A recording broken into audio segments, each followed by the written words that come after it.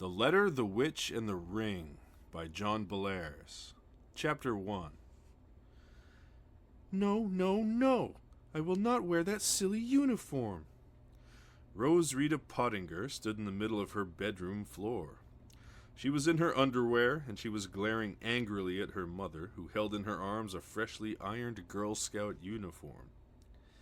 Well then, what am I going to do with it? Mrs. Pottinger asked wearily. Throw it out! Rita screamed. She grabbed the uniform from her mother and flung it to the floor. Tears were in Rita's eyes now. Her face felt hot and flushed. Take it out and put it on a scarecrow or something. I tell you once and for all, Mother, I am not going to be a Girl Scout or a campfire girl, and I am not going to Camp Kitch Itty Kippy this summer and roast marshmallows and sing happy songs. I'm going to spend this whole rotten summer batting a tennis ball against the side of the house until I'm so sickened. Rita broke down. She put her hands over her face and cried. Mrs. Pottinger put her arm around Rita and helped her sit down on the bed. There, she said, patting Rita's shoulder. It's not so bad as all that. Rita flung her hands away from her face. She tore off her glasses and sat staring blearily at her mother. Oh, yes, it is, Mom. It's every bit as bad as all that. It's awful. I wanted to spend the summer with Lewis and have a good time, and now he's going to that dumb Boy Scout camp. He'll be out there till school starts again, and I'm stuck here in this dumb town with nothing to do and nobody to have fun with. Mrs. Pottinger sighed. Well, maybe you can find another boyfriend. Rita put her glasses back on and gave her mother a dirty look. Mom, how many times do I have to tell you? Lewis isn't my boyfriend. He's my best friend. Just like Mary Gallagher used to be. I don't see why it should have to be any different just because he's a boy and I'm a girl. Mrs. Pottinger smiled patiently at her daughter. Well, my dear, it is different. And that's something you've got to understand. Lewis is 12 now and you're 13. You and I are going to have a little talk on this subject. Rita turned away and watched a fly that was buzzing around on the window screen. Oh, Mom, I don't want to have a little talk. Not now, anyway. I just want you to leave me alone. Mrs. Pottinger shrugged her shoulders and got up. Very well, Rita, whatever you want. By the way, what are you going to give Lewis as a going-away present? I bought him a genuine official Boy Scout fire-starting kit, said Rita sullenly. And you know what? I hope he sets fire to himself with it and gets third-degree burns. Now, Rita, said her mother soothingly, you know very well that you don't want anything like that. I don't, huh? Well, let me tell you something, Mom. I'll see you later, Rita, said her mother, cutting her off. Mrs. Pottinger didn't want to listen to another of her daughter's ill-tempered outbursts. She was afraid that if she did, she might lose her temper herself. Mrs. Pottinger got up and left the room, closing the door softly behind her. Rita was alone. She threw herself down on the bed and cried. She cried for quite a while, but instead of feeling better after her cry, she felt worse. Rita got up and glanced wildly around the room, searching for something that might cheer her up. Maybe she could get out her bat and ball and go down to the athletic field and hit some flies. That usually made her feel good. She opened the door of her closet, and immediately another wave of sadness swept over her. There, hanging forlornly on a nail, was her black beanie. She had worn it for years, but now it seemed silly to her. For half a year, the black beanie had been hanging in the closet gathering dust. Now, for some reason, the sight of it made Rita burst into tears again. What was wrong with her? Rita would have given a lot to know. Maybe it had something to do with being 13. She was a teenager now and not a kid. Next fall, she would be in the 7th grade. 7th and 8th graders were in junior high. The junior high kids went to school in a big black stone building next to the high school. They had lockers in the halls like the high school kids, and they even had their own gym where they had Saturday night dances. But Rita didn't want to go to dances. She didn't want to go on dates with Lewis or anybody else. All she wanted was to keep on being a kid. She wanted to play baseball and climb trees and build ship models with Lewis. She looked forward to junior high about as much as she looked forward to a visit to the dentist. Rosita closed the closet door and turned away. As she turned, she happened to catch sight of herself in the mirror. She saw a tall, skinny, homely girl with black, stringy hair and eyeglasses. I should have been a boy, Rosita thought. Homely boys didn't have as many problems as homely girls did. Also, boys could go to Boy Scout camp and girls couldn't. Boys could get together for a game of flies and grounders, and nobody thought there was anything strange about it. Boys didn't have to wear nylons and pleated skirts and starched blouses to church on Sunday. As far as Rosita was concerned, boys really had the life. But she had been born a girl, and there didn't seem to be much she could do about it. Rosita went over to the goldfish tank and fed her fish. She started to whistle and did a little dance around the room. Outside, it was a beautiful day. The sun was shining. People were watering their lawns and kids were riding their bikes. Maybe if she didn't think about her problems, they would go away. It might turn out to be a nice summer after all. That night, Rosita went to Lewis's going away to camp party. She didn't really want to go, but she figured she had to. Lewis was still her best friend, even though he was leaving her in the lurch by going away to camp, and she didn't want to hurt his feelings. Lewis lived in a big old house up on High Street. He lived with his Uncle Jonathan, who was a wizard, and the lady next door, Mrs. Zimmerman, was a witch. Jonathan and Mrs. Zimmerman didn't run around in black robes waving wands, but they did know how to do magic. Rosita figured that Mrs. Zimmerman knew more magic than Jonathan did, but she didn't show off so much. The party that night turned out to be so much fun that Rosita forgot all about her troubles. She even forgot that she was supposed to be mad at Lewis. Mrs. Zimmerman taught Lewis and Rosita a couple of new card games, Clabberjass and Six-Pack Bezique, Winston Churchill's favorite card game. And Jonathan did one of his magic illusions where he made everyone think that they were stumping across the floor of the Atlantic in diving suits. They visited some sunken galleons on the wreck of the Titanic and even watched an octopus fight. Then the show was over, and it was time for lemonade and chocolate chip cookies. Everyone went out on the front porch and ate and drank and swung on the glider and laughed and talked until it was very late. After the party was over, around midnight, Rosita was sitting in Mrs. Zimmerman's kitchen. She was staying over at Mrs. Zimmerman's house tonight, something that she always liked to do. Mrs. Zimmerman was really like a second mother to Rosita. Rosita felt that she could talk to her about practically anything. Now she was sitting there at the kitchen table, crumbling up the last chocolate chip cookie, and watching Mrs. Zimmerman as she stood at the stove in her purple summer nightgown. She was heating up some milk in a little pan. Mrs. Zimmerman always had to drink hot milk to calm down after parties. She hated the taste of the stuff, but it was the only way she could get to sleep. "Some party, eh, Rosie?" she said, stirring the milk. "Yeah, it sure was." "You know," said Mrs. Zimmerman slowly, "I didn't even want there to be a party." Rosita was startled. "You didn't?" "Nope. I was afraid your feelings would be hurt, even more than they already were, I mean, by Lewis's running out on you."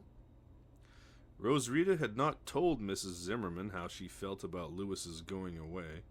She was amazed at how much Mrs. Zimmerman understood about her.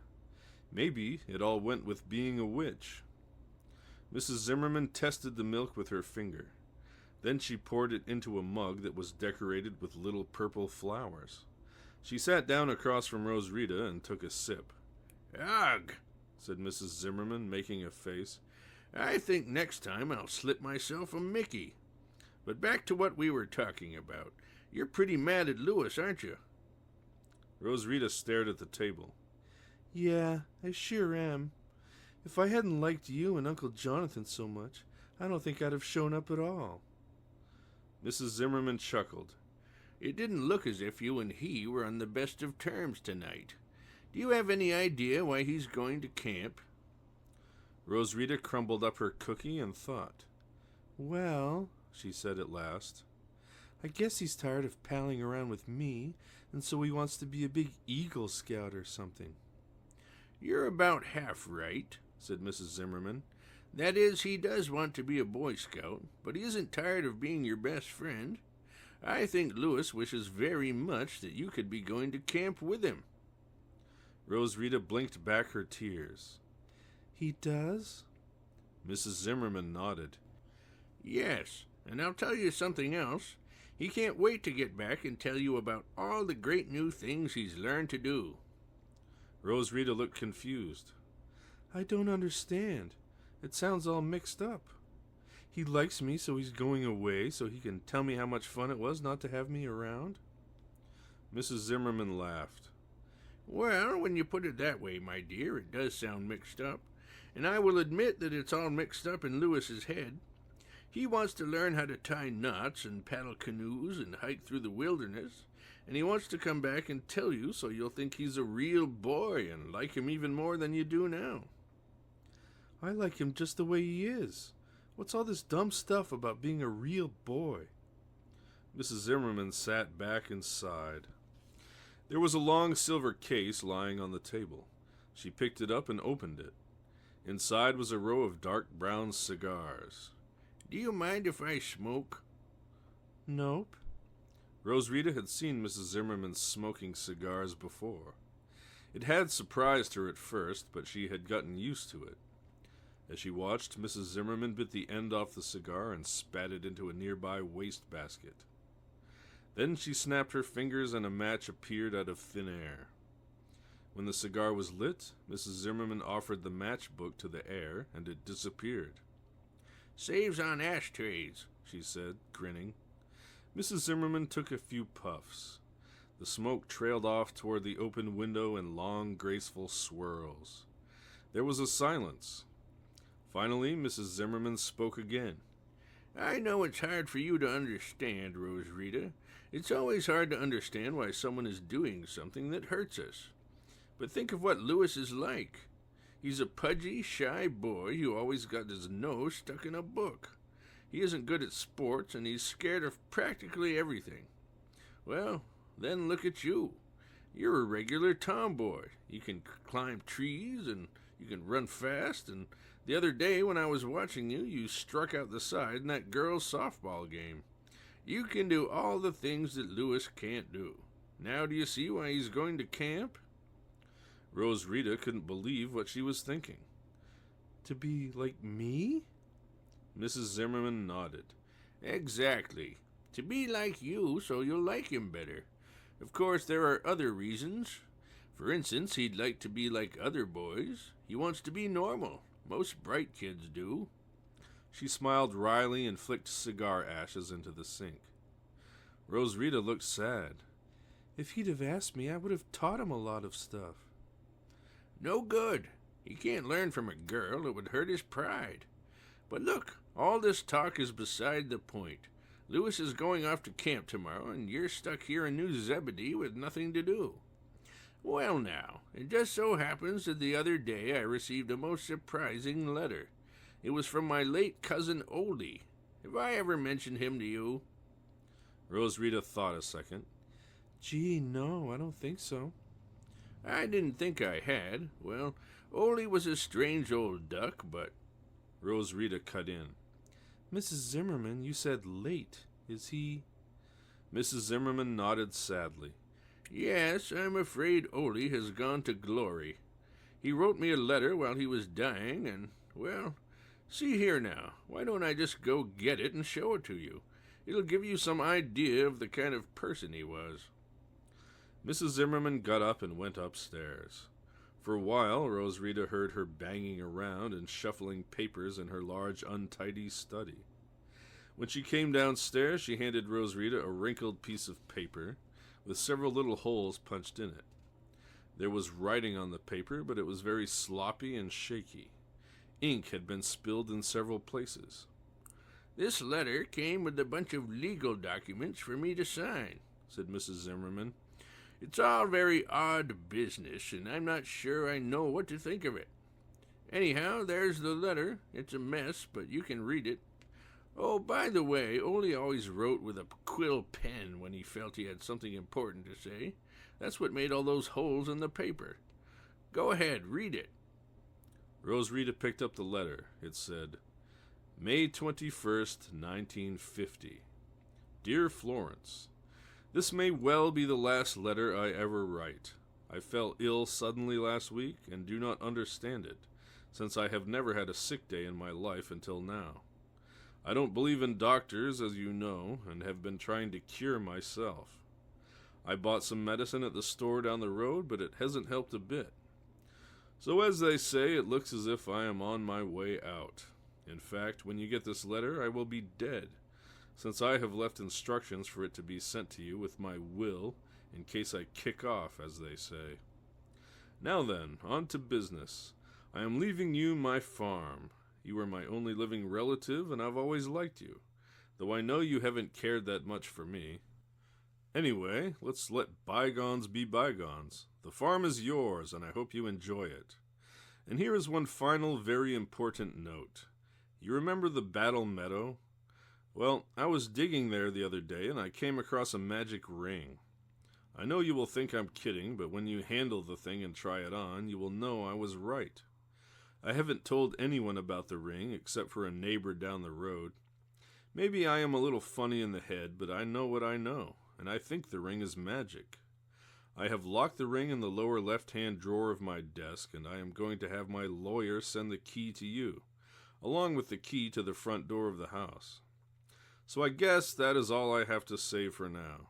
With luck, I'll see you again someday, and if not, well, I'll see you in the funny papers, as they say. Ha ha.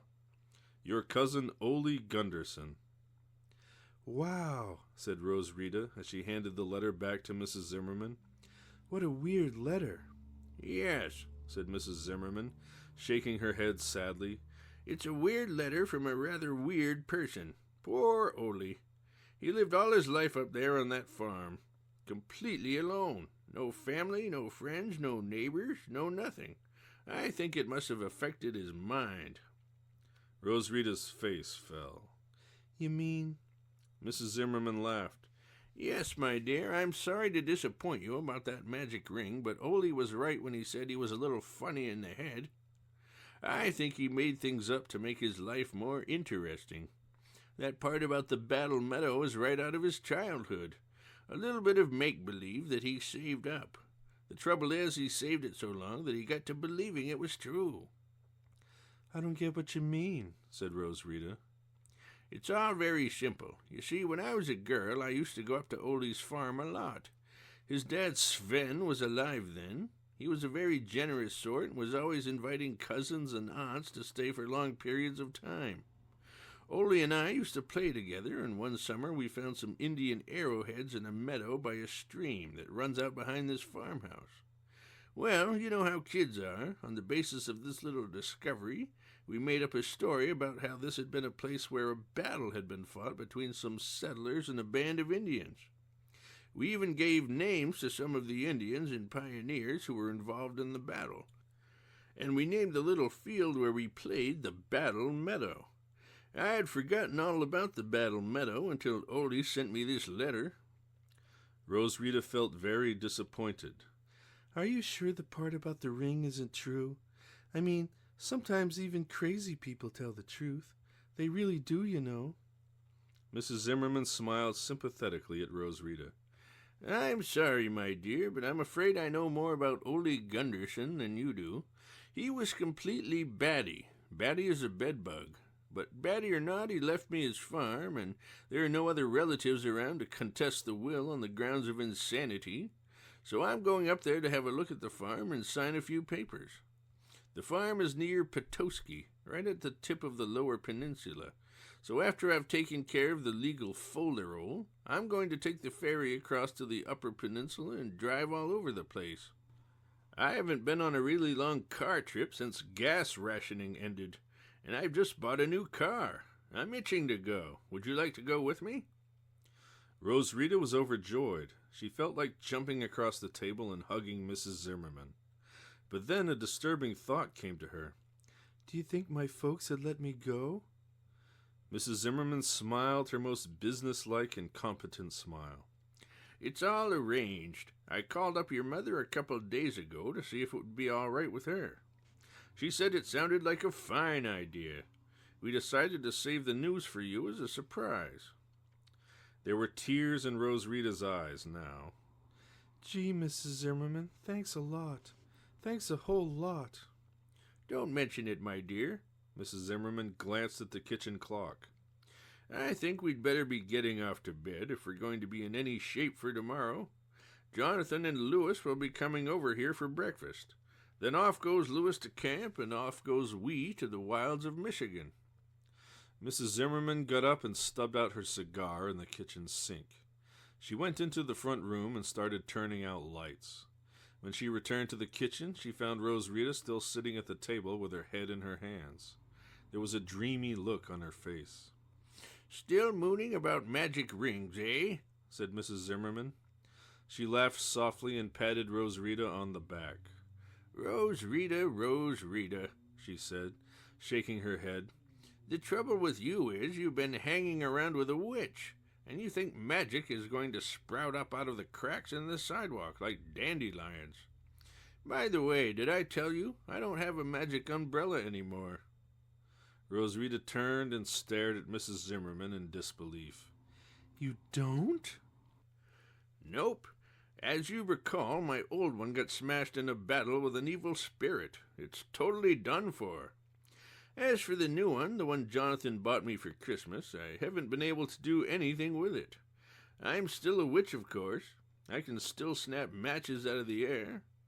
But as for the more serious, more powerful kinds of magic, well, I'm afraid I'm back in the bush leagues. I can't do anything. Rose Rita felt awful. She had seen Mrs. Zimmerman's magic umbrella in action. Most of the time it just looked like a ratty old black umbrella. But when Mrs. Zimmerman said certain words to it, it turned into a tall rod topped by a crystal sphere. A sphere with a purple star burning inside it. It was the source of all Mrs. Zimmerman's greatest powers. And now it was gone. Gone for good.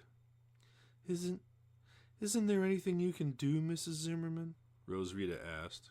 Afraid not, my dear. I'm just a parlor magician like Jonathan now, and I'll have to make the best of it. Sorry.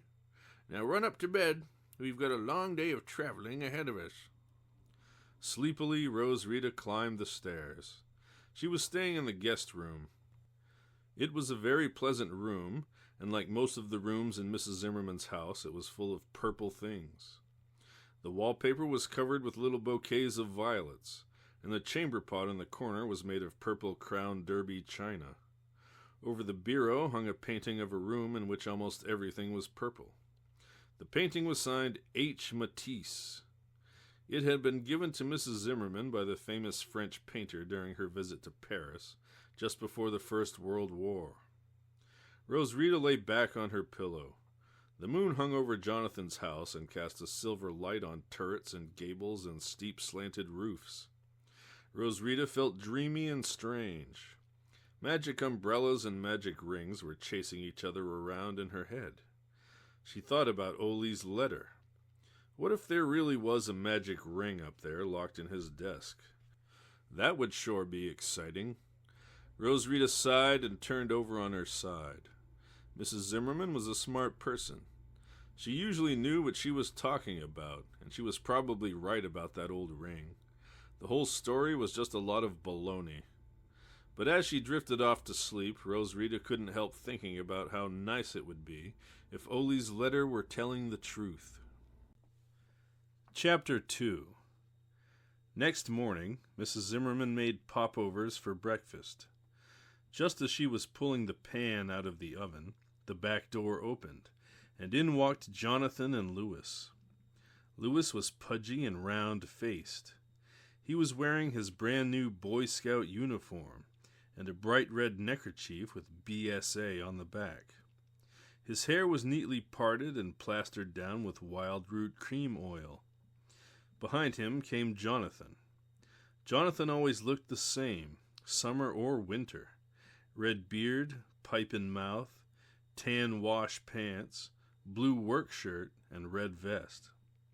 "Hi, Pruny," said Jonathan cheerfully. "Are those popovers ready yet?"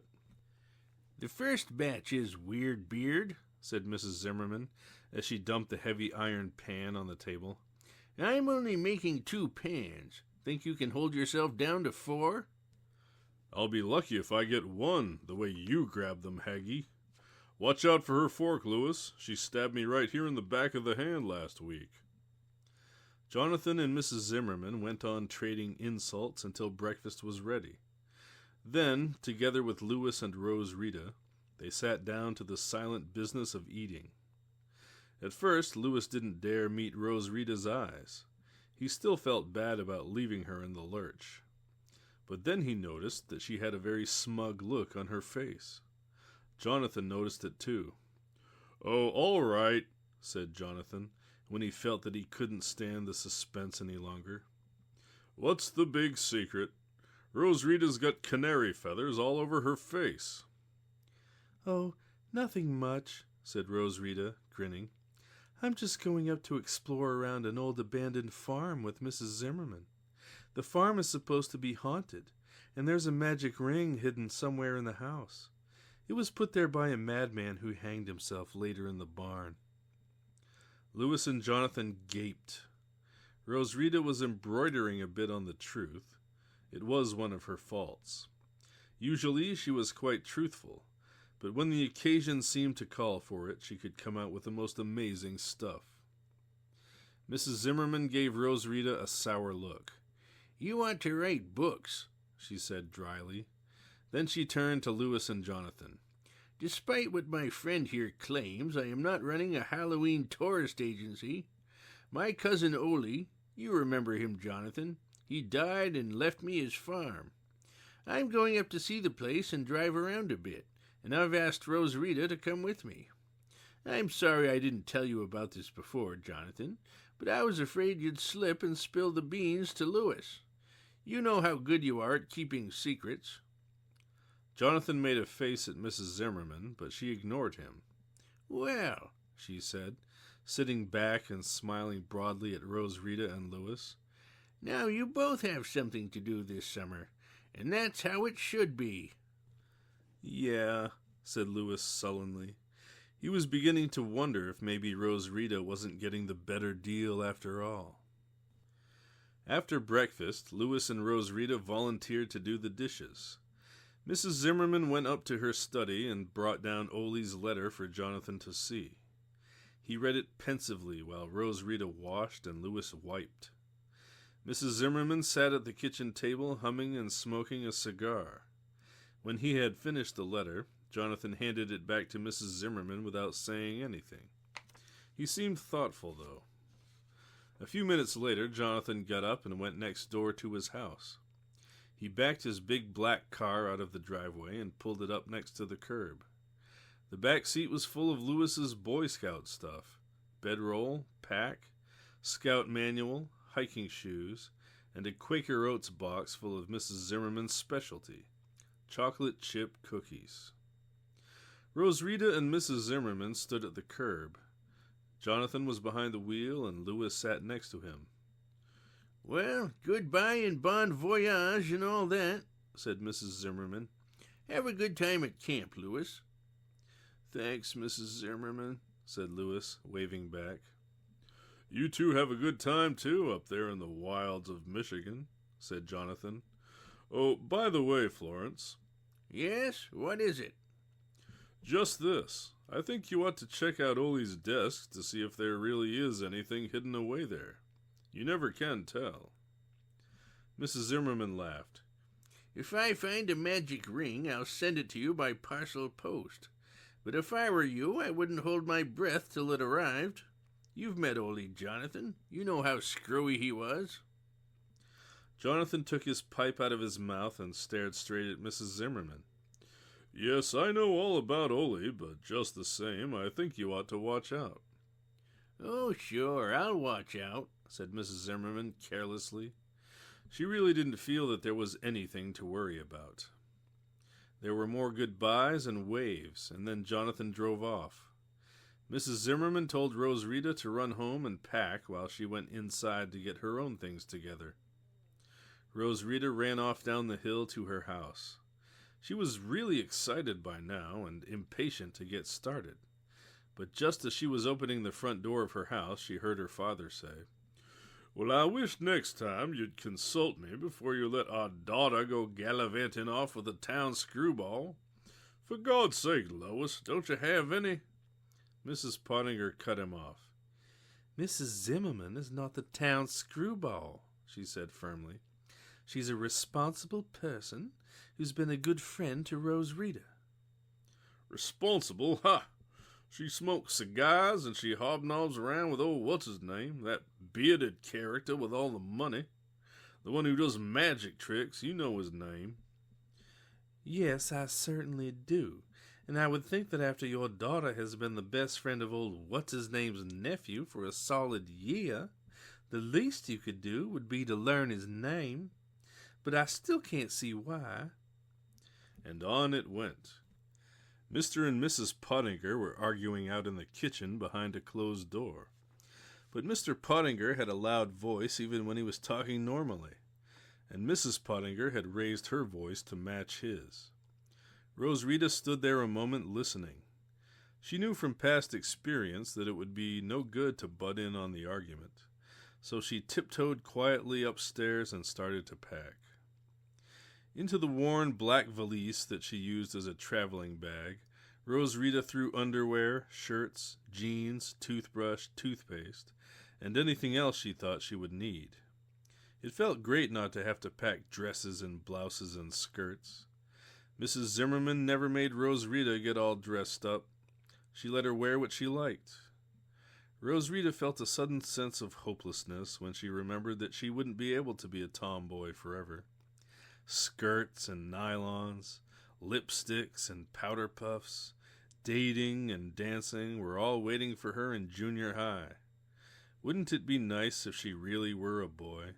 Then she could... Roswitha heard a horn beeping outside. That had to be Mrs. Zimmerman. She zipped up the valise and dashed downstairs with it. When she stepped out the front door, she found her mother standing there smiling. Her father was gone, so apparently the storm had blown over. Out at the curb was Mrs. Zimmerman. She was at the wheel of a brand new 1950 Plymouth. It was high and boxy and had a humpy sort of trunk. A strip of chrome divided the windshield in two, and the little square letters on the side of the car said Cranbrook. That was the name of that particular model. The car was bright green. Mrs. Zimmerman was angry about that because she had ordered maroon, but she had been too lazy to send the car back. "Hi, Roswitha. Hi, Lois," Mrs. Zimmerman called, waving to both of them. "Good day for traveling, eh?" "I should say," said Mrs. Pottinger, smiling. She was genuinely happy that Roswitha could be going on a trip with Mrs. Zimmerman. Mr. Pottinger's job kept the family in New Zebedee all through the summer, and Mrs. Pottinger had some idea of how lonely her daughter was going to be without Lewis. Fortunately, Mrs. Pottinger did not know anything about Mrs. Zimmerman's magical abilities, and she distrusted the rumors that she heard. Roswitha kissed her mother on the cheek. "Bye, Mom," she said. "See you in a couple of weeks." "Okay, have a good time," said Mrs. Pottinger. "Drop me a card when you get to Petoskey." "I will." Roswitha ran down the steps, threw her valise in the back seat, and ran around to climb into the front seat beside Mrs. Zimmerman. Mrs. Zimmerman put the car in gear and they rolled off down Mansion Street. The trip had started. Mrs. Zimmerman and Roswitha took US 12 over to US 131, which runs straight north through Grand Rapids. It was a beautiful sunny day. Telephone poles and trees and Burma shave signs whipped past. In the fields, farm machines were working, machines with names like John Deere and Minneapolis Moline and International Harvester. They were painted bright colors, blue and green and red and yellow. Every now and then, Mrs. Zimmerman had to pull off onto the shoulder to let a tractor with a long cutting bar go by. When they got to Big Rapids, Mrs. Zimmerman and Rose Rita had lunch in a diner. There was a pinball machine in the corner, and Mrs. Zimmerman insisted on playing it. Mrs. Zimmerman was a first-rate pinball player. She knew how to work the flippers, and after she had been playing a particular machine for a while, she knew how much she could bang on the sides and the top without making the tilt sign light up. By the time she was through, she had won 35 free games. She left them to be played off by the patrons of the diner, who were watching open-mouthed. They had never seen a lady play a pinball machine before. After lunch, Mrs. Zimmerman went to the A&P and a bakery. She was planning to have a picnic supper at the farmhouse when they got there. Into the big metal cooler in the trunk she put salami, bologna, cans of deviled ham, a quart of vanilla ice cream, a bottle of milk, 3 bottles of pop, and a jar of pickles. Into a wooden picnic hamper she put 2 fresh loaves of salt rising bread and a chocolate cake. She bought some crushed ice at a gas station and put it in the cooler to keep the food from spoiling. It was a hot day. The thermometer on the billboard that they passed on the way out of town said 90. Mrs. Zimmerman told Rose Rita that they were going to drive straight up to the farm now, without stopping. As they got farther and farther north, the hills began to grow steeper. Some of them looked as if the car would never be able to get up them, but it was funny how the hills seemed to flatten out under you as the car climbed. Now, all around her, Rose Rita saw pine trees. The wonderful fresh smell of them drifted in through the car windows as they sped along. They were approaching the vast forests of northern Michigan. Late that afternoon, Rose Rita and Mrs. Zimmerman were cruising slowly along a gravel road, listening to the weather report on the car radio. Without warning, the car began to slow down. It rolled to a halt. Mrs. Zimmerman turned the key and pumped the accelerator. All she got was the rrr sound of the starting motor trying to get the engine to turn over. But it wouldn't catch. After about the 15th try, Mrs. Zimmerman sat back and swore softly under her breath. Then she happened to glance at the gas gauge. "Oh, don't tell me," groaned Mrs. Zimmerman. She leaned forward and began hitting her forehead against the steering wheel. "What's wrong?" asked Rose Rita. Mrs. Zimmerman sat there with a disgusted expression on her face. "Oh, not much. We're just out of gas, that's all. I meant to fill up at that place where we bought the ice in Big Rapids, but I forgot." Rose Rita put her hand to her mouth. "Oh, no." "Oh, yes. However, I know where we are. We're only a few miles from the farm. If you're feeling energetic, we could ditch the car and walk. But we don't even have to do that. There's a gas station a little ways up the road. At least, there used to be." Mrs. Zimmerman and Rose Rita got out of the car and started to walk. It was almost sunset. Clouds of midges hovered in the air, and the long shadows of trees lay across the road. Little patches of red light could be seen here and there among the roadside trees. Up and down hills the 2 travelers plodded, kicking up white dust as they went. Mrs. Zimmerman was a good walker, and so was Rose Rita. They reached the station just as the sun was going down. Bigger's grocery store was surrounded on 3 sides by a dark forest of pines. The store was just a white frame house with a wide plate glass window in the front. Through the window you could see rows of stacked groceries and a cash register and a counter in the rear. Some green letters on the window had once spelled Salada, but now they just said Ada. Like many rural grocery stores, Bigger's was also a gas station. Out in front stood 2 red gas pumps, and near them was a white sign with a flying red horse on it. The horse was on the circular ornament on top of each pump, too. In a weedy field next to the store stood a chicken coop. The coop stood in a fenced enclosure, but there were no chickens to be seen in the chicken yard. The tar paper roof of the coop was caved in at one place, and the water pan in the yard had a thick green scum on it. "Well, here we are," said Mrs. Zimmerman, wiping her forehead. "Now if we can get Gert to come out and wait on us, we'll be all set." Rosrita was surprised. Do you know the lady that runs this store? Mrs. Zimmerman sighed. "Yes, I'm afraid I do. I haven't been up this way for some time now, but Gert Bigger was running the store when I last came up to visit Ole. That was about 5 years ago. Maybe she's still there, and maybe not. We'll see." As Rosrita and Mrs. Zimmerman got closer to the store, they noticed a small black dog that was lying on the steps out in front. As soon as it saw them, it jumped to its feet and started to bark. Rosrita was afraid it might try to bite them, but Mrs. Zimmerman was calm. She strode up to the steps, put her hands on her hips, and yelled, "Git!" The dog stood its ground and barked louder. Finally, just as Mrs. Zimmerman was getting ready to aim a good hard kick at the dog, it jumped sideways off the steps and ran off into the shrubbery at the end of the driveway. "Dumb mutt," grumbled Mrs. Zimmerman.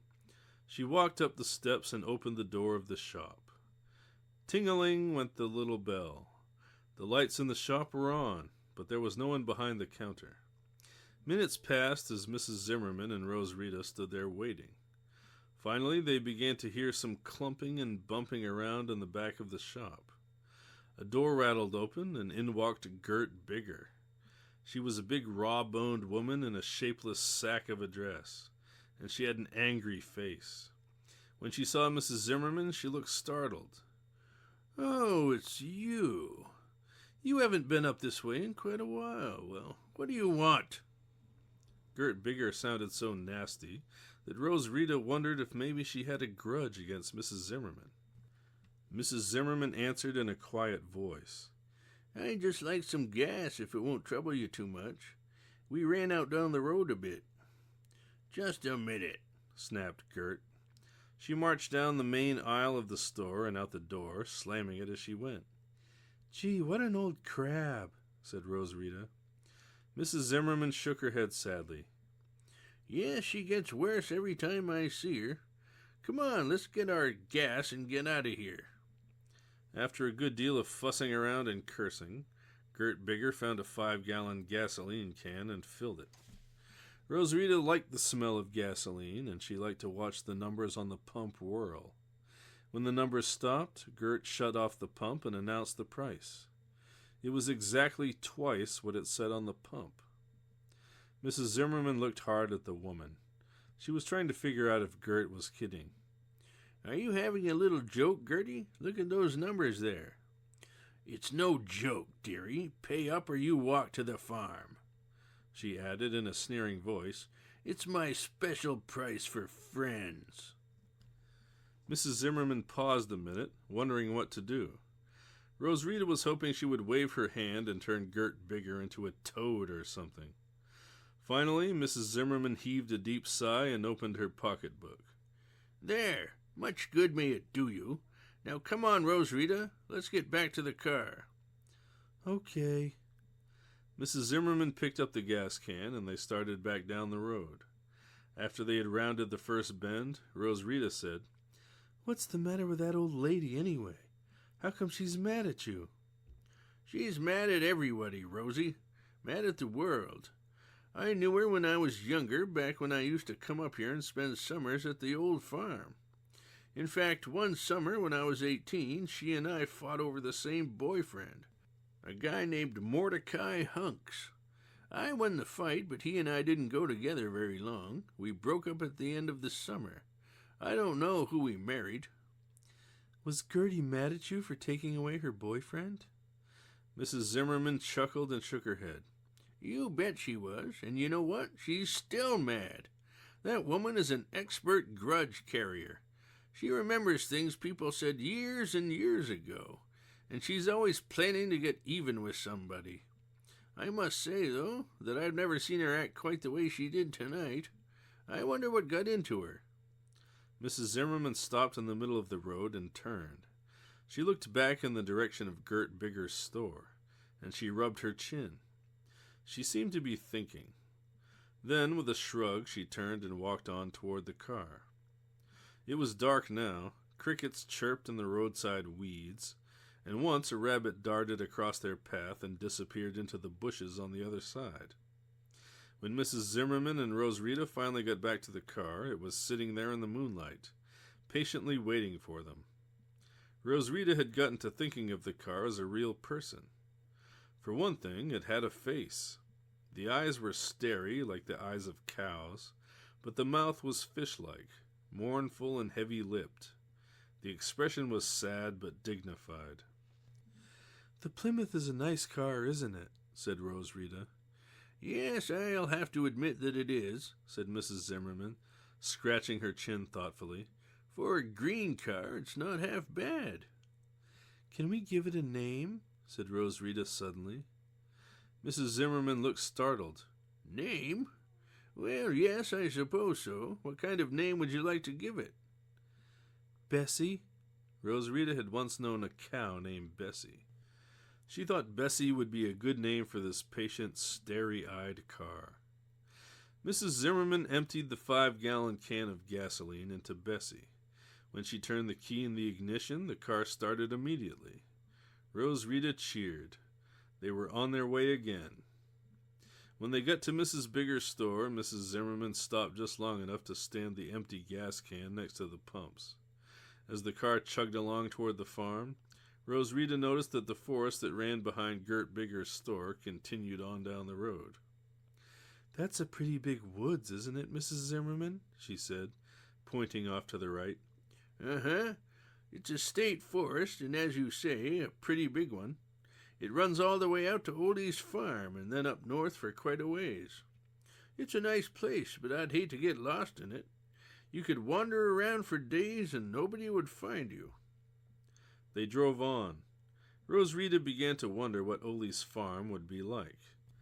She had been daydreaming about the farm on the ride up, and she already had in her mind a very clear idea of what the place ought to look like.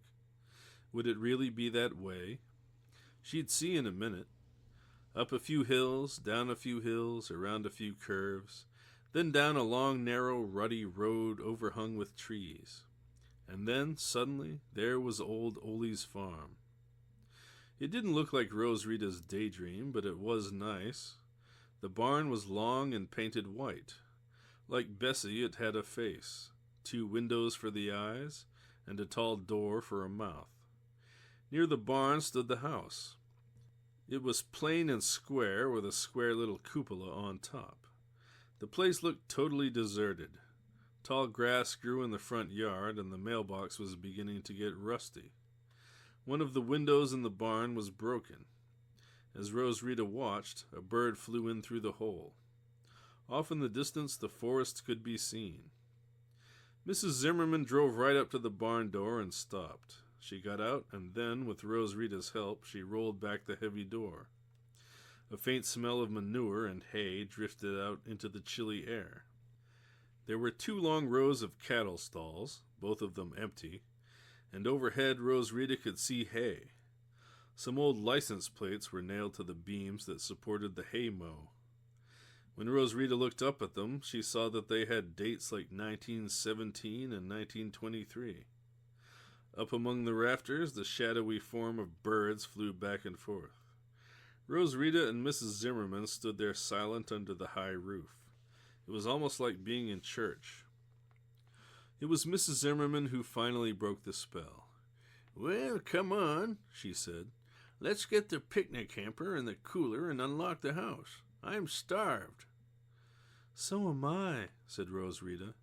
But when Mrs. Zimmerman opened the front door of the farmhouse and turned on the lights, she got a shock. The house looked as if a whirlwind had passed through it. Things were scattered everywhere. Drawers had been pulled out of dressers and cabinets, and the contents had been dumped out on the floor.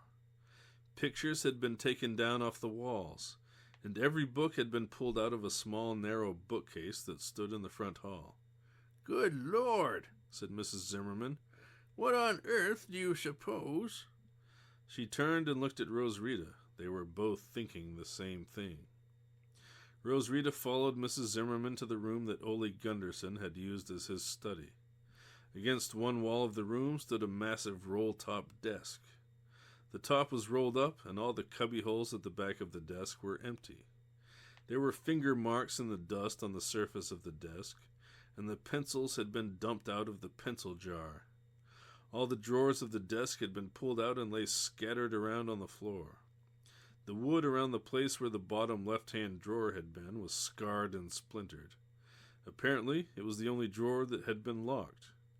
Near the desk lay a drawer with a badly chipped front, and in the drawer lay a Benrus watch case covered with black leather. Mrs. Zimmerman knelt down and picked up the watch case. When she opened it, she found inside a small square ring box covered with blue velvet. Without a word, Mrs. Zimmerman opened the little blue box and looked inside. Rosrita leaned over her shoulder to see. The bottom half of the box held a black plush cushion with a slit in it. The slit appeared to have been widened, as if something too big for it had been crammed into the box. But whatever the something was, it was gone. Chapter 3. Mrs. Zimmerman knelt there on the littered floor, staring at the empty ring box. Suddenly she laughed. "Huh, that's a good joke on whoever our burglar was." Rosrita was dumbfounded. "I don't get what you mean, Mrs. Zimmerman." Mrs. Zimmerman got up and brushed dust off her dress. She pitched the ring box contemptuously into the empty drawer. "It's all very simple, my dear. Don't you see? Oldie must have blabbed around that ridiculous story about a magic ring. Someone must have believed him and figured that there was something valuable hidden here in the house. After all, you wouldn't have to think a ring was magic to want to steal it. Rings are usually made of precious metals like gold and silver, and some of them are set with diamonds and rubies and such like. After Oldie died, somebody must have broken in. I can imagine what he found. Probably an old faucet washer. Well, it could be worse. They might have set fire to the place. The house is a mess, though, and you and I will have to do some tidying up. Now then." Mrs. Zimmerman went on chattering as she straightened up Oldie's desk, putting the pencils in the pencil jar and erasers into cubby holes. Who the heck does she think she's fooling, Rosrita thought. She could tell from the way Mrs. Zimmerman was acting that this was all just a cover-up. She had seen Mrs. Zimmerman's hand tremble as she opened the little box. She had seen how pale she looked. So there really is a magic ring, Rosrita said to herself. I wonder what it looks like. She also wondered who had taken it and what they were going to do with it. She had walked into a real live mystery, and she was so excited about the whole business that she really wasn't scared at all. It was nearly midnight when Rosrita and Mrs. Zimmerman finally sat down to have their picnic supper. They laid out their meal on the kitchen table and fetched some dusty plates and tarnished silverware from the cupboard over the sink. After that, it was time to turn in. There were 2 adjoining bedrooms at the top of the stairs, each with its own small dark oak bedstead. Rosrita and Mrs. Zimmerman rummaged in a linen closet at the end of the hall, and they found some sheets. The sheets smelled musty, but they were clean. They made up their beds and said good night to each other. Rosrita had trouble getting to sleep. It was a hot, still night, and not a breath of air was stirring. The curtains on the open window hung still. She tossed and turned, but it was no use. Finally, Rosrita sat up and turned on the lamp on the bedside table. She dug into her valise for the copy of Treasure Island that she had brought along to read, and she propped her pillow up against the head of the bed. Now then, where had she left off? Oh, sure, here it was. Long John Silver had captured Jim, and they and the pirates were searching for Captain Flint's treasure. It was an exciting part of the book. Jim had a rope around his middle and was being dragged along over the sand by Silver, who swung along jauntily on his crutch. Tap, tap, tap. As she read, Rosrita began to be aware of a sound. At first she thought it was in her head. She often imagined sights and sounds and smells when she was reading, And now maybe she was imagining the sound of Long John Silver's crutch. Tap, tap, tap, tap. It didn't sound like that, though. More like a coin being wrapped on a desktop. And anyway, a crutch wouldn't make any noise on the sand. It would just... Rose Rita's head drooped forward. The book fell from her hand. When she realized what was happening, she shook herself violently. What a dope I am for falling asleep, she thought at first. But then she remembered that she was trying to read herself to sleep. I guess it worked, Rose Rita thought with a grin. Tap, tap, tap. There was that sound again. Where was it coming from? It certainly wasn't in her head. It was coming from Mrs. Zimmerman's room. And then Rose Rita knew what the sound was. It was Mrs. Zimmerman wrapping her ring on something. Mrs. Zimmerman had a ring with a large stone set in it. The stone was purple because Mrs. Zimmerman loved purple things. It wasn't a magic ring. It was just a trinket that Mrs. Zimmerman liked. She had gotten it at Coney Island. She wore it all the time, and whenever she was thinking about something, thinking really hard, she wrapped the ring on whatever happened to be around, chairs or tabletops or bookshelves. The door was closed between the two rooms, but Rose Rita could see, in her mind's eye, a clear picture of Mrs. Zimmerman lying awake, staring at the ceiling and wrapping her ring against the sideboard of the bed. What was she thinking about? The ring, probably. The other ring, the stolen one. Rose Rita really wanted to go in and talk the whole matter over with Mrs. Zimmerman, but she knew that was not the thing to do.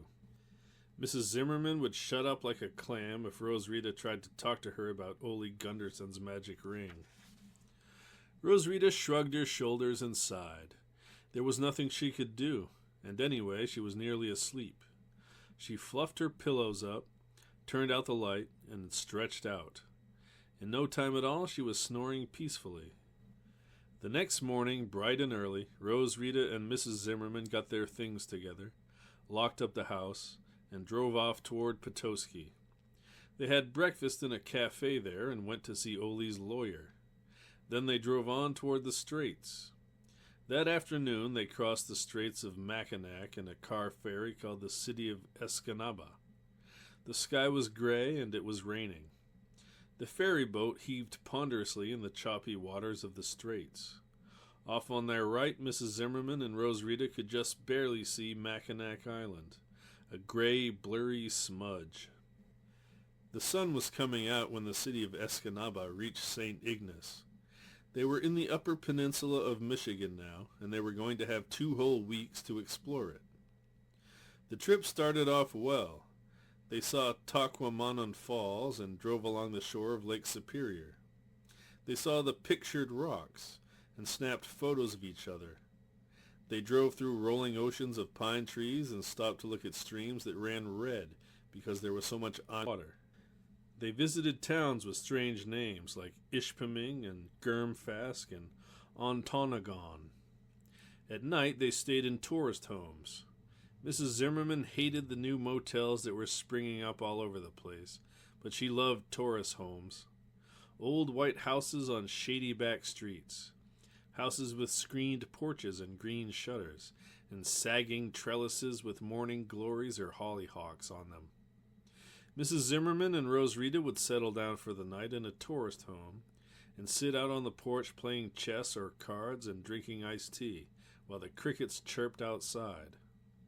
Sometimes there was a radio in Rose Rita's room. If there was, she would listen to the Detroit Tigers night games until she got sleepy. And then, in the morning, breakfast in a diner or cafe, and then back on the road again. On the 4th day of their trip, something odd happened. It was evening. Rose Rita and Mrs. Zimmerman were walking down the main street of a little town. The sun was setting at the end of the street, and a hot orange light lay over everything.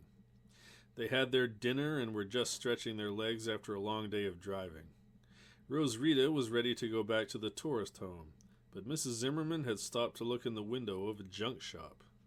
She loved to browse in junk shops. She could spend hours sifting through all sorts of trash, and sometimes she had to be dragged away by force. As she stood by the window, Mrs. Zimmerman noticed that the store was open. It was 9 o'clock at night, but the owners of the junk shops often kept odd hours. She went in and Rosrita followed her. There were old chairs with ratty velvet upholstery, and bookcases with a few books in them, and old dining room tables with an incredible assortment of junk laid out on them. Mrs. Zimmerman stepped in front of one of these tables. She picked up a salt and pepper set shaped like a fielder's mitt and a ball. The ball was the salt. "How'd you like this for your room, Rosrita?" she said, chuckling. Rosrita said she would love it. She liked anything that had to do with baseball. "Gee, could I have it for my desk, Mrs. Zimmerman? I think it's kind of cute." "Okay," said Mrs. Zimmerman, still laughing. She paid the owner 25 cents for the set and went on browsing. Next to a dusty bowl full of mother-of-pearl buttons was a stack of old photographs. They were all printed on heavy cardboard, and from the clothes that people in the pictures were wearing, they must have been pretty old. Humming, Mrs. Zimmerman shuffled through the stack. Suddenly she gasped. Rosrita, who had been standing nearby, turned and looked at Mrs. Zimmerman. Her face was pale, and the hand that held the photograph was trembling. "What's wrong, Mrs. Zimmerman?" Come over here, Rosrita, and look at this." Rosrita went to Mrs. Zimmerman's side and looked at the picture she was holding. It showed a woman in an old-fashioned floor-length dress. She was standing by the bank of a river, and she had a canoe paddle in her hand. Behind her, a canoe was pulled up on the bank. A man in a striped jacket was sitting cross-legged next to the canoe. He had a handlebar mustache, and he was playing a banjo. The man looked handsome, but it was impossible to tell what the lady looked like. Somebody had scraped the face of the lady away with a knife or a razor blade. Rosrita still didn't see what was bothering Mrs. Zimmerman, but as she stood there wondering, Mrs. Zimmerman turned the picture over. On the back these words were written: "Florence and Mordecai, summer 1905. "My gosh!" exclaimed Rosrita. "Is that a picture of you?" Mrs. Zimmerman nodded. "It is, or rather it was, until someone did that to it." She swallowed hard. "How the heck did a picture of you get way up here, Mrs. Zimmerman? Did you used to live up here?" "No, I did not. I've never seen this town in my life before. It's all very strange." Mrs. Zimmerman's voice shook as she spoke.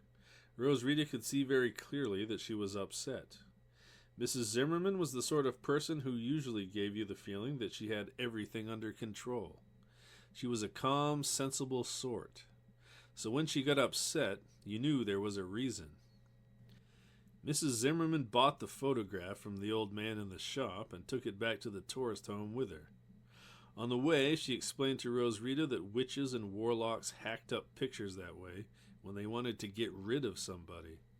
Sometimes they let water drip on the photo until the face was worn away. Or they might scrape the face off with a knife. Either way, it was like making a wax doll of somebody and sticking pins in it. It was a way of murdering somebody by magic. Rosrita's eyes opened wide. "You mean somebody's trying to do something to you?" Mrs. Zimmerman laughed nervously. No, I don't mean that at all. This whole thing, finding the picture of myself up here and finding it damaged, well, it's all just a funny coincidence. But when you fool around with magic the way I do, well, you get some strange ideas into your head. I mean, sometimes you have to be careful." Rosrita blinked. "I don't get what you mean." "I mean I'm going to burn the picture," Mrs. Zimmerman snapped. "Now, I'd rather not talk about it any more if you don't mind." Late that night, Rosrita lay in bed trying to sleep. Mrs. Zimmerman was downstairs in the guest parlor, reading, or at least that's what she was supposed to be doing. On a hunch, Rosrita got up and went to the window. She remembered that she had seen an incinerator in the backyard. Sure enough, there was Mrs. Zimmerman standing over the wire incinerator. Something was burning with a soft red glow at the bottom of the cage. Mrs. Zimmerman stood hunched over, watching it. The reddish light flickered over her face. Roswitha felt afraid. She went back to bed and tried to sleep, but the picture of Mrs. Zimmerman standing there over her fire, like a witch in an old story, kept coming back to her. What was going on? Chapter 4. The next morning at breakfast, Roswitha tried to get Mrs. Zimmerman to talk about the photograph. But Mrs. Zimmerman rather curtly told her to mind her own business. This, of course, made Roswitha more curious than ever. But her curiosity wasn't getting her anywhere. The mystery would have to remain a mystery, at least for the time being. A few days later, Roswitha and Mrs. Zimmerman were in town over near the Wisconsin border. Once again, they had settled down in a tourist home for the night. Roswitha went out to mail a couple of postcards, and on her way back she happened to pass a high school gym where a Saturday night dance was in full swing. It was a hot night, and the doors of the gym were open. Roswitha stopped a minute in the doorway and looked in at the kids who were moving slowly around the dance floor. A big ball covered with little mirrors revolved overhead, scattering coins of light on the dancers below. The room was softly lit with blue and red light. Roswitha stood and stared. It really was a beautiful scene, and she found herself thinking that maybe going to dances would be fun. But then she glanced along the wall and noticed some girls standing by the sidelines. No one was dancing with them. They were just standing there watching. It didn't look like they were having a very good time. A wave of sadness swept over Roswitha. She felt tears stinging her eyes. Would she be in that wallflower line next year? It would be better to climb on a train and ride out to California and be a hobo. Did they let girls be hobos? Come to think of it, she had never heard of a girl hobo. What a lousy deal girls had anyway. They couldn't even be bums if they wanted to. Roswitha felt angry all the rest of the way home. She stomped up the steps of the tourist home and slammed the screen door behind her. There on the porch sat Mrs. Zimmerman. She was playing solitaire. As soon as she saw Roswitha, she knew something was wrong. "What's the matter, my dear? Is the world getting to be too much for you?" "Yeah," said Roswitha sullenly. "Can I sit down and talk to you?" "Sure thing," said Mrs. Zimmerman, as she gathered the cards in a heap. "This was getting to be a pretty dull game anyway. What's on your mind?" Roswitha sat down on the glider, swung back and forth a bit, and then said abruptly, "If I keep on being friends with Lewis, am I going to have to go out on dates with him and go to dances and all that stuff?" Mrs. Zimmerman looked a bit startled. She stared off into space for a minute and thought. "No," she said slowly, as she rocked to and fro on the glider. "No, I don't see that you would have to do that. Not if you don't want to. You like Lewis as a friend and not because he shows up at your door with a bunch of flowers in his hand. I think it should probably stay that way." "Gee, you're great, Mrs. Zimmerman," said Roswitha, grinning. "I wish you'd talk to my mom. She thinks Lewis and I are going to get married next year or something." Mrs. Zimmerman made a sour face. "If I talked to your mother, it would make things worse, not better," she said, as she started laying out another hand of solitaire. "Your mother wouldn't like it much if I started butting in on her family's business. Besides, she may be right. In 98% of the cases, a friendship like yours and Lewis's either breaks up or turns into a dating friendship. You may discover next year that you and Lewis are going different ways." "But I don't want that to happen," said Roswitha stubbornly. "I like Lewis. I like him a whole lot. I just want things to stay the way they are." "Ah, but that's just the trouble," said Mrs. Zimmerman. "Things don't stay the same. They keep changing. You're changing, and so is Lewis. Who knows what you and he will think 6 months from now, or a year from now?" Roswitha thought a bit. "Yeah," she said at last. "But what if Lewis and me just decided to be friends the rest of our lives? What if I never got married? Not ever. Would people think I was an old maid? Mrs. Zimmerman picked up the deck of cards and began to shuffle it slowly. Well, She said thoughtfully, some people would say that I've been leading this life of an old maid for some years now. Since my husband died, I mean. Most women would have remarried, quick as anything. But when Honus died, I decided to try single life, widowhood, or call it what you like, for a while. And you know, it's not so bad. Of course, it helps to have friends like Jonathan, but the point I'm trying to make is, there isn't any one way of doing things that's the best. I was happy as a wife, and I'm happy as a widow. So try different things. See what you like best. There are people, of course, who can only do one thing, who can only function in one kind of situation. But I think they're pretty sad people, and I'd hate to think you were one of them.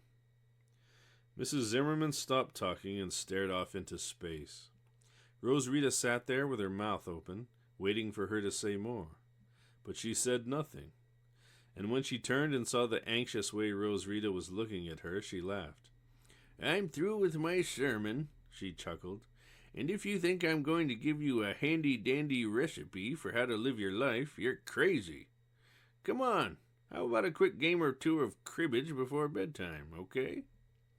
You're on, said Roswitha, grinning.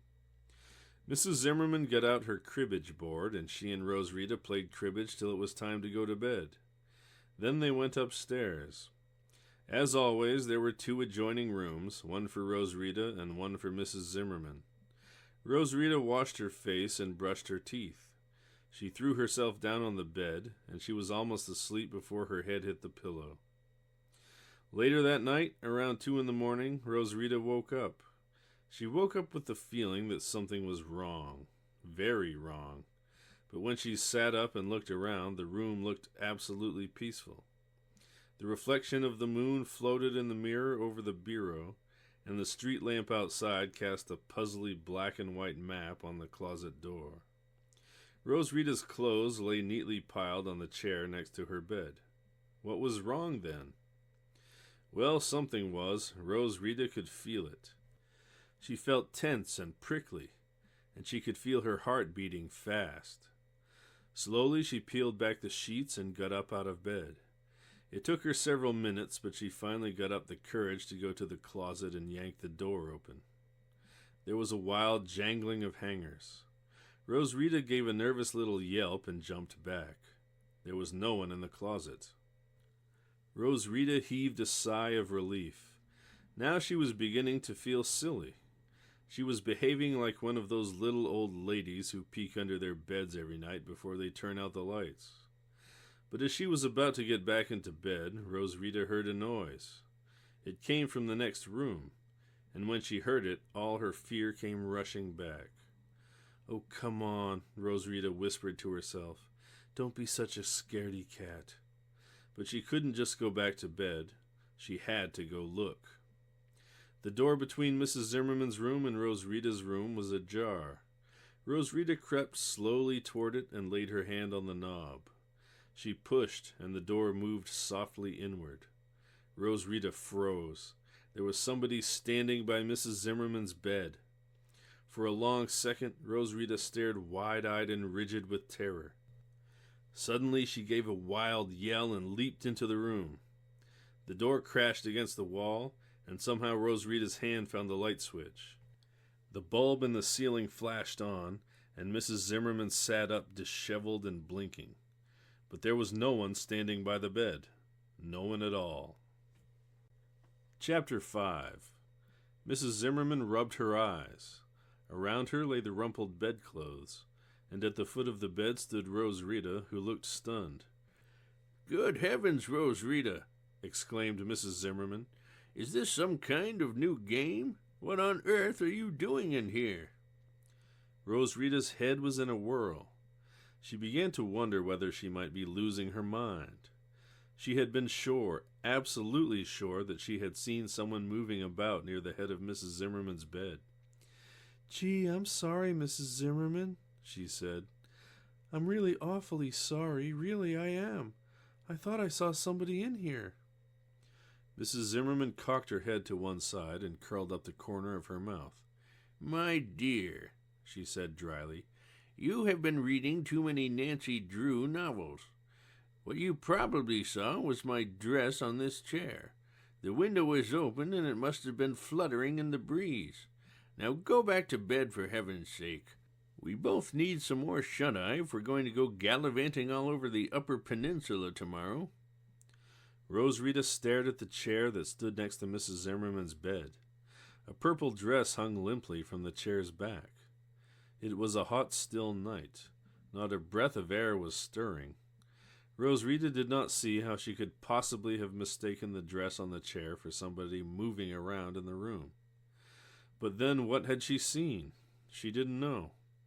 Bewildered and ashamed, Rose Rita backed toward the door. Good night, Mrs. Zimmerman," she stammered. I'm really sorry I woke you up." Mrs. Zimmerman smiled kindly at Rose Rita. She shrugged her shoulders. "It's okay, Rosie. No harm done. I've had some pretty wild nightmares in my time. Why, I remember one where... But never mind. I'll tell you some other time. Good night now, and sleep tight." "I will." Rose Rita turned out the light and went back to her own room. She lay down on the bed, but she didn't go to sleep.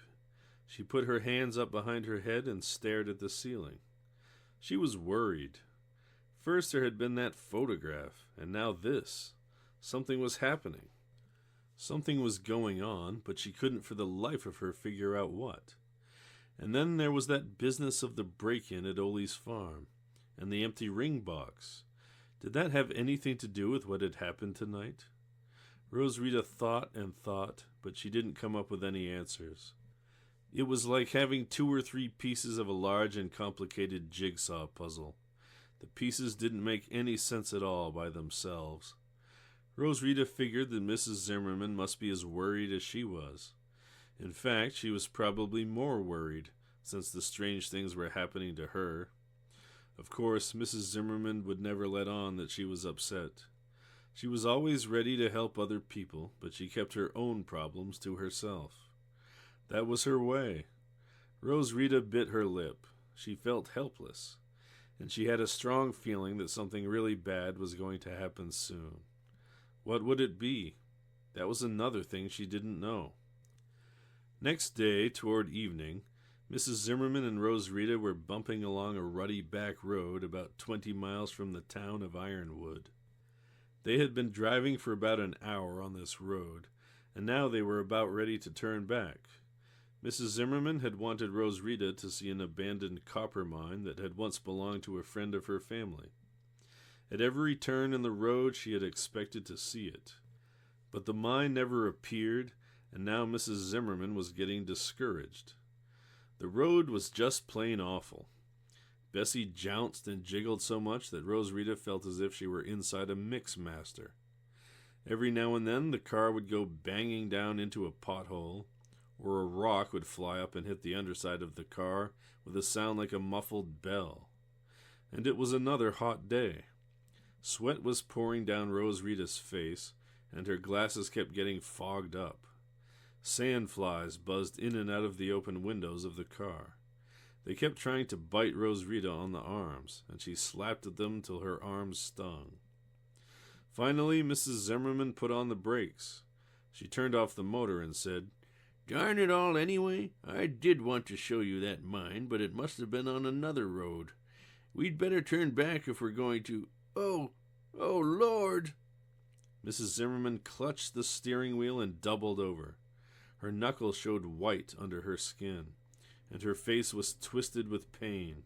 She clutched at her stomach. "My God," she gasped. "I've never..." She winced and closed her eyes. When she was able to speak again, her voice was barely a whisper. "Rose Rita." Rose Rita was terrified.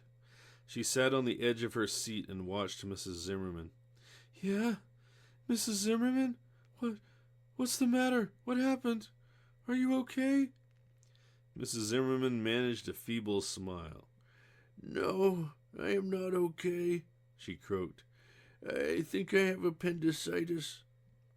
Oh my gosh! When Rosita was in the 4th grade, a kid in her class had died of appendicitis. Her folks had just thought that he had a bad stomachache, until it was too late.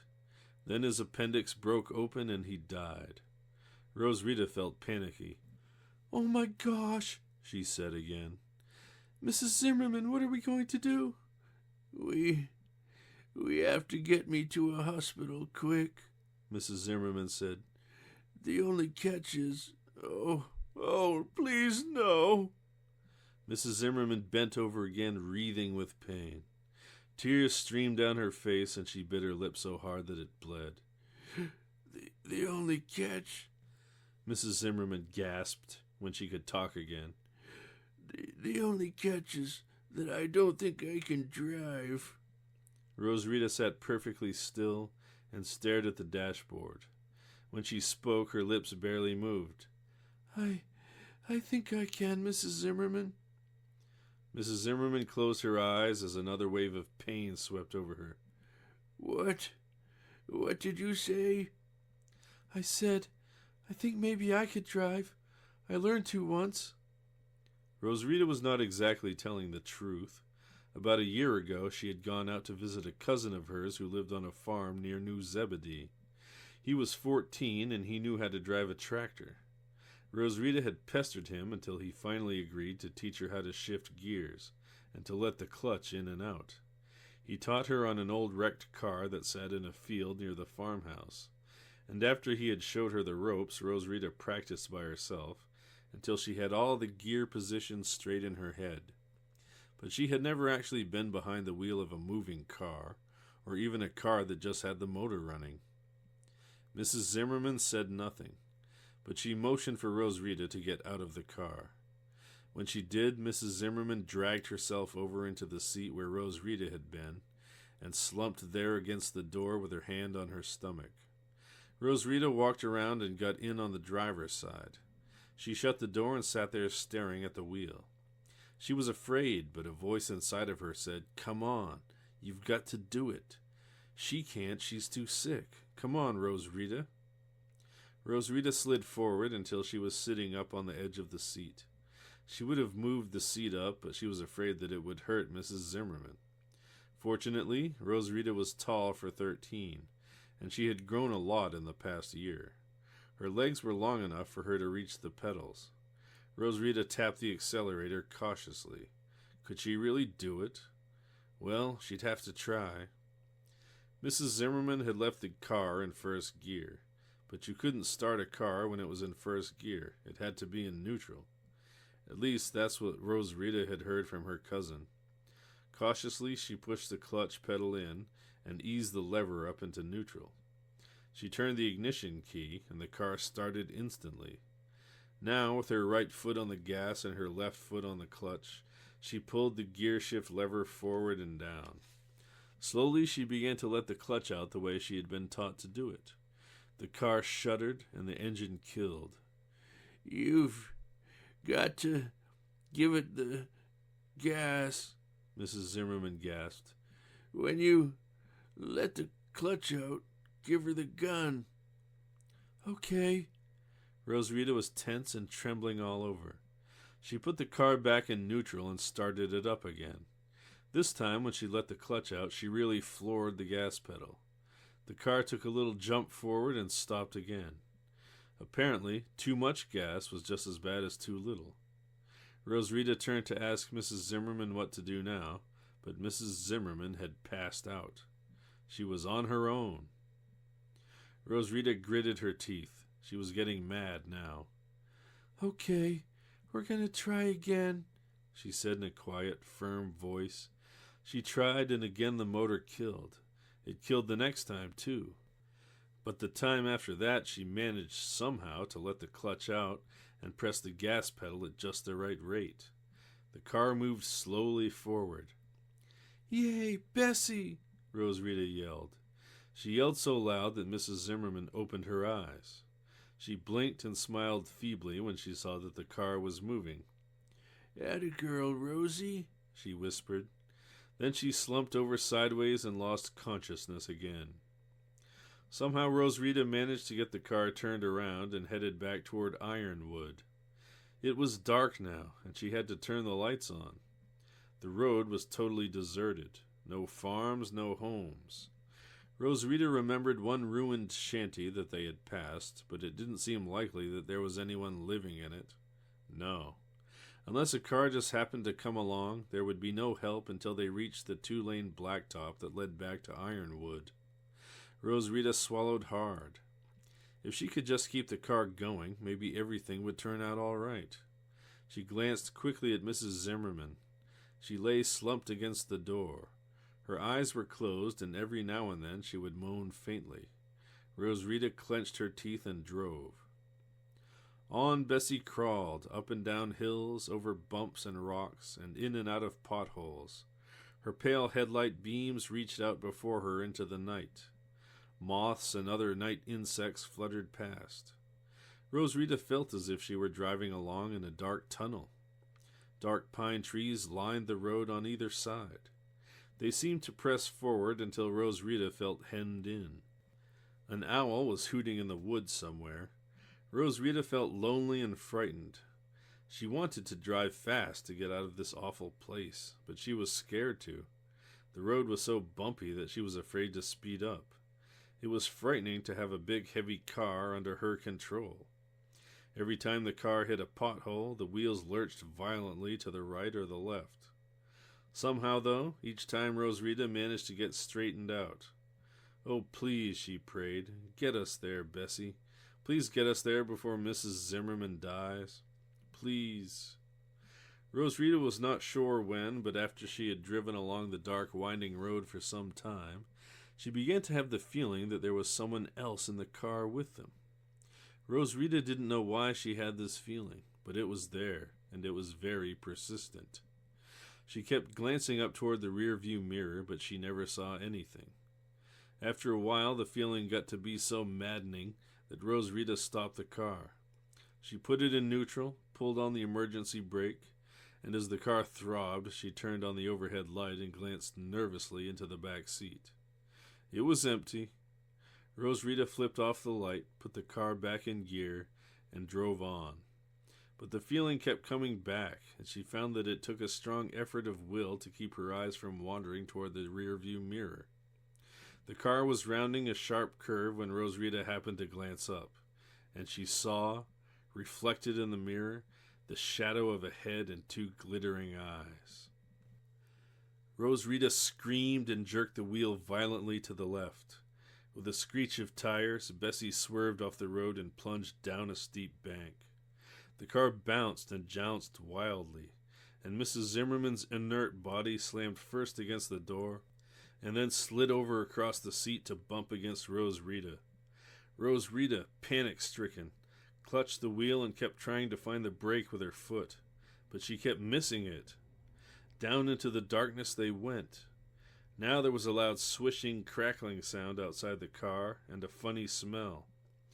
In the fevered whirling of her brain, Roswitha found herself wondering, what is that smell? The crackling and swishing got louder, and finally Roswitha got her foot on the brake. Her body lurched forward and her head hit the windshield. She blacked out. Chapter 6. Roswitha dreamed that she was clinging to a piece of wood that was floating in the sea.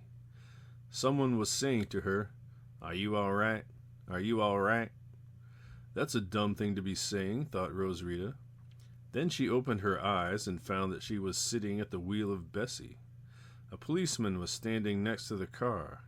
He reached in the open window and touched her gently. "Are you okay, miss?" Roswitha shook her head groggily. She touched her forehead and felt a swelling lump. "Yeah, I guess so. Except for this bump on my head. My gosh, what happened?" She looked around and saw that the car was embedded in a large clump of juniper bushes. Juniper. That was the smell. Daylight was streaming in through the dusty windows of the car. And there, on the seat beside her, lay Mrs. Zimmerman. She was asleep. Or was she? Roswitha reached over and started shaking Mrs. Zimmerman's shoulder. "Wake up, Mrs. Zimmerman," she sobbed. "Oh, please, wake up, wake." Rosarita felt the policeman's firm hand on her arm. "Better not do that, miss. You don't know if she's got any broken bones or not. We've got an ambulance coming, and they'll check her over before they say to move her. What happened? Fall asleep at the wheel?" Rosarita shook her head. "I was trying to drive Mrs. Zimmerman back to the hospital after she got sick all of a sudden. I got scared and I drove off the road. I'm only 13 and I don't have a license. Are you going to put me in jail?" The policeman smiled sadly at Rosarita. "No, ma'am, not this time anyway. But I think it wasn't very bright of you to try to drive, even if it was an emergency, you know. You might have gotten yourself killed. As a matter of fact, if these bushes hadn't have been here, you would have been killed. And so would your friend here. But she's breathing okay. All we have to do is sit tight until the ambulance gets here." A little while later, a big white ambulance with a red cross on the side pulled up on the road next to the police car. 2 men in white uniforms got out and edged their way down the embankment. They had a stretcher with them. By the time they got to the car, Mrs. Zimmerman was just coming to. The 2 men checked her over, and when they were sure she could be moved, they gently eased her out of the car and made her lie down on the stretcher. Up the hill they went with her slowly. When they had her safe in the ambulance, they went back for Rosarita. It turned out that she was a little bruised and shaken up, but otherwise okay. She climbed the hill on her own and got in the back of the ambulance with Mrs. Zimmerman. Off they went, sirens screaming, toward Ironwood. Mrs. Zimmerman spent the next 3 days in the hospital at Ironwood. The mysterious pains never returned, and the doctors informed her that they had been in the wrong part of the body for appendicitis. Mrs. Zimmerman was puzzled and frightened. Somehow it was worse not to know what had caused the pains, and the thought that they might return at any time was enough to make her very nervous. It was like living with a time bomb that might or might not go off. So Mrs. Zimmerman, much as she disliked the idea, stayed in bed while the doctors in the hospital ran a series of tests. Nurses stuck needles into her and drew blood. They gave her vile-tasting potions to drink and made marks on charts. She was X-rayed and put in front of, and inside of, all sorts of strange science fiction machines. Doctors stopped by every now and then to talk with Mrs. Zimmerman, but they never told her anything that she wanted to know. Meanwhile, Rosarita became a lodger at the hospital. Mrs. Zimmerman explained the situation to the doctors, and she showed them her insurance policy, which she always carried around with her in her purse just in case, and it clearly stated that she was entitled to a private room. The private room had 2 beds, and Rosarita slept in one of them. She played cards and chess with Mrs. Zimmerman and listened to night games with her on the radio. It so happened that the White Sox were playing at Detroit, and Mrs. Zimmerman was a White Sox fan because she had once lived in Chicago. So Rosarita and she had fun rooting for opposite sides, and they even argued a bit, though not very seriously. Some of the time, when sitting around in the hospital room got to be dull, Rosarita went out and wandered around the town of Ironwood. She went to the public library and a Saturday afternoon movie. Some of the time she just explored. She got lost once or twice, but people were very nice to her, and she always managed to find her way back to the hospital. On the afternoon of Mrs. Zimmerman's 3rd day in the hospital, Rosarita happened to be passing a vacant lot where some boys were playing Move Up. They were getting tired of Move Up, but they didn't have enough for teams. When they saw Rosarita, they asked her if she wanted to play. "I sure do," Rosarita yelled. "But whatever side gets me, they have to let me pitch." The boys looked at each other for a minute, but after a hurried consultation, they decided that Rosarita could pitch if she wanted to. Rosarita loved to play baseball, and she really loved to pitch. She was the only girl in her school who could throw a curve with a softball. She had hesitation pitches and blooper pitches, and she even had a knuckleball, though it didn't work very well, because it's hard to hold a softball with your knuckles. Her underhand fastball was famous, so famous in fact that she usually had to be persuaded just to lob it up there to weak hitters so they wouldn't strike out all the time.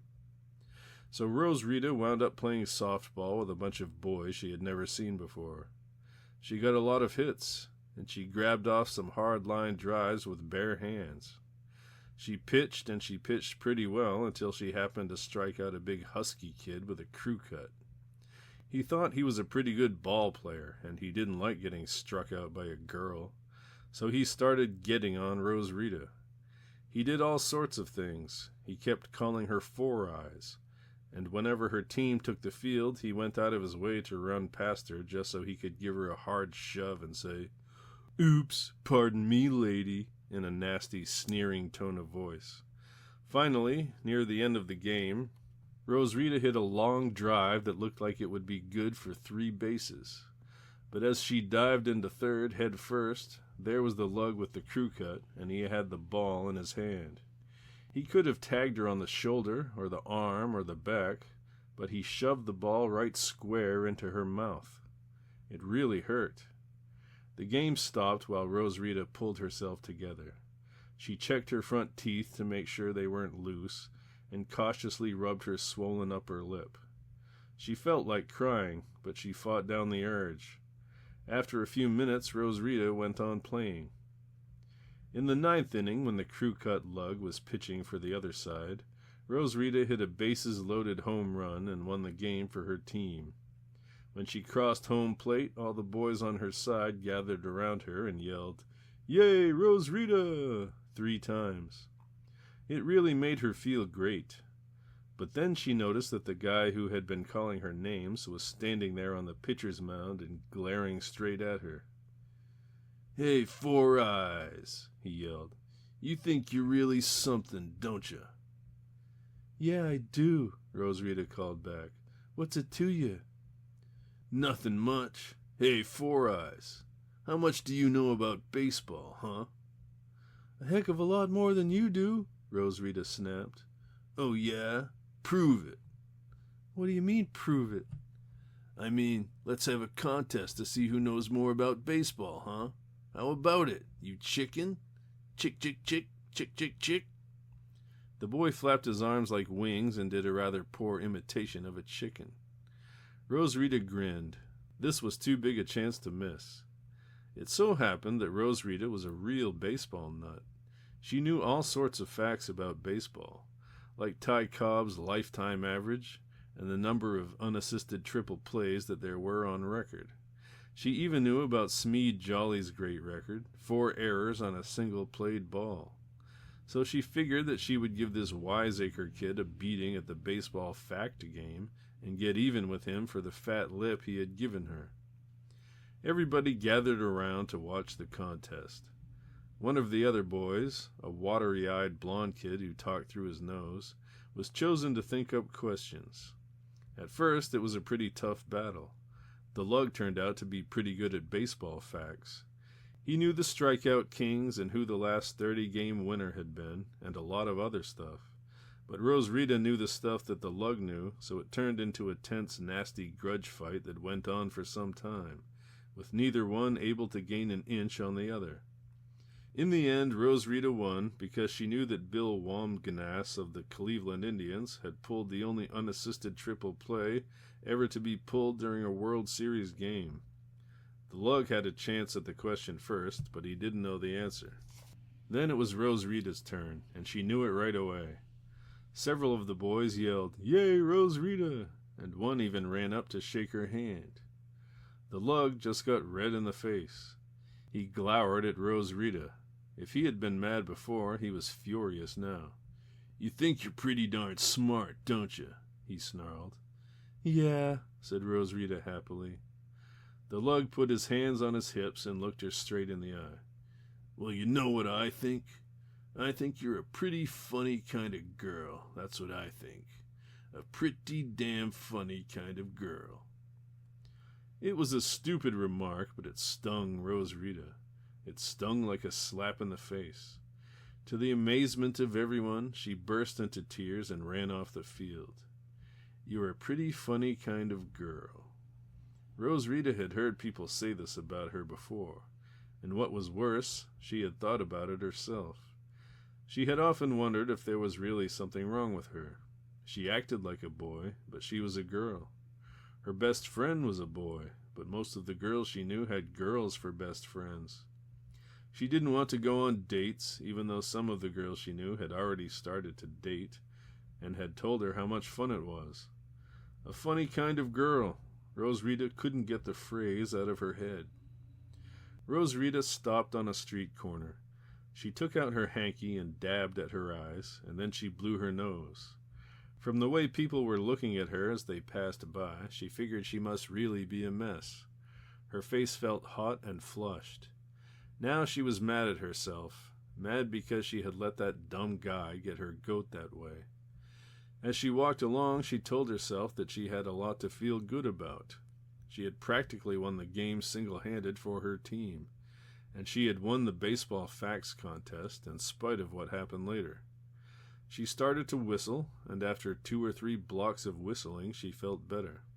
She decided to go back to the hospital just to see what was going on. When Rose Rita walked into Mrs. Zimmerman's room, she walked in on an argument. Mrs. Zimmerman was sitting up in bed, and she was having it out with a worried-looking young doctor. "But Mrs. Zimmerman," the doctor pleaded, "you're taking an awful chance with your health. If we had another day or so, we might be able to figure out." Mrs. Zimmerman cut him off contemptuously.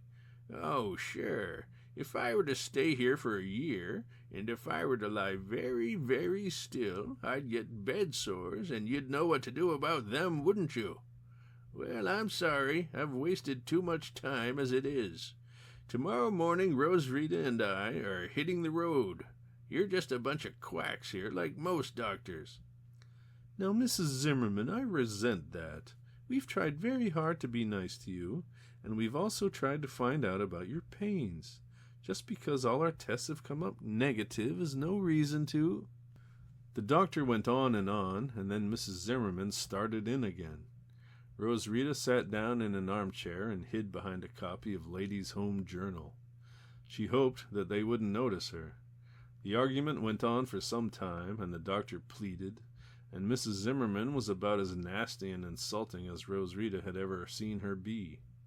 In the end, Mrs. Zimmerman won. The doctor agreed that she could leave tomorrow morning if she wanted to. Mrs. Zimmerman watched as the doctor gathered up his clipboard, his stethoscope, and his medicine bag. When the door had closed behind him, she raised her hand and motioned for Rose Rita to come over to the bed. "Rose Rita," she said, "we're in trouble." "Huh?" "I said we're in trouble. I sent my dress out to be dry cleaned. You know the one, the dress I was wearing when those pains hit me. The same dress was draped over the chair by my bed the night you thought you saw someone in my room, remember?" Rose Rita nodded. "Well, the dress came back today, and look what came with it." Mrs. Zimmerman opened a drawer in the table and stood by the side of her bed. She took out a small brown manila envelope and shook the contents out onto Rose Rita's hand. Rose Rita looked down and saw a small golden safety pin and a little strip of paper. There was writing in red ink on the paper, but she couldn't read it. "What's this?" "It's a charm. The cleaners found it pinned to the inside of my dress. Don't worry, it can't hurt you. Those things can only be rigged up to work on one person at a time." You mean—" "Yes, my dear, that little strip of paper caused the pains I had the other night." Mrs. Zimmerman laughed grimly. "I wonder what Doc Smarty Pants there would say if I told him about that. I'm sorry, by the way, that I was so mean to him, but I had to be, so he'd let us go." Rose Rita was frightened. She put the strip of paper and the pin on the table and backed away. "Mrs. Zimmerman," she said, "what are we going to do?" "I don't know, Rose Rita. I just don't know. Somebody's after me, that much is clear. But who it is or why they're doing it, I just don't know. I have some ideas, but I'd rather not share them with you right now, if you don't mind. I've told you all this because I don't want you to feel guilty about driving off the road that night. You had every right to be scared. The thing you saw in the back seat, it wasn't in your head. It was real." Roswitha shuddered. What was it?" "I'd rather not say anything more right now," said Mrs. Zimmerman, "but I will tell you this. We've got to get home, and we've got to get home fast. I've got to get hold of my copy of the Malleus Maleficarum." "The what?" "The Malleus Maleficarum. It's a book that was written a long time ago by a monk. The title means Hammer of Witches. That is, the book is a weapon to use in fighting off the attacks of those who fool around with black magic. It has a number of spells in it that will be of use to me. I should have memorized them long ago, but I didn't. So I need the book, and it's not the sort of thing you'd find at your friendly public library. We're going home first thing in the morning, and I thought I ought to tell you why. I don't want to frighten you, but I figured you'd be frightened more if I went on being mysterious." Roswitha pointed at the strip of paper. "What are you going to do with that?" "Watch." Mrs. Zimmerman took a book of matches out of the drawer in the bedside table. She put the paper in an ashtray and lit it. While it burned, she made the sign of the cross over the ashtray and muttered a strange-sounding prayer.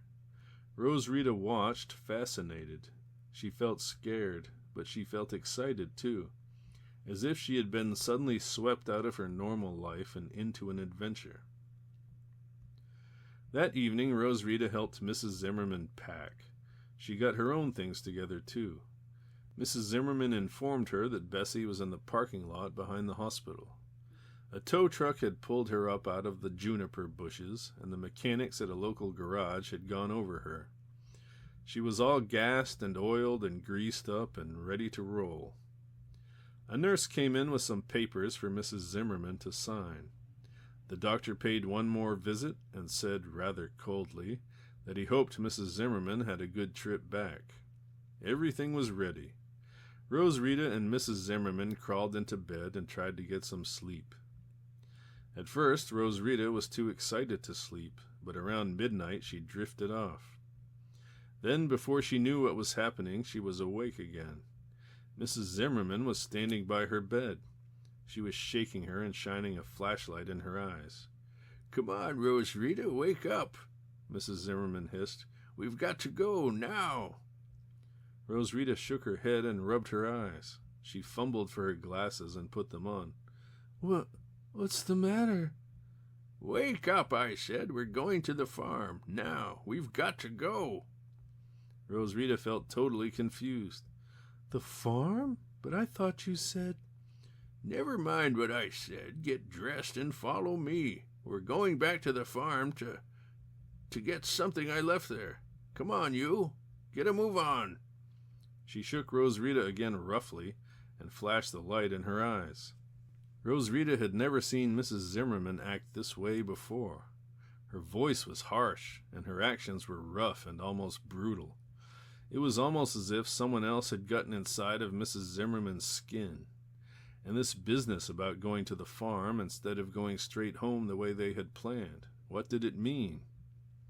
As Roswitha dressed, Mrs. Zimmerman stood there, stiff and still, behind the white glaring halo of the flashlight. Roswitha couldn't see her face, and she wasn't sure that she wanted to. When she was dressed, Roswitha grabbed her valise and followed Mrs. Zimmerman. They tiptoed to the door, opened it a crack, and peered down the long, dark hall. At the far end, a nurse sat dozing behind a desk. An electric clock buzzed on the wall over her head. The whole hospital seemed to be asleep. "Good," said Mrs. Zimmerman, and she led the way down the hall to a set of stairs. The stairs led to the parking lot behind the hospital. There, in the moonlight, sat Bessie, the green Plymouth, staring patiently ahead, as always. Roswitha put the luggage in the trunk. Mrs. Zimmerman started the car, and they drove off. It was a long, hot, dusty ride, all day, across the length of the Upper Peninsula. For Roswitha, it was like a nightmare. Usually Mrs. Zimmerman was fun to travel with. She laughed and joked and sang songs and talked a blue streak. When pestered, she even did little magic tricks like snatching matches out of thin air or throwing her voice into the weeds at the side of the road.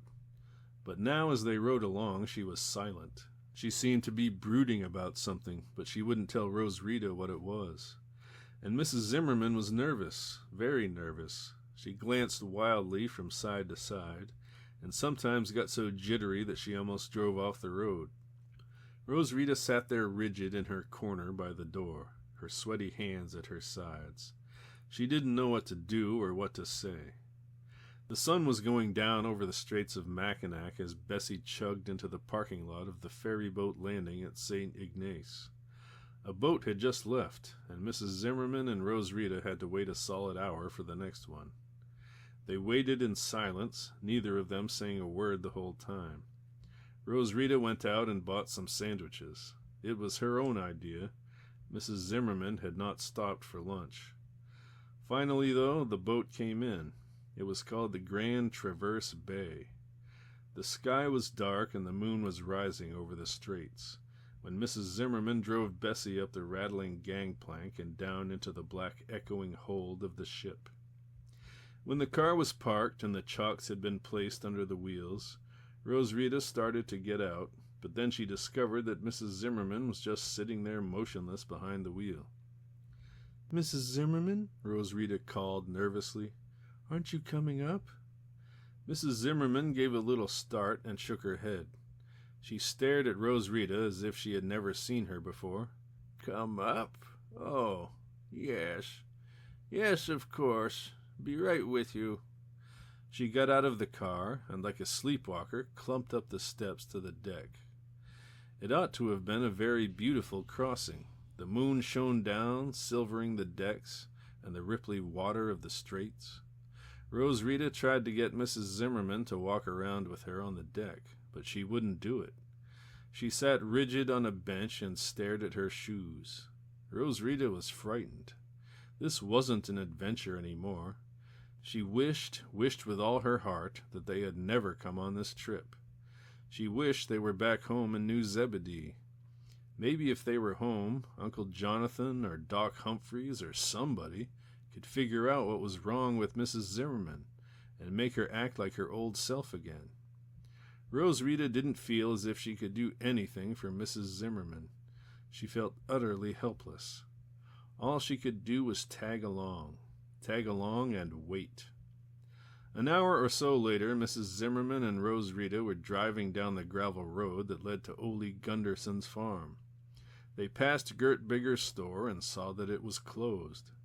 A tiny nightlight burned on the porch. Rose Rita couldn't stand it any longer.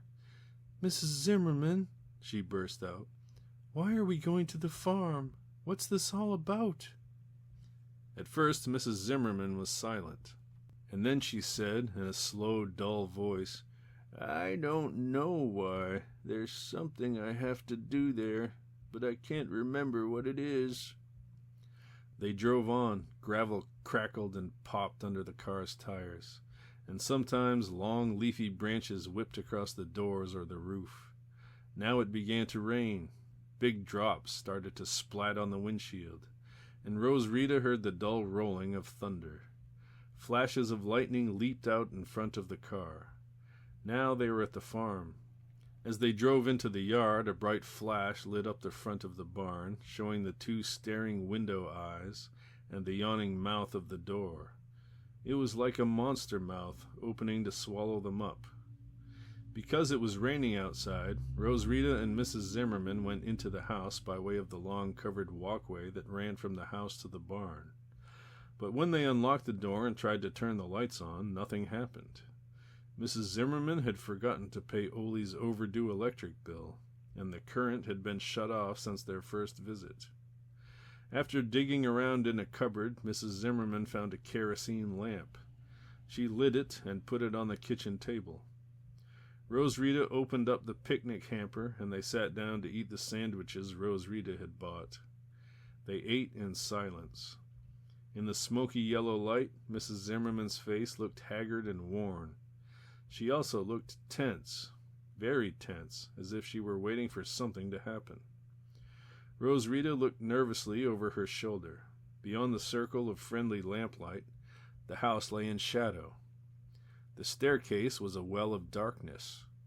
Roswitha realized, with a sudden sick feeling, that she would have to go up those stairs to bed. She didn't want to go to bed. She didn't want to stay in Ole's house for another minute. She wanted to bundle Mrs. Zimmerman into the car and make her drive them back to New Zebedee, even if they had to drive all night. But Roswitha didn't say anything. She made no move. Whatever the spell was that lay over Mrs. Zimmerman, it lay over Roswitha too. She felt utterly, totally powerless. Outside it was pouring. There was a tin roof on the front porch, and the sound of the rain hitting it was a steady drumming roar. Finally, with an effort, Roswitha pushed back her chair. She stood up. "I think we ought to go to bed, Mrs. Zimmerman," she said hoarsely. Her voice was faint and seemed to be coming from deep down inside her. "You go on, Roswitha. I want to sit here and think a bit." Mrs. Zimmerman's voice was wooden and mechanical, and unbelievably weary. It almost sounded as if she were talking in her sleep. Roswitha backed away fearfully. She picked up her valise, took out her flashlight, and turned toward the stairs. As Roswitha went up the steps, flashlight in hand, her shadow and the shadow of the railing danced weirdly on the wall next to her. Halfway up, Roswitha stopped and looked down. There sat Mrs. Zimmerman in the circle of yellow lamplight. Her hands were folded on the table, and she was staring straight ahead of her. Roswitha had the feeling that, if she called to her, she wouldn't get any answer. She swallowed hard and went on up the steps. The bedroom with the black walnut bed was just as Roswitha had left it. She began to peel back the spread, but halfway she stopped. She stopped because she had heard a noise from downstairs. A single small noise. Tap. The sound of Mrs. Zimmerman's ring. Now the sound was repeated 3 times over. Tap, tap, tap. The sound was slow and mechanical, like the ticking of a big clock. Roswitha stood there, flashlight in hand. She listened to the sound and wondered what it meant. Suddenly, a door slammed. Roswitha gave a little yelp and spun around. She dashed out of the room and down the stairs. On the landing, she froze. There was the table with the lamp burning on it. There was Mrs. Zimmerman's purse and her cigar case. The front door was open. It banged gently in the wind. Mrs. Zimmerman was gone. Chapter 7. Roswitha stood on the front porch of the farmhouse. Her flashlight dangled from one hand and made a pool of light at her feet. Slashes of rain cut across her shoes, and lightning lit up the wildly thrashing trees across the road. Thunder rolled. Roswitha felt stunned. She felt as if she were walking in her sleep. Mrs. Zimmerman was gone. But where had she gone, and why? What had happened to her? Cupping her hands to her mouth, Roswitha called, "Mrs. Zimmerman! Mrs. Zimmerman!" But she got no answer. Slowly she picked her way down the steps, waving the flashlight in front of her. At the bottom of the steps she stopped and looked around. If Mrs. Zimmerman had run out the front door and down the front steps, it ought to have been easy to tell which way she went after that. The front yard was full of long grass, and Roswitha and Mrs. Zimmerman had not touched it on the night before, because they had come into the house by using the covered walkway. Now, as Roswitha moved her flashlight around, she saw a little patch of grass trampled down at the bottom of the steps, but no path led away in any direction. The grass grew all around, tall and shiny and untouched. It was as if Mrs. Zimmerman had evaporated. Panic seized Roswitha. Yelling, "Mrs. Zimmerman!" at the top of her voice, she thrashed through the wet grass till she came to the road. She looked to the right. She looked to the left. Nothing but darkness and rain. Rosarita fell to her knees in a puddle and started to cry. She covered her face with her hands and sobbed bitterly. The cold rain poured down on her and soaked her to the skin. At long last she got up. Staggering like a drunken person, half blinded by tears, she made her way back to the farmhouse. But on the front porch she stopped. She did not want to go back into the house. Not now in the dark. With a shudder, Rosarita turned away. But where could she go? Bessie. She thought of Bessie sitting there in the barn. The barn was a dark, spooky place like the house, but Bessie was a friendly creature. Rosarita really thought of the car as a living, breathing person now. She could go and sleep in the car. It wouldn't hurt her. It would protect her. Rosarita took a deep, shuddering breath, clenched her fists, and started walking toward the barn. Rain slashed across her as she went. The sound of the big white door rolling back echoed in the high raftered ceiling of the barn. There was Bessie, waiting. Rosarita patted her hood and climbed into the back seat. She locked all the doors. Then she lay down and tried to sleep, but it was no use. She was too tense. All night Rosarita lay there, wet and frightened and tired and alone. Once or twice she sat up suddenly when she thought she saw a face at the window of the car. But it was all her imagination. There was no one there. As she lay staring at the ceiling of the car and listening to the storm, Rosarita thought. Mrs. Zimmerman had disappeared. Disappeared as if by magic. In fact, there was no as if about it. Mrs. Zimmerman's disappearance had been caused by magic. Rosarita went over the sequence of events in her mind. First there had been Ole's weird letter about a magic ring, and then the empty ring box. Then came the mutilated photograph, and the shadow Rosarita had seen moving around in Mrs. Zimmerman's bedroom that night. Then those horrible pains, and the slip of paper, and the strange way Mrs. Zimmerman had behaved on the trip back to the farm. Was the ring the key? Did somebody have it, and had they used it to do things to Mrs. Zimmerman? That seemed like a reasonable explanation to Rosarita, but a heck of a lot of good reasonable explanations were going to do her. Mrs. Zimmerman was gone, and Rosarita didn't know where to go to find her. Maybe she was dead. And as for the magic ring, if there was such a thing, well, Rosarita didn't know who had it, and she didn't have the faintest idea of what she would do if she did know. So there she was. Rosarita thought like this in endless circles all the night long, while thunder rolled overhead and lightning lit up, now and then, the high dusty windows of the barn. Finally morning came. Rosarita stumbled out into the sunlight to find everything looking sparkling and fresh and green. Blackbirds were gorging themselves on the mulberries in a crooked old tree in the front yard. Rosarita felt a sudden burst of cheerfulness, but then she remembered Mrs. Zimmerman, and she burst into tears again. "No," she said firmly to herself, blinking back her tears and brushing hair out of her eyes. "You're not going to cry. That's not any good, you dumb dope. You've got to do something." But what was she going to do? Here she was, alone, 300 miles from home. For one wild instant she thought she might drive Bessie all the way back to New Zebedee. After all, she had driven the car for a little way, on that back road near Ironwood. But Rosarita was scared of getting picked up by a policeman, scared of having an accident. Besides, driving home wouldn't help find Mrs. Zimmerman. She had to think of something else.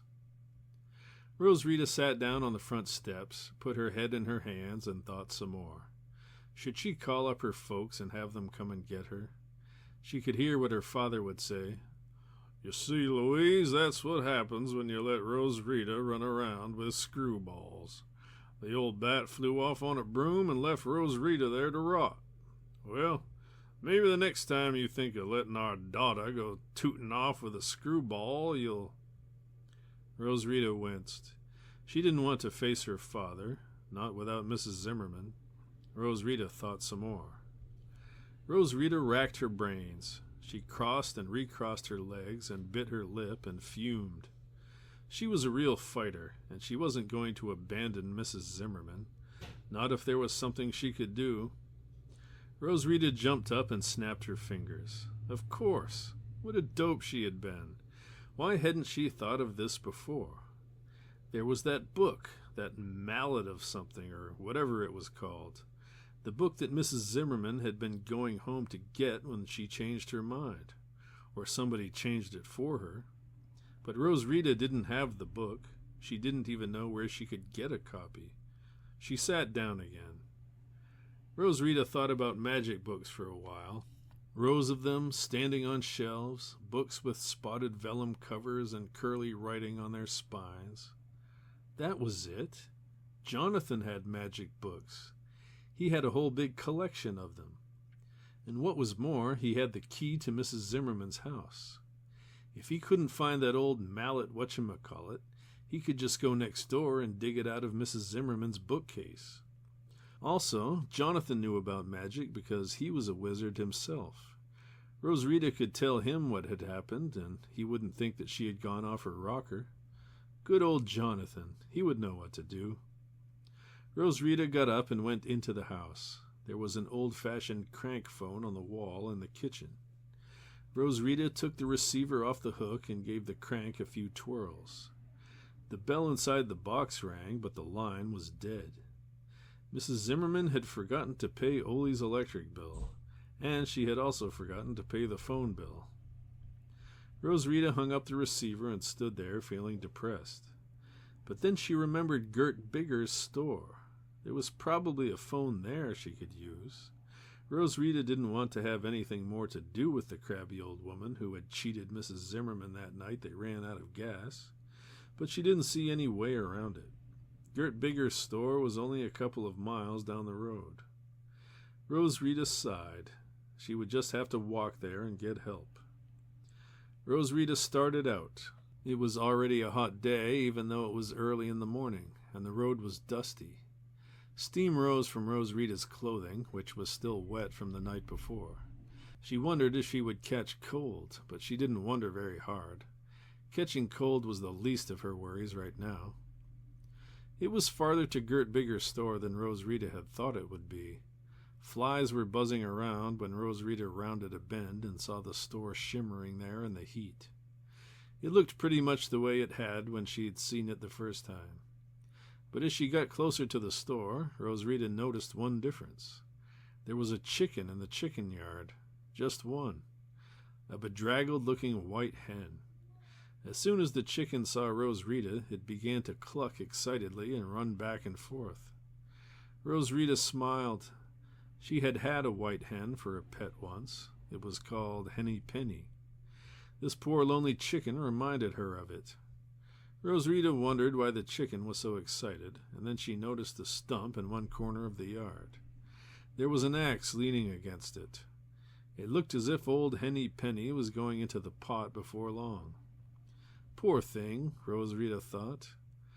It probably thinks I'm coming to chop off its head. Rose Rita turned away and started up the steps to the store, but as she did so, she almost stepped on a small black dog. It was the same dog that had barked at her and Mrs. Zimmerman that other time. It must have been hunched down on the steps in the shadow, because Rose Rita could have sworn that the steps were empty when she glanced at them a second before.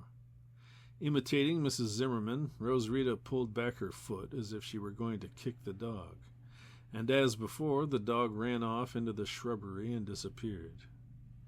Rose Rita walked up the steps. She opened the door and looked in. There was Gert Bigger, kneeling in the middle of the floor. She was unpacking cereal boxes and stacking them on a shelf.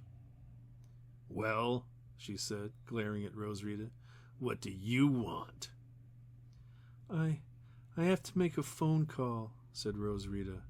Her voice was trembling as she spoke, and she was afraid she was going to burst into tears. "You do, huh? Well, you better have some money handy. There's a payphone over there on the wall."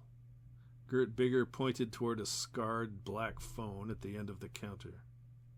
Rosita dug into her pocket and came up with a dime and a couple of pennies. She would have to make it a collect call. As she walked down the aisle toward the phone, Rosita was aware that Gert Bigger was watching her. She wondered why. Oh well, thought Rosita, she's just nosy. She dumped her coins on a little shelf in front of the phone and read the yellow sheet of instructions. For a collect call, she would have to dial 0 for the operator. Rosita put her finger in the 0 hole and was just starting to dial when she saw out of the corner of her eye that Gert Bigger was still staring at her. She had let her work go and was just kneeling there in the middle of the aisle watching. Rosita stopped in mid-dial. She took her finger out and let the little wheel click back into place.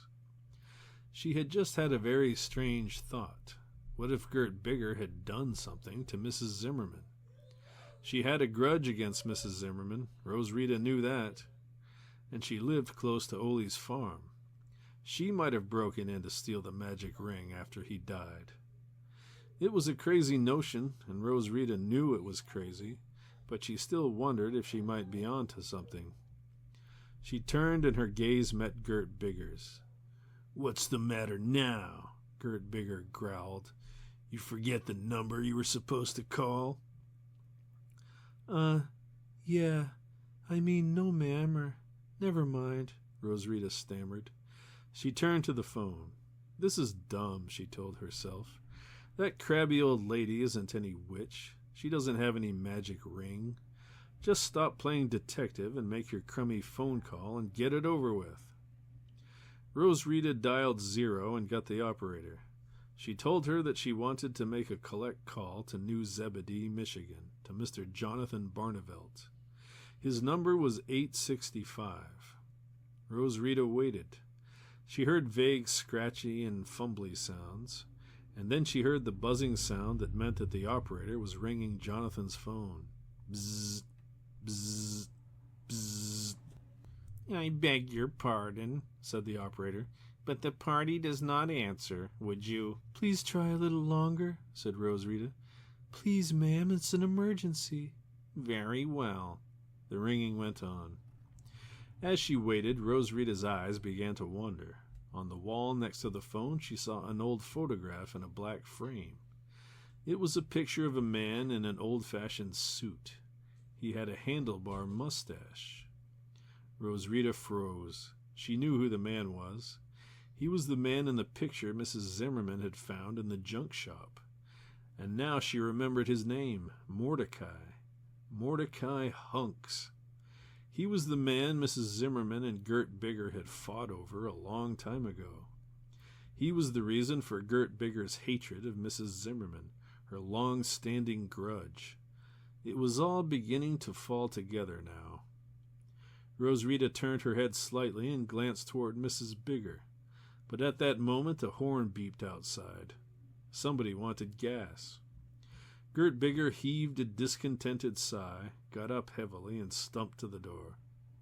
"I'm sorry, miss," said the operator, "but I cannot continue to ring the party's number. Would you care to call back at another time?" Rosita was startled. She had forgotten about the phone call she was making. Okay," she mumbled. I'll try later, thanks." Rosita hung up the phone and glanced quickly around. Now was her chance. Behind the counter was a doorway covered by a heavy brown curtain. Rosita looked again toward the front of the store. Through the wide plate glass window she could see Gert Bigger pumping gas. And now she saw another car pulling up on the other side of the pumps. The old bat would probably be out there for a while. Rosita took a deep breath, pulled the curtain aside, and ducked in through the doorway.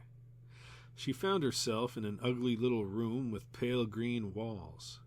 There was a coal company calendar on the wall and a bare bulb dangling from the ceiling. A small iron safe stood in one corner, and against the long wall was a high, narrow, shelf-like desk. On the desk was a faded green blotter with columns of figures added up all over it. Arranged neatly next to the blotter were a bottle of Parker's Quink, a pile of wooden pens with rusty metal nibs, a brown gum eraser, and several well-sharpened pencils. On the other side of the blotter was an account book with a green cardboard cover. The date 1950 was printed on the cover. There was nothing here that looked in any way magical. Rose Rita's heart sank. She felt foolish for doing what she was doing. But wait a minute, what were these? Rose Rita knelt down. Under the desk was a shelf, and on it were piled more green-covered account books. They looked just like the one on the desk, except that they were very dusty and had different dates. 1949, 1948, and so on back. Rose Rita opened one up. Just dull columns of figures. Debits, credits, receipts, and stuff like that. She was about to put the book back when she noticed something sticking out of the middle. She pulled it out and found that it was a folded piece of paper. When she opened the paper, she found a drawing done in pencil. Rose Rita held the paper with trembling hands. She could feel her heart beating faster. She was no wizard, but she knew what this was, because she had once been allowed a closely supervised look into one of Uncle Jonathan's magic books. The drawing was a magic pentacle, one of those charms that witches and wizards use when they want good things or bad things to happen. Rose Rita stared at the drawing. She stared at it so long and so hard that she did not hear the soft tinkle of the bell as the front door of the store was quietly opened and carefully closed. A board creaked behind her. Suddenly the curtain was whipped aside, and Rose Rita turned to find Gert Bigger standing over her. "Well now, what do you think you're doing, eh?" Chapter 8. Rose Rita knelt there on the floor and looked up at Gert Bigger's angry face. In her trembling hand she still held the piece of paper with the strange drawing on it. Gert Bigger stepped into the little room and pulled the curtain shut behind her. "I asked you, miss, what do you think you're doing? There's a law against trespassing, you know, and there are reform schools for girls who steal things. Would you like your parents to know what you've been up to? Eh? Would you?" Rose Rita opened her mouth to speak, but all that came out was, please, I didn't mean." Gert Bigger took a step forward. She reached down and snatched the paper from Rose Rita's numb fingers. Silence fell while Gert Bigger stood there looking from the paper to Rose Rita and back to the paper again. She seemed to be trying to make up her mind. At that moment, the bell on the front door of the store jangled, and a voice yelled, "Yoo-hoo, Gertie, are you home?" Gert Bigger turned and swore under her breath. Rose Rita jumped up and ducked out through the narrow curtained opening. She sprinted down the main aisle of the store, right past the surprised face of a middle-aged woman with a shopping bag in her hand. Slam went the door behind her. Rose Rita clattered down the steps and dashed across the road. She ran blindly, and she could hear herself crying as she ran. She cut across the corner of a cornfield, trampling the wrinkly green plants underfoot. Her feet found a pathway of green grass that ran along the edge of a cornfield and up over the top of a low hill. Rose Rita ran up it, ran as hard as she could, until she collapsed under a droopy elm tree that grew near a flat-topped boulder. She threw herself down on the grass, tore off her glasses, and cried. Rose Rita lay there crying for a long time. She was tired and hungry and frightened and alone.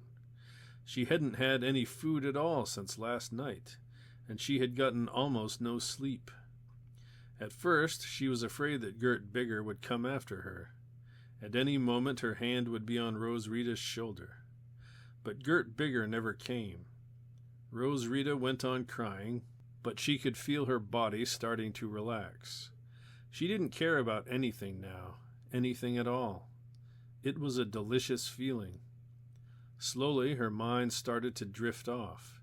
It was so nice lying here in the shade, so very, very nice. But it would be even nicer to be home. Home in... Rose Rita's eyes closed. A soft breeze rustled through the corn, and in the distance a fly was lazily buzzing. Rose Rita shook her head, fighting weakly against the drowsiness that was falling over her. She was trying to think of something. What was it? She never found out, because in a very few minutes she was fast asleep. "Hey, you, wake up. You better wake up. Don't you know it's bad to sleep on the wet ground? You might catch cold. Come on, wake up." Rose Rita awoke to hear this worried, insistent voice speaking to her. She shook her head and looked up. All she saw was a blur. Then she remembered her glasses. After fumbling a bit in the grass near her, she located them and put them on. When she looked up, Rose Rita saw a girl about her own age. She was wearing a short-sleeved plaid shirt and jeans and muddy army boots. The girl had straight dishwater blonde hair, and it was combed down on both sides of her head. Her face was longish, and it had a sad, worried expression. The dark eyebrows curved up into worry lines. Rose Rita thought that she had seen this face somewhere before, but where? When she remembered, she almost laughed. The girl looked just like the Jack of Clubs. "Hi there," said the girl. "Gee, I'm glad you woke up. Didn't anybody ever tell you it was bad to sleep on the ground when it's wet? It rained last night, you know." "Yeah, I know," said Rose Rita. She got up and put out her hand. "I'm Rose Rita Pottinger. What's your name?" "Agatha Sipes. They call me Aggie for short. I live up that way over the hill. That's my father's farm. By the way, are you the one that stomped all over these corn plants back there?" Rose Rita nodded sadly. "Yeah, that was me. I'm sorry. But I was crying so hard that I didn't look where I was going." The girl looked worried. "You oughtn't to do that kind of thing. Farmers work hard for their living." She added, in a less severe tone, "Why were you crying?" Rose Rita opened her mouth, but then she hesitated. She wanted to tell her troubles to someone, but she wanted to be believed. "My friend Mrs. Zimmerman is lost, and I don't know where to find her. We were staying at a farm down the road last night, and she ran out the front door and just disappeared." The girl rubbed her chin and looked wise. "Oh, I'll bet I know what happened. She probably went walking in the woods and got lost. It happens to lots of people up here in the summertime. Let's go up to my place, and we'll call up the sheriff's department, and they'll send out some people to look for her. They'll find her all right." Rose Rita thought of the circle of trampled grass in front of the farmhouse. The circle with no path leading away. It was no use. She'd just have to tell the truth and risk the consequences. Do you believe in magic?" she said suddenly. The girl looked startled. "Huh?" "I said, do you believe in magic?" "You mean ghosts and witches and magic spells and stuff like that?" "Yeah." Agatha grinned shyly. "Yeah, I do. I know you're not supposed to, but I can't help it." She added in a worried voice, "Sometimes I think there's a ghost in the cellar in our house, but Mom says it's just the wind at night. You don't think there's a ghost in our cellar, do you?" "How would I know?" said Rose Rita in an irritated voice. "Hey, do you want to hear about what happened to Mrs. Zimmerman, or don't you?" "Sure, I want to hear. I really do. Tell me about it." Rose Rita and Agatha Sipes sat down on the grass under the elm tree. Rose Rita's stomach growled, and she remembered that she hadn't eaten since last night. She was terribly hungry. But she wanted to tell her story, and Agatha seemed eager to listen. Rose Rita began. She told the whole story, as far as she knew it, from Ole's mysterious letter and the empty ring box, on through the very strange things that had been happening to her and Mrs. Zimmerman lately. When she got to the part about Mrs. Zimmerman's disappearance, Agatha's eyes grew wide. And when she described her run-in with Mrs. Bigger, Agatha's eyes got even wider, and her mouth dropped open. She glanced nervously in the direction of Gert Bigger's store. "My gosh," she said, "it's a wonder she didn't kill you. And you know what? I bet she's the one who made your friend disappear." Rose Rita looked strangely at Agatha. Do you know anything about her? Mrs. Bigger, I mean?" "I sure do. She's a witch." Now it was Rose Rita's turn to be flabbergasted. "Huh? How do you know?" "How do I know? Because last year I worked in the Ellis Corners library, and she came in and took out every last book about magic we had. That's how I know. Some of them were in the reference room, and she couldn't take 'em out, so she just sat there for hours and read. I asked Mrs. Breyer, the librarian, about her, and she said Mrs. Bigger has been doing that for years. Said she has library cards for all the libraries around here, and took out all the magic books she could find. Mrs. Breyer said she reads the covers off 'em and never takes 'em back till the library starts hounding her. Isn't that weird?" "Yeah, it sure is." Rosarita felt strange. She was wildly elated because her hunch had been proven right. At least she felt that it had been proven right. But at the same time she felt helpless and scared. If Mrs. Bigger really was a witch, what could she and Aggie do about it? Rosarita got up and paced around. Then she sat down on the flat-topped boulder and lapsed into deep thought. Aggie stood near her, looking uncomfortable. She shifted nervously from one foot to the other, and puckered up her eyebrows into the most worried frown she had produced yet.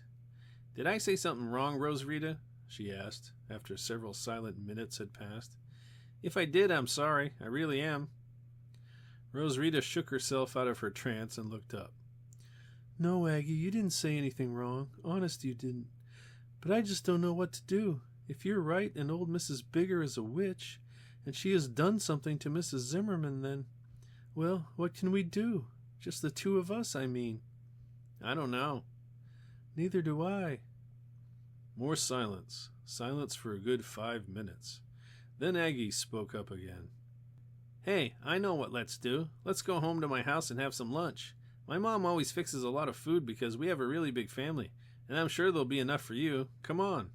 After lunch, maybe we can figure out what to do. You can't think good on an empty stomach. That's what my dad says anyway." Rosarita looked reluctant, but she really didn't have any better ideas. On the way to the farmhouse, Aggie talked to Blue Streak. She talked about all the things she was worried about, like rabies and tetanus and electrical shock and mayonnaise that has been left out of the icebox too long. Rosarita, however, was only half listening. She was still thinking, trying to make up her mind what to do. Should she give up playing Nancy Drew, girl detective, and call her folks and have them come and get her? No, Rosarita was a stubborn girl, and she still thought she might be able to find Mrs. Zimmerman without the aid of her parents. What Aggie had told her about Mrs. Bigger and the magic books had made her more certain than ever that Mrs. Zimmerman had been carried off by witchcraft of some kind. So Rosarita went back to her idea of calling Jonathan. She would do that as soon as she got to Aggie's house. With her mind racing along in high gear, Rosarita tried to figure out what her next move would be. What should she say to Mrs. Sipes about what had happened? They were within sight of the farmhouse when Rosarita reached out and grabbed Aggie's arm. "Wait a minute, Aggie." "Why? What's the matter?" "We have to think up a story to tell your mother. I can't tell her what I told you. She'll think I'm crazy. I can't even tell her my real name, because then she'd want to call up my folks, and I don't want her to call them up." Aggie frowned. "I don't think you ought to lie to my mother. It's not nice to lie, and anyway, I think you'll get caught. My mom's pretty smart. She'd see through you in a minute." When people disagreed with Rosarita, it usually made her mad. But in this case, she was doubly mad because she was very proud of her ability to make up alibis and excuses. Making up excuses is hard, and it's not quite the same thing as telling tall stories. You have to be able to come up with a story that people will believe, and Rosarita could really do that, most of the time. Rosarita threw an irritated glance at Aggie. "Your mom isn't the smartest person in the world, I bet. And anyway, I'm good at making things up. All we have to do is sit down and figure out a story. Then we both memorize it so there won't be any slip-ups." Now it was Aggie's turn to be crabby. "Oh yeah? What are we going to tell her? Here's my new friend Rosarita who just fell out of a flying saucer." "No, dope. We don't tell her something like that. We tell her something she'll think is true, and then we'll call Uncle Jonathan and get him to tell us what kind of spell to say to make Mrs. Bigger tell us what she did with Mrs. Zimmerman. Okay?" Aggie bit her lip and wrinkled up her forehead. She took a deep breath and let it out. "Oh, all right, but if we get caught, I'm going to say it's all your fault. I'm not going to get bawled out just because you think it's nice to lie to people." Rosarita gritted her teeth. I don't think it's nice to lie, but we have to, that's all. Now come on, this is what we'll say. A bell began to ring. A little sharp clangy handbell was calling people in for lunch at the Sipes farmhouse. Aggie started forward, but Rosarita grabbed her arm and dragged her over behind a forsythia bush. She put her lips to Aggie's ear and started to whisper. Chapter 9. The Sipes farmhouse was big and white, with a wide screened-in porch. Spirea bushes grew next to the porch, and there were peony bushes in the front yard. A large apple tree grew on one side of the house, and from one of its saggy limbs hung a tractor tire on a rope. There were kids' things scattered all over the yard. Baseball bats, bicycles, tricycles, puzzles, dolls, toy trucks, and plastic machine guns. Things like that. But when Aggie opened the front door, Rosarita was struck by how neat and clean the house was inside. All the woodwork shone with polish, and there were doilies or embroidered runners on all the tables, chests, and shelves. There was a flowered carpet on the staircase, and a shelf clock ticking in the front hall. A pleasant smell of cooking was in the air. Aggie took Rosarita straight out to the kitchen and introduced her to her mother. Mrs. Sipes had the same long face and worry eyebrows that her daughter had, but she seemed friendly enough. She wiped her floury hands on her apron and greeted Rosarita warmly. "Hi, glad to meet you. I wondered what was keeping Aggie. I rang the bell for lunch about 5 times, and I had just about given up on her. What did you say your name was?" Rosarita hesitated just a second. Rosemary? Rosemary Potts." "What a nice name. Hi, Rosemary. How are you? Are you visiting in the neighborhood? I don't think I've seen you around before." Rosarita squirmed uncomfortably. No, you haven't on account of I was just up here on vacation with Mrs. Zimmerman." Rosarita paused. "She's a friend of my family, a real good friend," she added quickly. "Yeah," Aggie added. "Mrs. What's-Her-Name and Rosemary's family are real good friends. They really are, only Mrs. "Zimmerman?" said Rosarita, giving Aggie a dirty look. "Oh, yeah, Mrs. Zimmerman. Well, old Ole, you know him, Ma? He left Mrs. Zimmerman his farm, and she and Rosemary came up to look at it. And last night Mrs. Zimmerman wandered off into the woods out behind the farm, and she disappeared." "Yeah," said Rosarita. "I think she must have gotten lost. Anyway, I can't find her anywhere, and I'm getting scared." Rosarita held her breath. Would Mrs. Sipes believe this tale? "Oh, Rosemary!" exclaimed Mrs. Sipes, putting her arm around her. "What an awful thing to happen. Look, I'll tell you what I'll do. I'll get on the phone and call up the sheriff's office, and they'll get some of their men out here right away quick to search for her. There was someone who got lost in the woods up here only last year, and they found him before he got hurt. So don't worry, your friend'll be all right." Inwardly, Rosarita breathed a sigh of relief. She hated to lie about Mrs. Zimmerman's disappearance, and she was, in reality, worried sick about her. But she just didn't know what Mrs. Sipes would say if she were to tell her that Mrs. Zimmerman had disappeared right into thin air. Later, after the call to the sheriff's department had been made, Rosarita was sitting at a long dining room table with Aggie and 7 other children, and Mrs. Sipes. Rosarita was sitting at the head of the table, in the place where Mr. Sipes usually sat. Mr. Sipes was away overnight in Petoskey on business. Rosarita looked around the table. It was a worried-looking family. They all had those long faces and upturned eyebrows. There were tall kids and short kids, 5 boys and 2 girls, counting Aggie, and a baby in a high chair. On the table was a big platter of corned beef, potatoes, onions, and carrots, and there were more vegetables and some dumplings in the 2 smoking dishes that stood nearby. There was a cutting board with freshly baked bread on it, and there were 2 big pitchers of milk. Mrs. Sipes said grace, and then everybody dug in. "Let Rosemary have some first," said Mrs. Sipes. "She's our guest, you know." It took Rosarita a second to recognize her new name.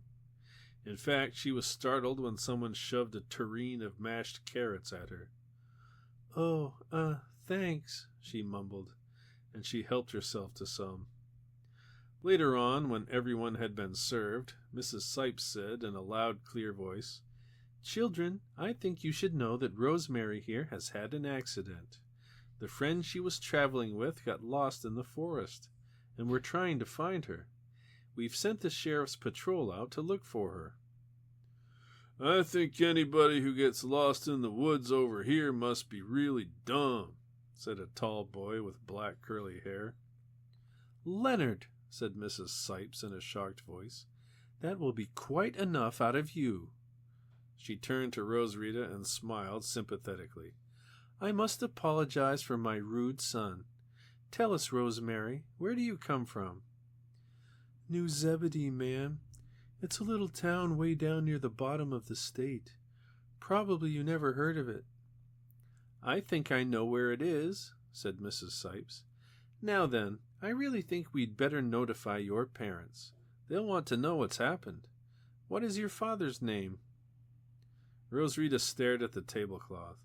She stuck out her lower lip and looked as sad as she could. "My folks are dead, both of them. I live with my Uncle Jonathan. He's my legal guardian, and his name is Jonathan Barnavelt, and he lives at 100 High Street." Mrs. Sipes looked surprised and saddened. "My Lord, you poor girl, what a string of misfortunes. First your parents dead, and now this to happen to you. Tell me, my dear, how did it happen?" Rosarita blinked. "How did what happen?" "How did your parents happen to die? Excuse me for going into something so sad right at this present moment, but I couldn't help wondering what had happened to them." Rosarita paused. There was a mischievous gleam in her eye. She was beginning to enjoy her own lying. At first she had been afraid of being found out, but now that Mrs. Sipes had swallowed both the Lost in the Forest story and the orphan story, not to mention Rosarita's fake name, Rosarita began to think that she would swallow anything, and inwardly she was chortling at her own cleverness in having made up the part about Jonathan being her guardian. There was a good one, since it would allow her to call up Jonathan and find out what she wanted to know without any more fooling around. Rosarita had intended to just say that her folks had been killed in a car accident, but now she decided to try for something fancy. It wouldn't do any harm. "My folks got killed in a funny kind of way," she began. "You see, my dad used to be a forest ranger. He used to walk around in the woods a lot and make sure there weren't any forest fires and that kind of thing. Well, one day he came across this beaver dam, and it was a really weird-looking kind of dam, all messy and screwed up. My dad had never seen a beaver dam that looked like it, not ever, and he wondered how come it looked the way it did. You see, what he didn't know was that the dam had been built by a beaver that had rabies. And then my dad brought my mom out to look at the dam, and the beaver bit 'em both and they died." Silence. Dead silence. Then Aggie's sister tittered, and one of the boys laughed. "Gee," said Leonard in a loud, sarcastic voice, "I would have thought that if a beaver had rabies, he would have just run off into the woods and die. Wouldn't you think so, Ted?" "Yeah," said the boy, who was sitting next to Leonard. "I never heard of anyone getting bit by a beaver that had rabies. And anyway, if that's what really happened, how'd you ever find out? If your folks got bit and died, they wouldn't have told you nothing, would they?" Rosarita could feel her face getting red. Everyone was looking at her, and she felt as if she were sitting there without any clothes on. She stared hard at her plate and mumbled, "It was a real rare kind of rabies." More silence, more staring. Finally, Mrs. Sipes cleared her throat and said, Rosemary, I think you'd better come into the other room with me for a minute, if you don't mind. And Aggie, you'd better come too." Aggie got up and followed Rosarita out of the room. With Mrs. Sipes leading the way, the glum little procession wound its way up the stairs and into a bedroom at the front of the house. Rose Rita and Aggie sat down side by side on the bed, and Mrs. Sipes closed the door softly behind her. "Now then," she said, folding her arms and staring hard at Rose Rita, "I have heard incredible stories in my time, but this one just about takes the cake. I thought there was something odd about that orphan tale, but Rosemary... By the way, is that your real name?" Rose Rita shook her head. "No, ma'am," she said in a tearful voice. "It's Rose Rita." Mrs. Sipes smiled a faint little smile. "Well, at least it's fairly similar. Now listen, Rose Rita," she said, staring straight into her eyes. "If you're in some kind of trouble, I'd like to help you. I don't know what moved you to concoct that ridiculous story about the beaver, but you'll have to lie better than that if you want to grow up to be a con man, or a con girl, or whatever it is you want to be. Now, do you suppose you could tell me honestly and truly what happened and why you're here?" Rose Rita glared balefully at Mrs. Sipes. She wondered what Mrs. Sipes would say if she told her about the patch of trampled grass with no path leading away from it. "I told you, Mrs. Sipes," said Rose Rita stubbornly. "I told you that my friend Mrs. Zimmerman is lost, and I don't know where she is. Honest to God." Mrs. Sipes sighed. "Well, my dear, I suppose that part of your story might be true. But I have never heard such an atrocious lie as that beaver story. Really, I haven't. Bit by a rabid beaver, indeed. And now you tell me that your real name is Rose Rita. All right, let's have some more of the truth. Are your parents dead or alive?" "My folks are alive," said Rose Rita in a dull, hopeless voice. "And their names are George and Louise Pottinger, and they live at 39 Mansion Street in New Zebedee, Michigan. And I'm their daughter. I really am honest. Cross my heart and hope to die." Mrs. Sipes smiled sympathetically at Rose Rita. "There now, isn't it easier to tell the truth?" Not much, thought Rose Rita, but she said nothing. Mrs. Sipes sighed again and shook her head. "I don't understand you, Rose Rita. I honestly don't. If it's true that you were traveling with a friend of your family's named Mrs. Zimmerman—" "It's true, all right," said Rose Rita, interrupting. "Her handbag is still on the kitchen table in that crummy old farmhouse, and it's probably got her driver's license and a lot of other stuff in it with her name on it. So there." She folded her arms and glared fiercely at Mrs. Sipes. "Very well," said Mrs. Sipes calmly. "As I was saying, if that part of your story is true, why on earth did you try to hide your parents' identity?" An answer sprang into Rose Rita's head, an answer that was partly true. "On account of my dad doesn't like Mrs. Zimmerman. He thinks she's a screwball, and if she turns up alive, my dad'll never let me go anywhere with Mrs. Zimmerman ever again." "Oh, now, I think you're being rather hard on your father," said Mrs. Sipes. "I don't know him, of course, but it's hard to believe that he'd think Mrs. Zimmerman was a screwball just because she got lost in the woods. Lots of people get lost every day." "Yeah," thought Rose Rita, "but if he ever found out Mrs. Zimmerman was a witch, he'd sure go through the roof. Besides, he can't help us. Uncle Jonathan is the only one that can." Rose Rita wiggled impatiently and dug her heel into the rug. She felt like a prisoner. If only Mrs. Sipes would just go away so she could call up Uncle Jonathan and find out what to do about Mrs. Bigger. He could give her a magic formula to use, and then everything would be all right. It was all very frustrating. It was almost like having your hands on something and having someone slap your hands away every time you made a grab. She needed that book, the magic book with a funny name. But she couldn't do a thing until Mrs. Sipes left her alone. While Rose Rita sat there stewing, Mrs. Sipes rattled on about responsibility and honesty, and how your parents were really your best friends if you gave them half a chance. When Rose Rita tuned back in on her, she was saying, "And I think that what we have to do now is call up your folks and tell them what happened. They'll want to know that you're okay. Then I'll drive you over to the Gunderson farm and see if everything is all right. You probably left everything wide open, and there are people who just walk in and take things, you know. After that, all we can do is wait." Mrs. Sipes walked over and sat down next to Rosrita on the bed. She put her arm around her. "I'm sorry to have been hard on you, Rosrita," she said softly. "I know you must be very upset because of what happened to your friend. But the police are out there now combing the woods. I'm sure they'll find her." Fat chance, thought Rosrita, but again she said nothing. Now if only Mrs. Sipes would get in her car and go over to the farm and leave her here alone. Go away, Mrs. Sipes, go away. First, though, Rosrita had to call her folks up. There was no getting around that. The three of them went downstairs, and Rosrita called up her parents long distance.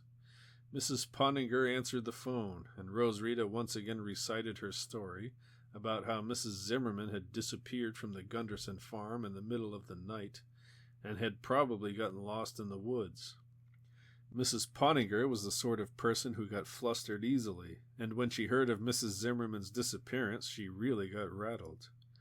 But she told Rosrita not to worry, that she and Mr. Pottinger would be up there to get her as soon as they could, and she insisted on being called the moment there was any news about Mrs. Zimmerman.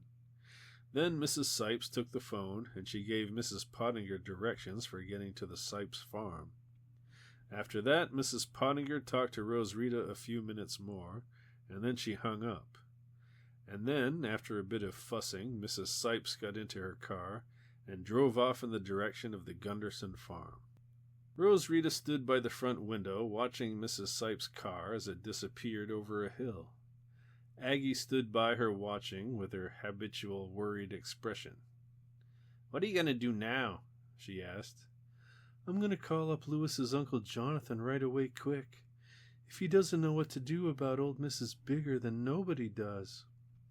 Rosrita felt excited. She already imagined herself armed with a spell and confronting Mrs. Bigger.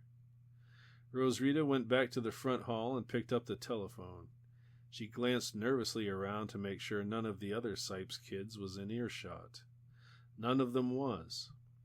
Aggie stood by Rosrita, anxiously waiting as she asked for the long-distance operator. "I want New Zebedee, Michigan, number 865, please, operator.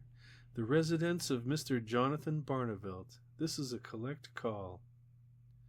Rosrita and Aggie waited. They could hear the operator ringing Jonathan's phone. Bzz, bzz, bzz. 8 times she let it ring, and then she said, in that sing-songy voice that Rosrita knew so well, "I am sorry, but the party does not seem to answer. Would you care to call later?" "Yeah," said Rosrita in a dull, hopeless voice.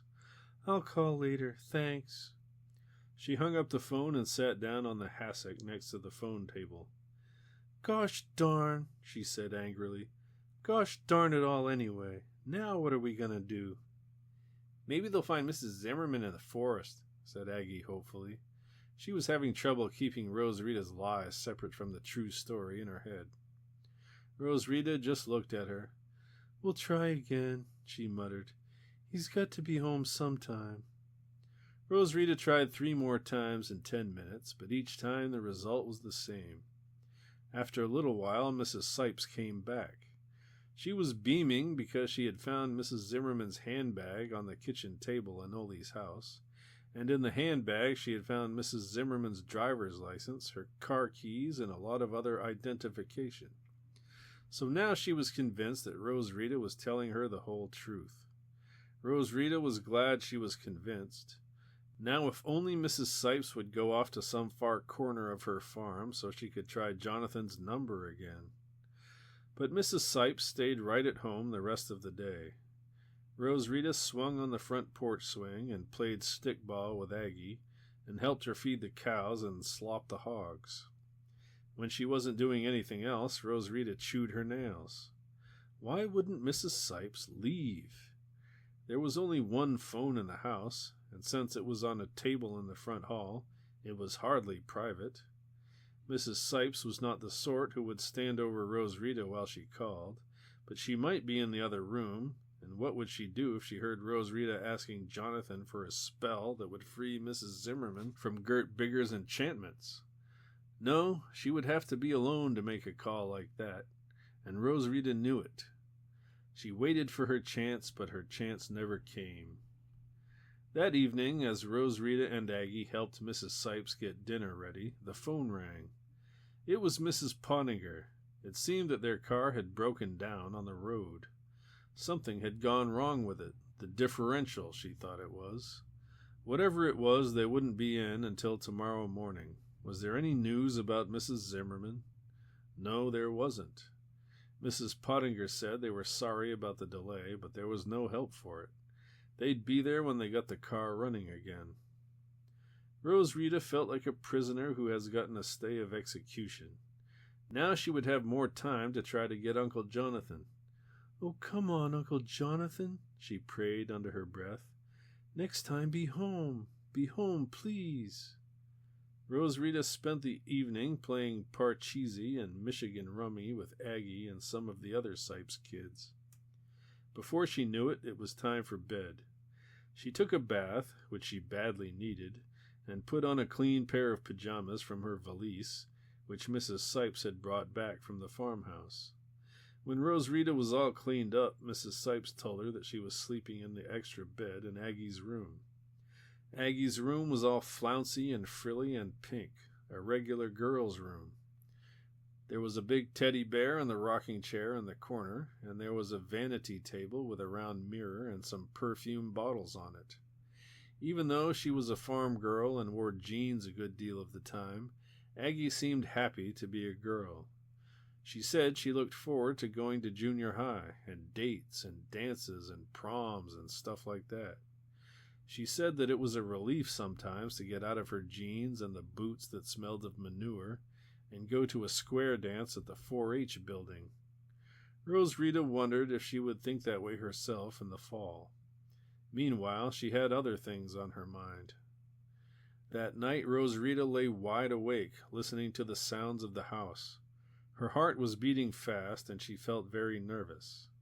The Sipes family went to bed at 10 because they had to be up at 6 in the morning to do chores. No exceptions were allowed.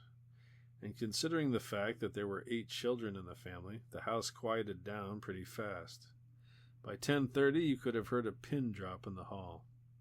"Are you awake, Rosarita?" Aggie hissed. "Of course I'm awake, you dope. I'm going to go down in a few minutes and try Uncle Jonathan's number again." "Do you want me to go with you?" "No.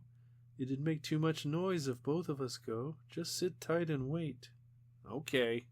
Minutes passed. When Rosarita was finally sure that the house was asleep, she got out of bed and tiptoed downstairs to the telephone.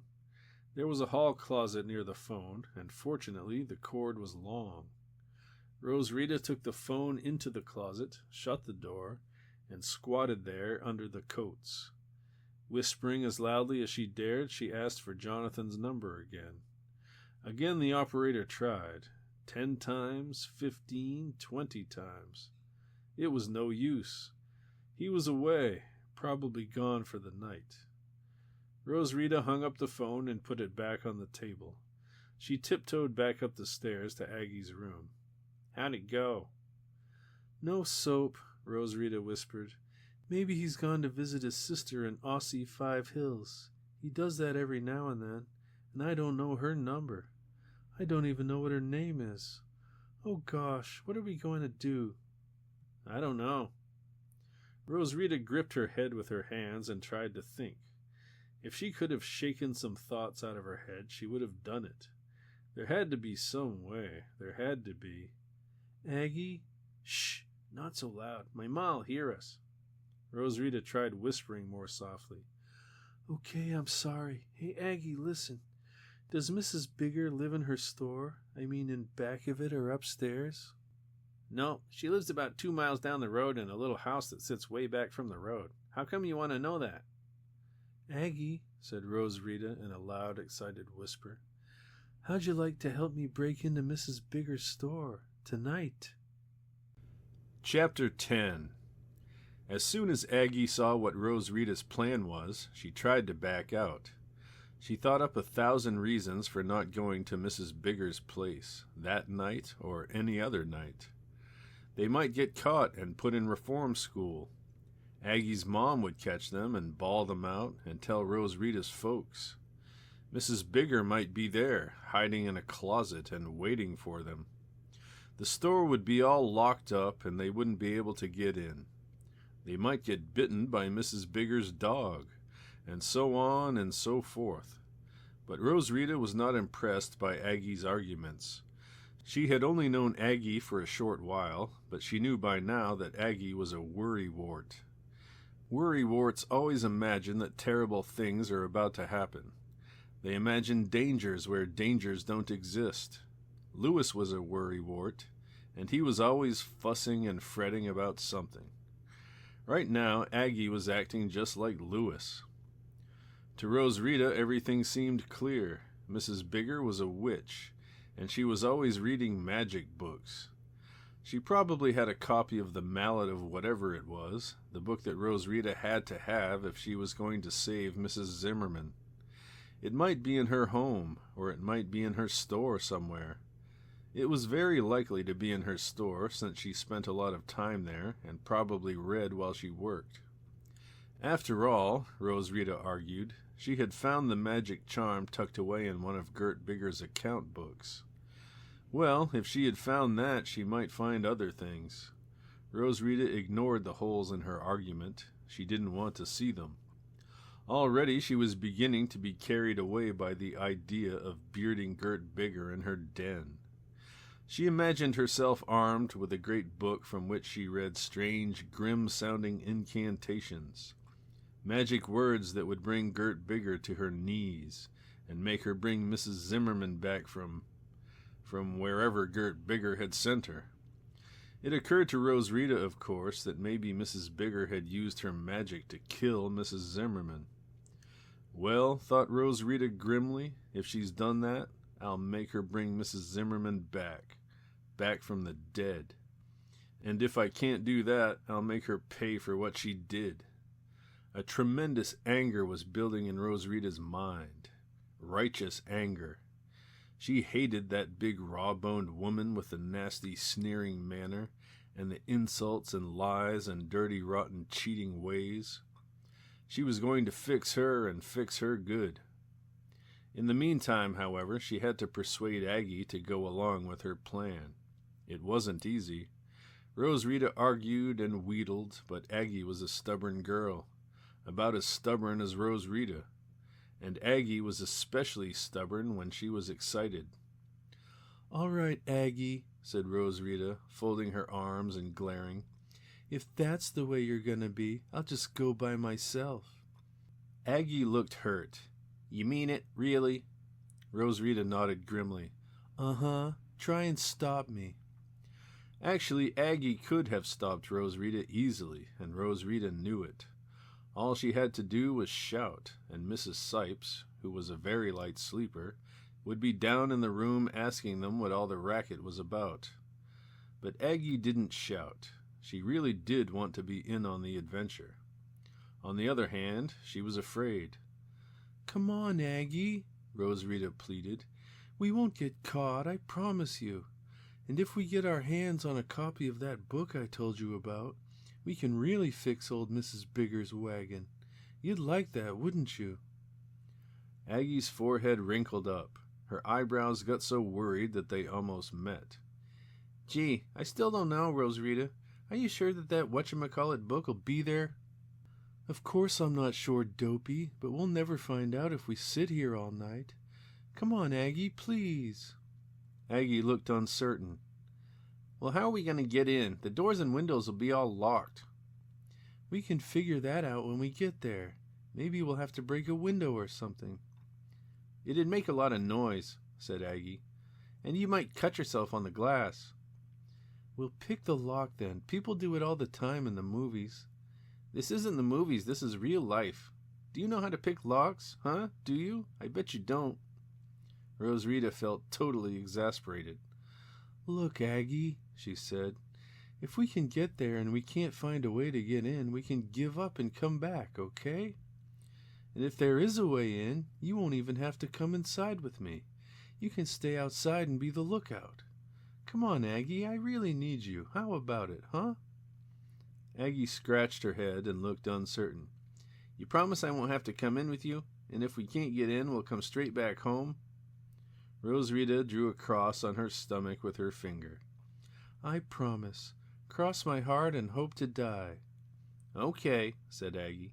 Wait till I get my flashlight. We'll need it. Working as quietly as they could, Rosarita and Aggie got into their clothes and put on their sneakers. Aggie dug a long-barreled flashlight out of her closet and poked around in her dresser drawer till she found an old Boy Scout knife. It had a black, wrinkly plastic handle, and inside a little glass bubble at one end of the handle was a compass. Aggie really couldn't say why she was taking along this particular piece of equipment, but she thought it might come in handy. When they were all ready, the two girls tiptoed to the door of the bedroom. Aggie led the way. Carefully, she opened the door just a crack and looked out. Okay, she whispered. Just follow me. The two girls tiptoed down the hall and down the stairs. They walked softly through rooms that lay gleaming in the moonlight till they reached the back door. The back door was propped open because it was a hot night, and the screen door was unhooked. They went out, closing the door softly behind them. Wow, breathed Rosarita. That part was easy. Aggie smiled shyly. Yeah, I've done it before. I used to go frog spearing with my brother down to the creek there, but my mom caught us and gave us heck. I haven't been out in the middle of the night since then. Come on. Aggie and Rosarita started walking down a rutty wagon road that ran between two plowed fields. They climbed a little fence and trotted along a grassy track that ran parallel to the main road. Rosarita saw at once that they were going back by the way they had come on the previous day when Aggie found Rosarita sleeping next to the cornfield. Now the field was on their left, rustling softly in the night breeze. Stars were clustered thick overhead, and crickets chirped in the tall grass. Before long, the girls passed the place where they had met. There was the droopy elm tree and the flat-topped boulder. They had been chattering excitedly, but now they grew quiet. They were not far from Mrs. Bigger's store. At the edge of the gravel road, the two girls paused. There was Gert Bigger's grocery store, shut up for the night. A yellow insect lamp lit up the front door, and through the wide plate glass window the girls could see a nightlight burning in the rear of the store. The sign with the flying red horse creaked gently in the wind, and the two gas pumps looked like soldiers on guard. Here we are, whispered Aggie. Yeah, said Rosarita. She felt something tighten up in her stomach. Maybe this was a dumb plan after all. She was about to ask Aggie if she really felt like going ahead with their plan, but she swallowed her fears and crossed the road. Aggie followed, glancing about her nervously. It looks okay, said Aggie, when they were both on the other side of the road. Her car's always parked over there when she's here, and it's gone. Good. Do you think we ought to try the front door? Well, you can if you want to, but I'm sure it'll be locked. Rosarita trotted up the steps and rattled the door. It was locked tight. She shrugged and ran back down the steps. Come on, Aggie. That's one down and a lot to go. It's such a hot night that she might have left one window open. Let's check the windows. Rosarita could feel her courage and her habitual optimism coming back. Everything would work out all right. They'd find a way in. Apparently Rosarita's optimism was catching. Aggie brightened up and became, for her, confident. Hey, that's an idea. Okay, we'll check. As they passed around the side of the building, the girls heard a loud clucking sound. There behind the fence was that poor bedraggled white chicken. It looked even more beat up and scrawny than it had when Rosarita saw it the day before. Old Gertie ought to feed it, Rosarita thought. As before, the hen was very excited. It ran back and forth behind the fence, clucking and flapping its wings. Oh, be quiet, Rosarita hissed. We're not going to chop off your head. Just cool down, for heaven's sake." The two girls started to inspect the windows on that side of the house. The ones on the first floor were shut tight, and it was likely that they were locked as well. Just to make sure, Roswitha got up on an orange crate and tried to move one of them. It wouldn't budge an inch. "Darn it all, anyway," she grumbled as she got down off the crate. "Oh, don't give up yet," said Aggie. "We haven't tried the... Oops, watch out!" Roswitha whirled around in time to see a car pass by. Its headlights swept across the side of the store and were gone. If the driver had been paying attention, he would have seen the two figures standing next to the store. But apparently he had not noticed. Roswitha felt exposed, as if she were in a fishbowl. She felt the danger of what she was doing. "Come on," she said, tugging nervously at Aggie's arm. "Let's go around to the back." The two girls walked around to the rear of the store. The little white hen, which had never stopped squawking since the time they had arrived, kept it up until they disappeared around the corner of the building. Roswitha was glad when it finally shut up. It was beginning to make her nervous. The two girls tried the back door. It was locked.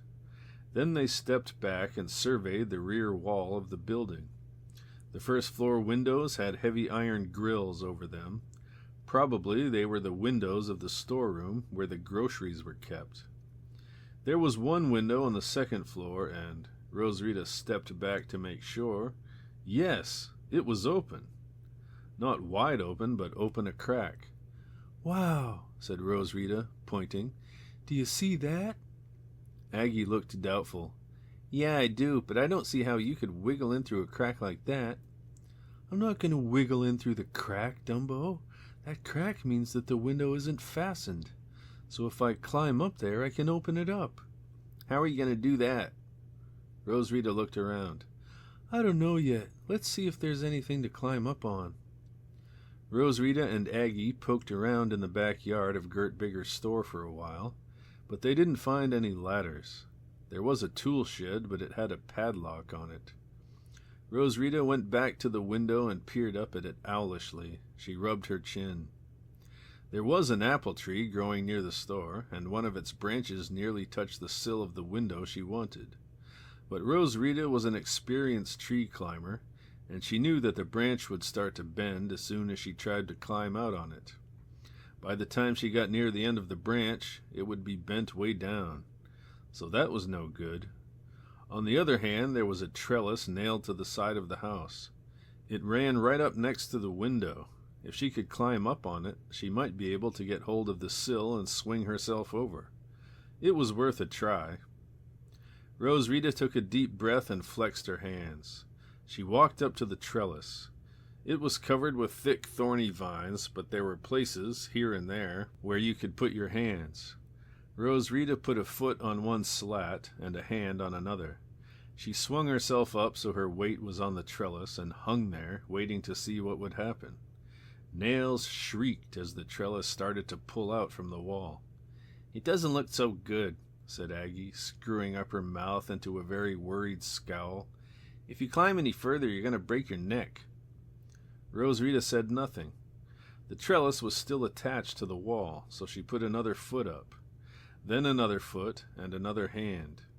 With a loud splintering, crackling, rustling, and squeaking noise, the trellis leaned lazily sideways. Nails and broken pieces of wood dropped to the ground.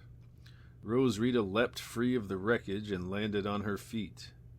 Aggie, with a little cry, dropped the knife in the grass and ran to Roswitha's side. She found her standing there, sucking a cut thumb and glaring hatefully at the ruined trellis. "Darn thorns, anyway," Roswitha grumbled. "Gee, is she ever going to be ticked off?" said Aggie. "Mrs. Bigger, I mean." Roswitha wasn't listening. She was wondering if maybe she could scale the side of the building. It wasn't very far up to the second story, and the white clapboard strips looked as though they might give her a handhold. She tried, but she slid down. She tried again with the same result. She stood there panting and red-faced. For the first time, she doubted the wisdom of her plan. "Let's go home," said Rose Rita bitterly. She felt the tears stinging her eyes. Are you giving up already? Said Aggie. Gee, I don't think that's a very good idea. We haven't looked at the other side of the store. Rose Rita gave a start and looked at Aggie. She was right.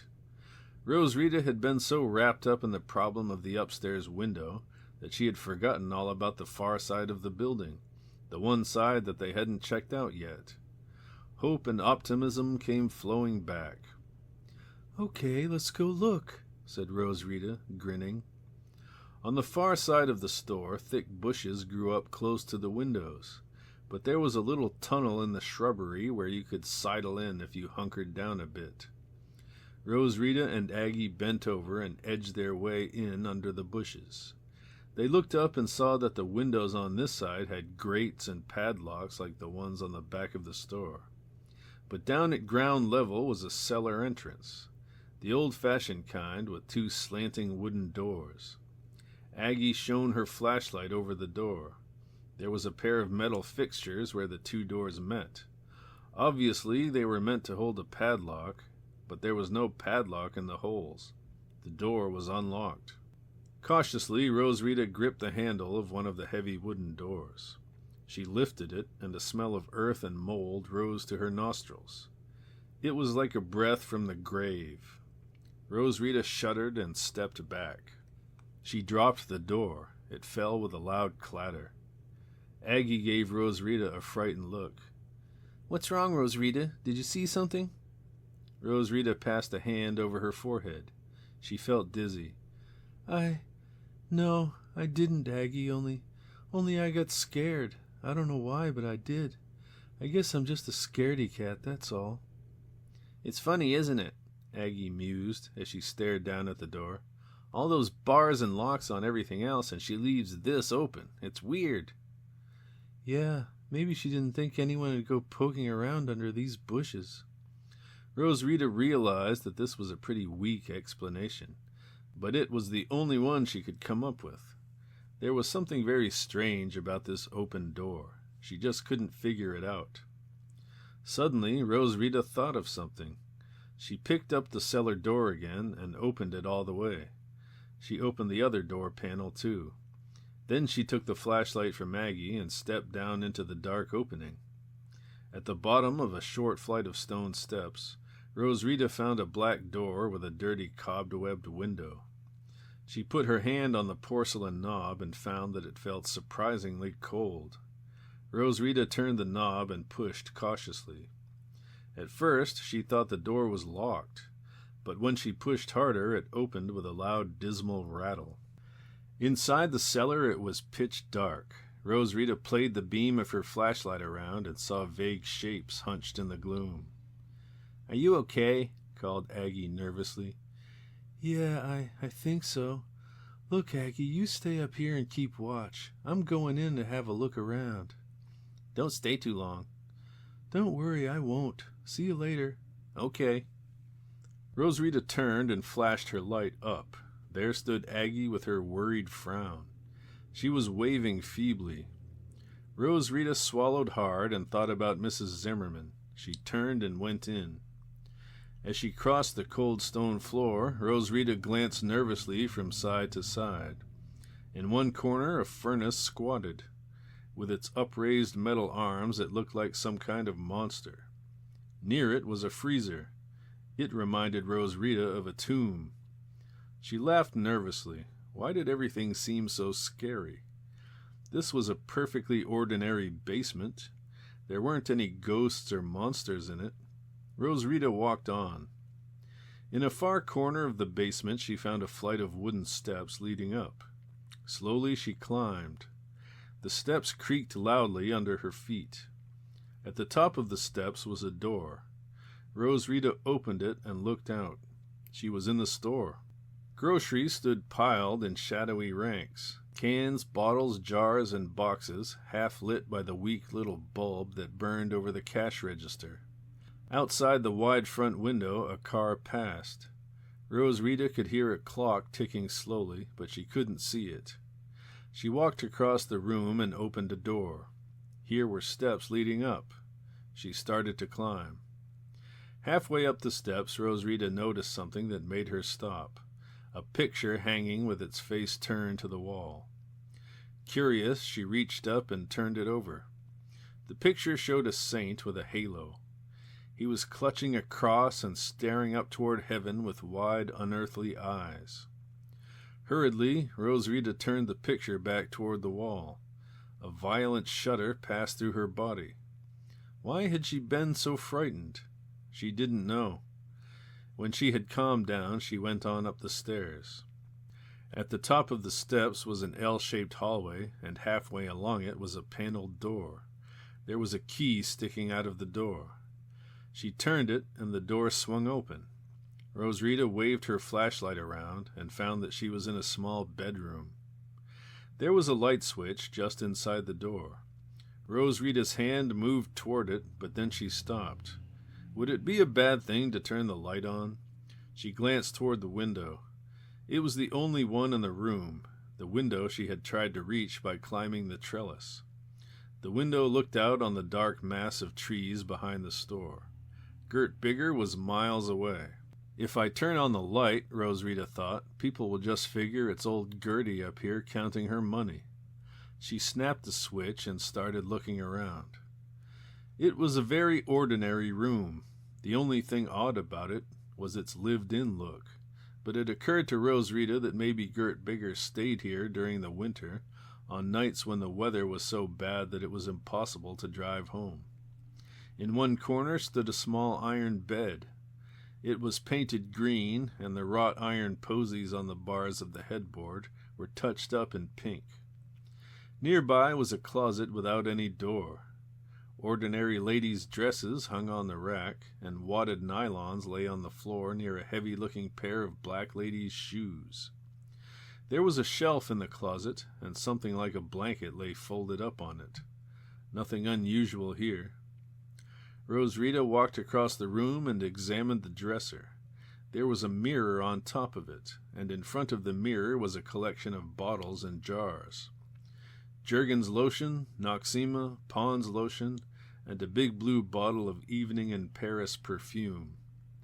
On the white linen runner lay tweezers and combs and brushes, and bits of tissue paper, and little curls of dark brown hair. There was a box of Kleenex, too. Roswitha turned and gazed around the room. Was there anything else here? There was. On a low table next to the bed was a large book. A big, heavy book with a tooled leather cover. The pages were edged in gilt, and there were fussy golden decorations on the spine and on the cover.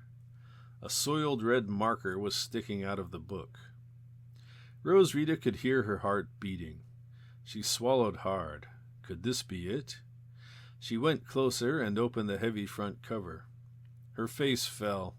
It wasn't the book she wanted. It was something called A Cyclopedia of Jewish Antiquities by the Reverend Meriwether Burchard, D.D., Lit. D. Well, at least it was a book of some sort. Roswitha started leafing through it. The book was printed in double columns of tiny black print, and it was full of dark, mysterious engravings. According to the captions, the pictures showed the Temple of Solomon, the Ark of the Covenant, the brazen laver, the seven-branched candlestick, and things like that. Roswitha knew what some of the things in the picture were. They were engravings like those in her grandmother's family Bible. Roswitha yawned. It looked like a pretty boring book. She looked around and sighed. This certainly wasn't any witch's den. Maybe she was wrong about Gert Bigger being a witch. Roswitha realized with a sinking heart that her witch theory was based on a lot of guesswork. Mrs. Bigger might have had a picture of Mordecai Hunks on her wall, but what did that prove? As for the photo Mrs. Zimmerman had found, it might all have been just a coincidence. As for the strange drawing and Mrs. Bigger's odd reading habits, well, she might just be one of those people who wanted to be a witch. Mrs. Zimmerman had told Roswitha once that there were lots of people who would love to have magical powers, although there wasn't a chance in a million that they would ever get them. People like that would read magic books in hope of getting to be magicians, wouldn't they? Well, wouldn't they? Rosita began to wonder if she hadn't made a terrible mistake. Some strange things had happened to her and Mrs. Zimmerman, but that didn't mean that old Mrs. Bigger had made them happen. She picked up her flashlight off the bed and was about to go downstairs when she heard a noise, a faint scratching at the door of the bedroom.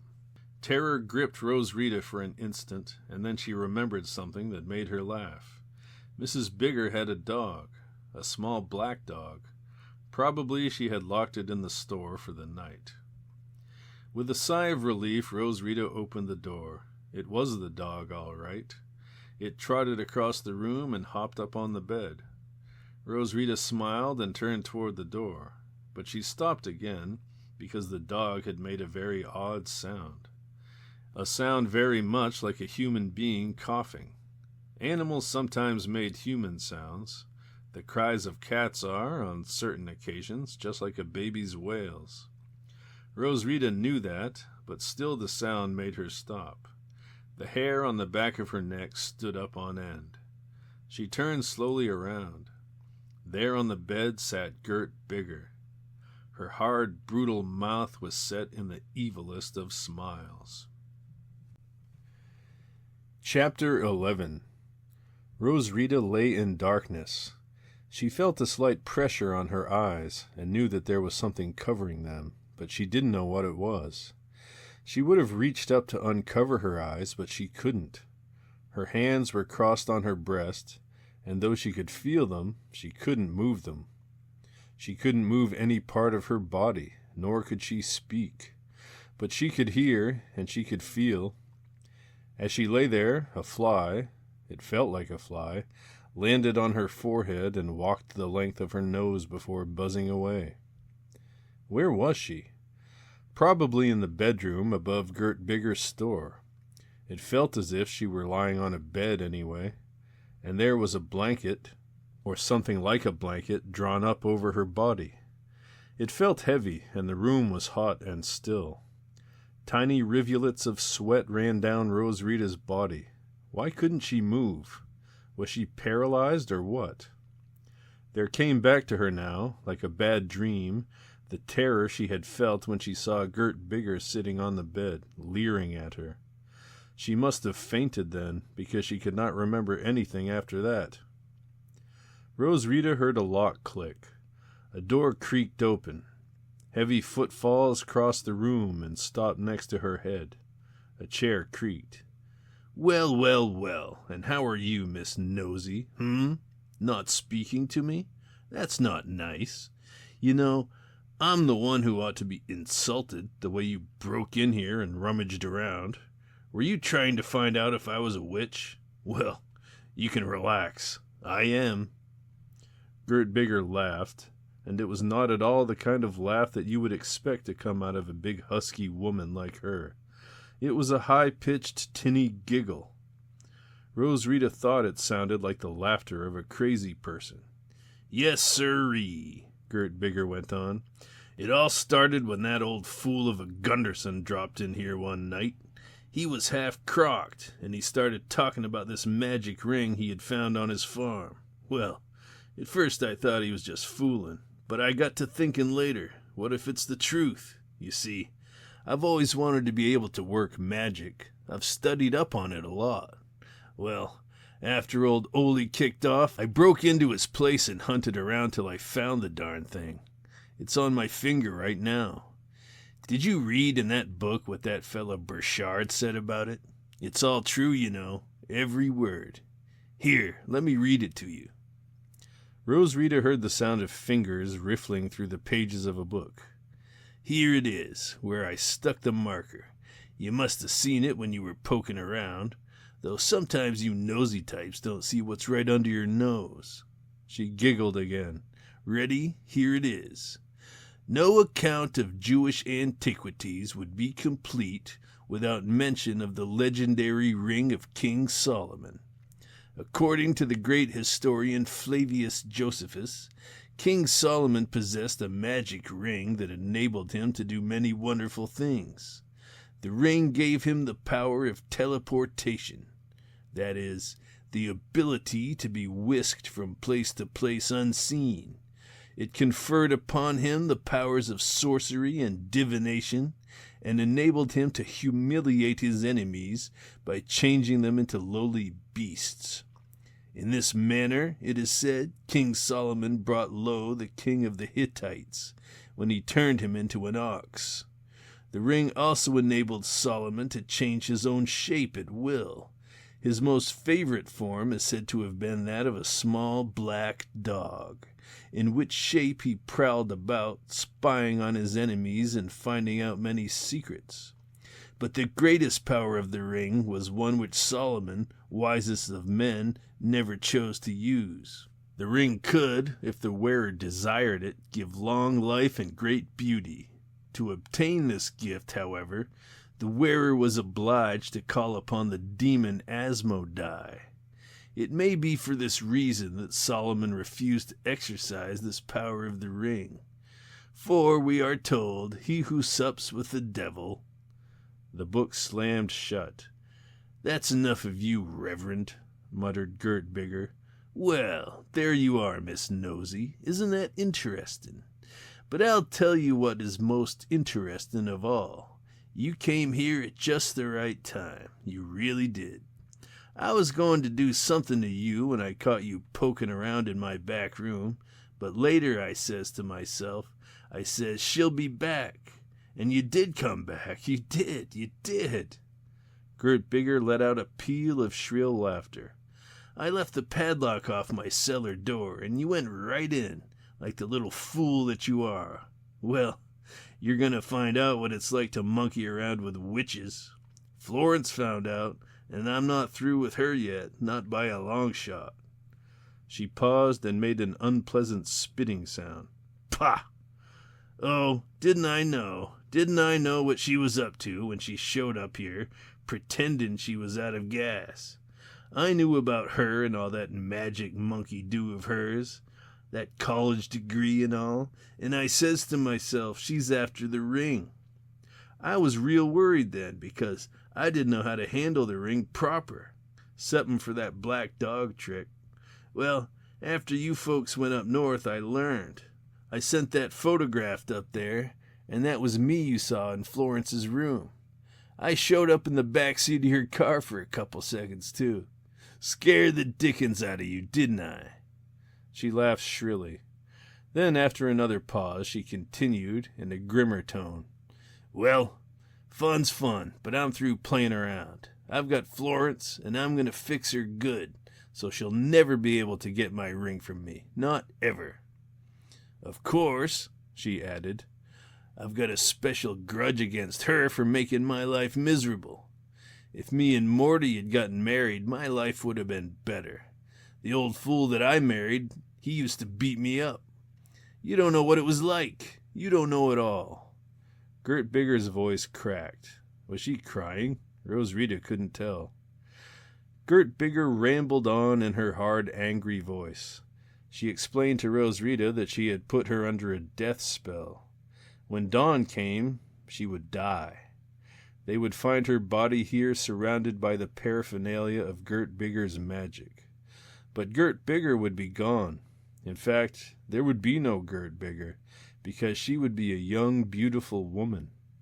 She had it all figured out. She would go away to another place and change her name.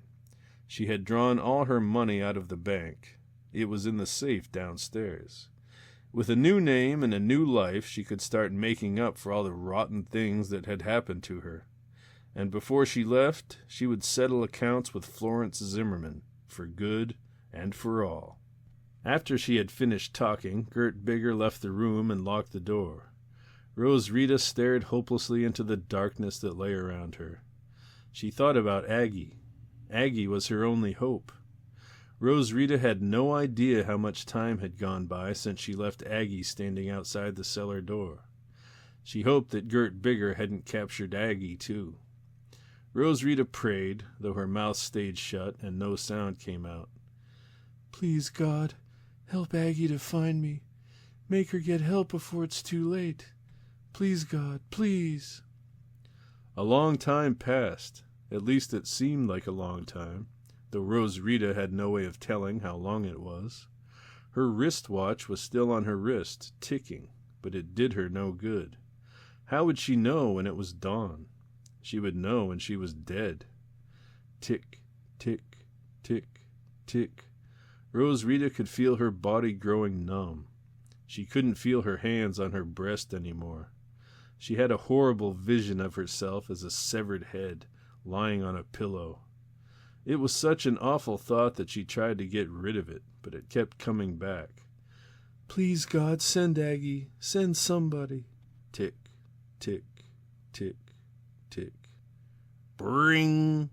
A doorbell was ringing. It rang several times, and then Rose Rita heard the muffled tinkling of the little bell above the door of the store. She heard nothing after that. If people were talking, she couldn't hear them. Silence. More time passed. Then Rose Rita heard the lock on the bedroom door click. Footsteps and the creak of a chair as somebody heavy sat down. My Lord, it takes all kinds to make a world, said Gert Bigger. Who do you suppose I've just been talking to? Guess. Give up? Mrs. Sipes, who lives down the road. Her and her daughter, Aggie, I think is her name. They were all wrought up because Aggie said I kidnapped you. Imagine that. Gert Bigger giggled. They had even brought a cop along with them to search the place. Well, I know my rights. He didn't have no search warrant, and I told him so. I says to him, I know my rights, and you can't come in. And no, I don't know nothing about no little girl. So there. Imagine the nerve of 'em coming here like that. Gert Bigger laughed again. The chair creaked as she rocked back and forth, laughing. The tiny flame of hope in Rose Rita's mind flickered out. She was going to die, and there was nothing that anyone could do about it. Gert Bigger left the room, and there was another long, dark silence. Rose Rita kept hearing little sounds, but she couldn't figure out what they were. Finally, the door creaked open again, and she heard Gert Bigger walking around the room. She was humming to herself, and there was a sound of drawers opening and shutting. She was packing up, getting ready to leave. After what seemed like a long time, Rose Rita heard the latches of a suitcase snap shut. Gert Bigger walked over to her chair by the head of the bed and sat down again. How are you doing, huh? Feel anything yet? This spell comes over you gradual-like, or so I'm told. But it won't be over with till dawn, and that's still a ways off yet. Okay now, I'm all ready to go. I haven't taken care of Florence yet, but I think I'll do that on my way out. I want her to see what I'm like after I've been changed. And you know what? Seeing as how you've been so nice and quiet, I'm gonna let you watch me do my little quick change act. Well, of course I'm kidding in a way, because I really can't let you see me. I'd have to take those things off your eyes, and that would break the spell. And we can't have that, can we? No, sirree. But I'll tell you what I'll do. I'll sit right here in this chair and summon up old Asmodai, and you can hear his voice. How'll that be? Let me see now. What is it that I do? Oh, yes. Gert Bigger clapped her hands 3 times and said in a loud, commanding voice, Send Asmodai to me, now. At first, nothing happened. Then, slowly, Rose Rita began to feel the presence of something evil. Feeling returned to her body. Her flesh was covered with goosebumps, and she felt cold. The air grew thick, and it was hard to breathe. Out of the darkness a harsh, whispery voice spoke. Who calls upon Asmodai? I do. I'm wearing the ring of King Solomon, and I want to be changed. I want to be young and beautiful, and I want to live for 1,000 years. Gert added quickly, but I don't want to get old. I want to stay young all the time. So be it, said the whispery voice.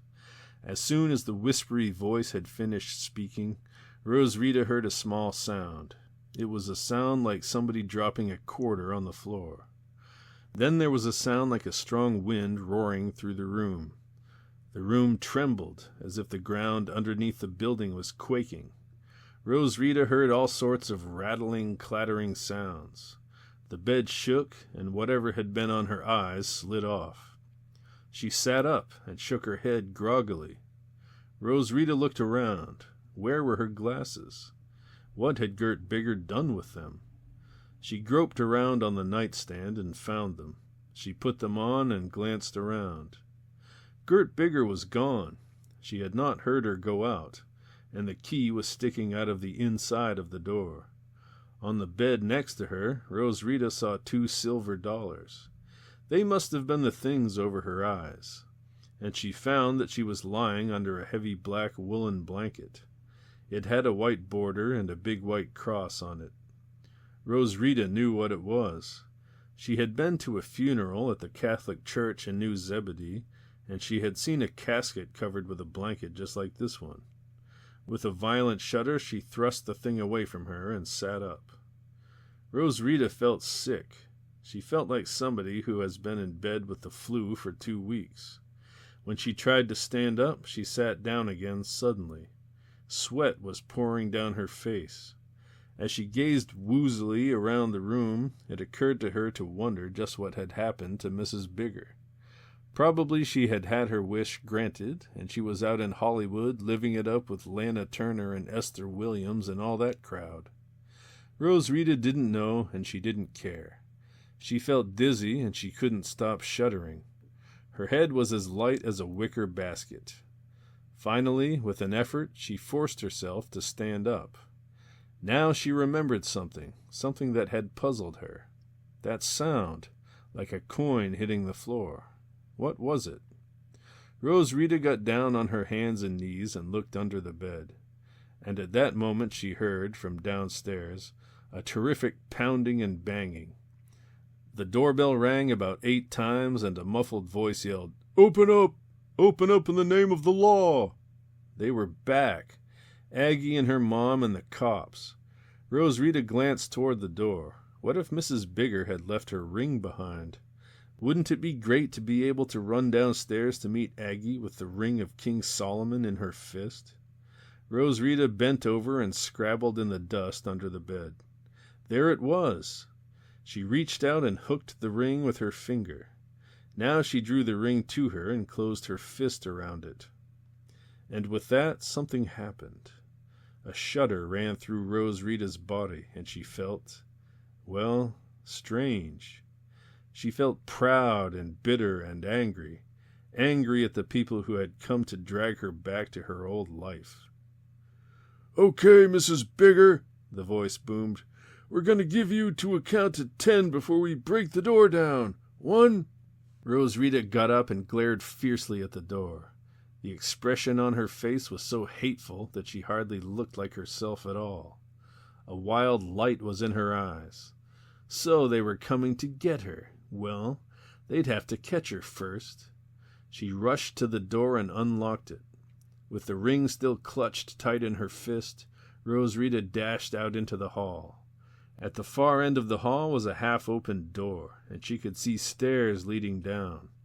It wasn't the staircase she had come up by. It was another one, leading to the back of the building. Rose Rita ran toward it. 6, 7. Down the stairs she clattered. At the bottom was a door with a night lock and a chain. Working furiously, yet never letting the ring out of her hand for a second, Rose Rita undid the locks and chains and bolts. 10! There was a loud crash and a babble of voices shouting. In the middle of it all, Rose Rita heard Aggie yelling, "Rose Rita, are you all right?" Rose Rita hesitated. She glanced waveringly toward the front of the store, where all the noise was coming from. Then her face hardened, and she gripped the ring tighter. Rose Rita turned and ran, out past the tool shed and the clothesline toward the dark mass of trees that grew right up to the edge of Gert Bigger's backyard. The shadow of the pines seemed to reach out and swallow her up. Chapter 12. Rose Rita ran through the woods, her feet slapping the ground under her. Bits and pieces of scenery jolted past, branches and stumps and fungi laddering tall dark trunks.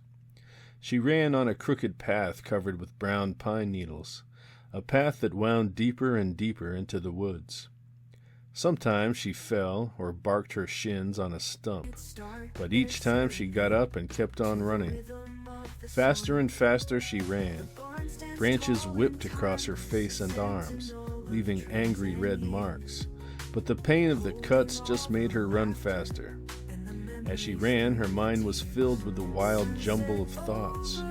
Images leaped before her like flashes of lightning. Rosita saw them as clearly as if they had been printed on the air. She saw the boy with the crew cut who had yelled, "You're a pretty funny kind of girl." She saw the girls standing on the sidelines at the Saturday night dance. She saw the black prison-like junior high building where she had to go next fall. She saw girls in flouncy dresses, girls who wore nylons and lipstick and mascara, asking her, "What's the matter with you? Don't you want to go on dates? Dating is fun." As Rosita ran, she thought she could hear someone behind her calling her name. The voice was faint and far off, but she was sure she had heard it call to her once or twice. "No," Rosita panted. "You're not gonna get me. I've had about enough. I've had about enough, and I'm gonna get what I want." On and on Rosita ran pell-mell through the dark pine forest. She left the path behind and half slid, half ran down the steep bank. The bank was covered with pine needles, and pine needles are slippery. She lost her footing and tumbled head over heels. Over and over she rolled. When she got to the bottom, dazed and sick and shaken, the first thing she did was make sure that she had the ring with her. There it was, still clutched tight in her fist. Rosita opened her hand only long enough to make sure the ring was safe. Then she closed her fist tight, staggered to her feet, and started running again. There was something inside her head that kept driving her on, something relentless and mechanical, like a piston. Go on," it said. "Keep going, keep going, keep going, keep going." Rosita splashed across a shallow little stream and started to climb the bank on the other side. But the bank was steep, and it was hard climbing with one hand doubled up into a fist. Rosita paused, panting, halfway up. Why not put the ring on? She opened her hand and gaped stupidly at the small, heavy object. It was too big. It would fall off her finger. How about putting it in her pocket? No, there might be a hole in the pocket. It might get lost. She had to know all the time that it was there. Rosita closed up her fist and climbed on, one-handed. She was a good climber, and there were roots here and there that could be used like the rungs of a ladder. Up she went. When she got to the top, she paused to catch her breath. "Rosita! Rosita, stop!" Rosita whirled. Who was that? It was a voice she knew. She was on the point of turning back when that driving piston in her head started up again. Go on, go on, go on. Let's go, let's go, let's go. Rosita glared back across the stream. There was a wild, insane anger in her eyes now. "Come and get me," she snarled through her teeth. Then she turned and ran on. On into the forest Rosita plunged. But now her legs were starting to give out. They felt like rubber. Lying under the spell in Gert Bigger's bed had weakened her, the way a long illness would have. Her side hurt, and when she tried to catch her breath, watery bubbles kept bursting in her mouth. She was wringing wet with sweat, and her glasses were fogged up. Rosita wanted to stop, but the driving piston wouldn't let her. It forced her on until, finally, she reeled out into a little clearing. Rosita fell to her knees and looked around. Where was she? What was she doing?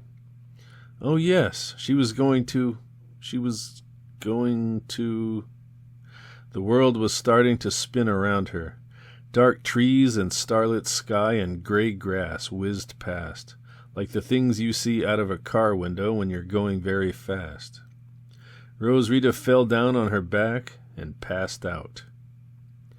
The first thing that Roswitha saw when she woke up, some time later, was a small, cold, pale moon shining down on her. She sat up and shook her head. All around her the dark trees stood, a ring of shadows cutting off escape. But she didn't want to escape, did she? No. She had come here to do something, but she couldn't for the life of her remember what it was. Roswitha felt a pain in her left hand. She picked her fist up off the grass and stared at it, as if it was something that belonged to somebody else. Slowly she opened her stiff, cramped, painful fingers. In her palm lay a large, battered ring.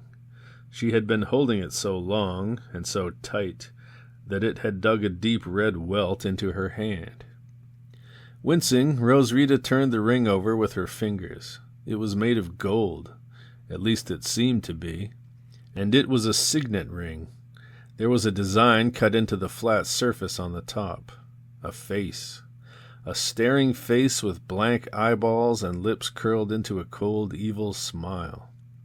Roswitha was fascinated by the face. It seemed so lifelike.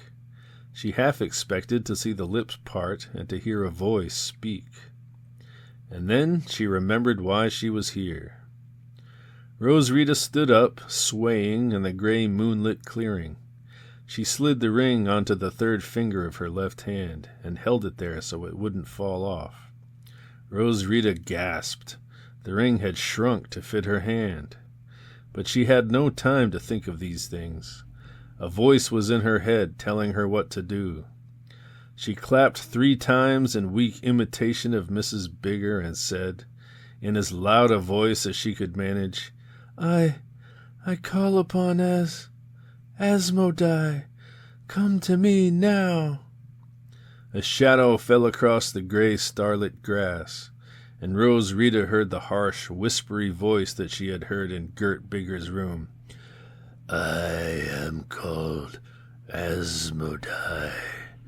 What do you want? Roswitha shivered. She felt cold and frightened and alone.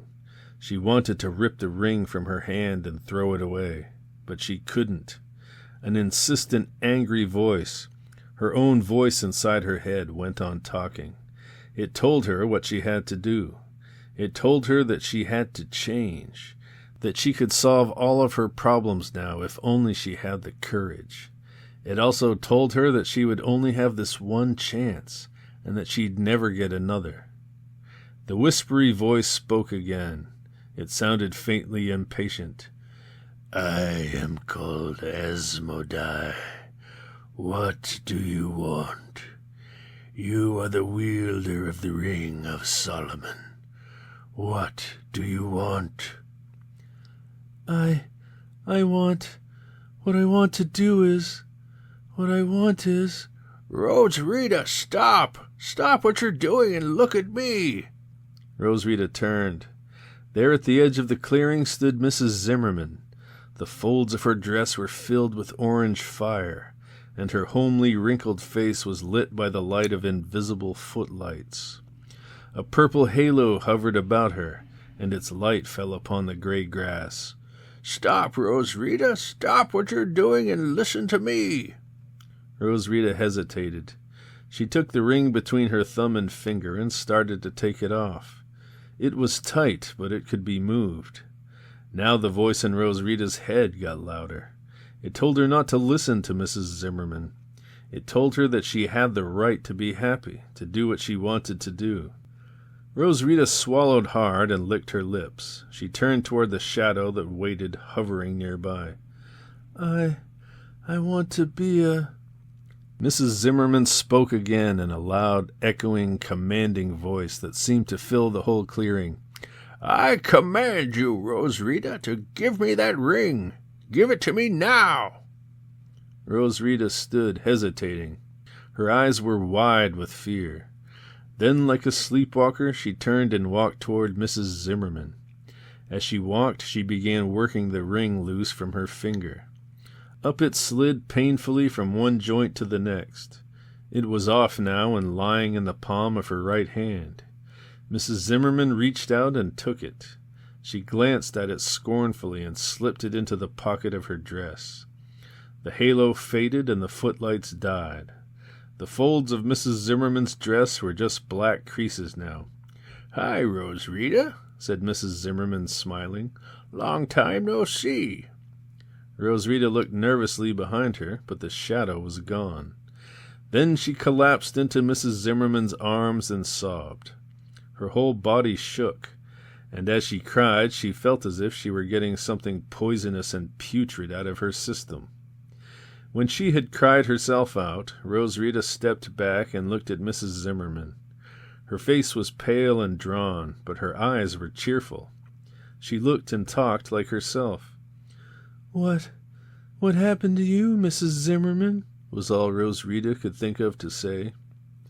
Mrs. Zimmerman laughed softly. "I might ask you the same question, my dear. By the way, were you scared of me when I showed up just now?" "I sure was. I was afraid you'd wave your wand and... Hey!" Suddenly Roswitha remembered. Mrs. Zimmerman's wand had been destroyed, and she had not made another. She was next door to powerless as a witch. Then how... Mrs. Zimmerman could tell what Roswitha was thinking. She laughed again. It was a pleasant sound, and nothing like Gert Bigger's insane giggle. "Roswitha," she said, chuckling, "you have been flim-flammed. I bluffed you. You see, I can still make myself look pretty darn terrifying with footlights and halos and all, but if you had chosen to go on with what you were doing, I wouldn't have been able to do a thing to stop you. Not a blessed thing." Roswitha stared at the ground. "I'm glad you bluffed me, Mrs. Zimmerman. I almost did something awful. But what happened to you? The other night, I mean. Where did you come from just now?" "From the chicken yard," said Mrs. Zimmerman, smiling wryly. "Haven't you guessed by now?" Roswitha's mouth dropped open. You mean you were..." Mrs. Zimmerman nodded. "Uh-huh, and I'll never be able to look at a plate of chicken salad in the face again as long as I live. Gertie did that to me with the ring, but in order for me to have been brought back to my proper shape, something must have happened to her. Do you know what it was?" Roswitha was utterly confused. I thought maybe you had figured out some way to break the spell she put on you. Isn't that what you did?" Mrs. Zimmerman shook her head. "No, my dear. Even in the days when I had my magic wand, I would have not been strong enough to defeat someone who had a ring like that one. No, Roswitha, all I know is this. One minute I was behind that fence, leading my chickeny life, and the next minute I was standing there like my old self. Something must have happened.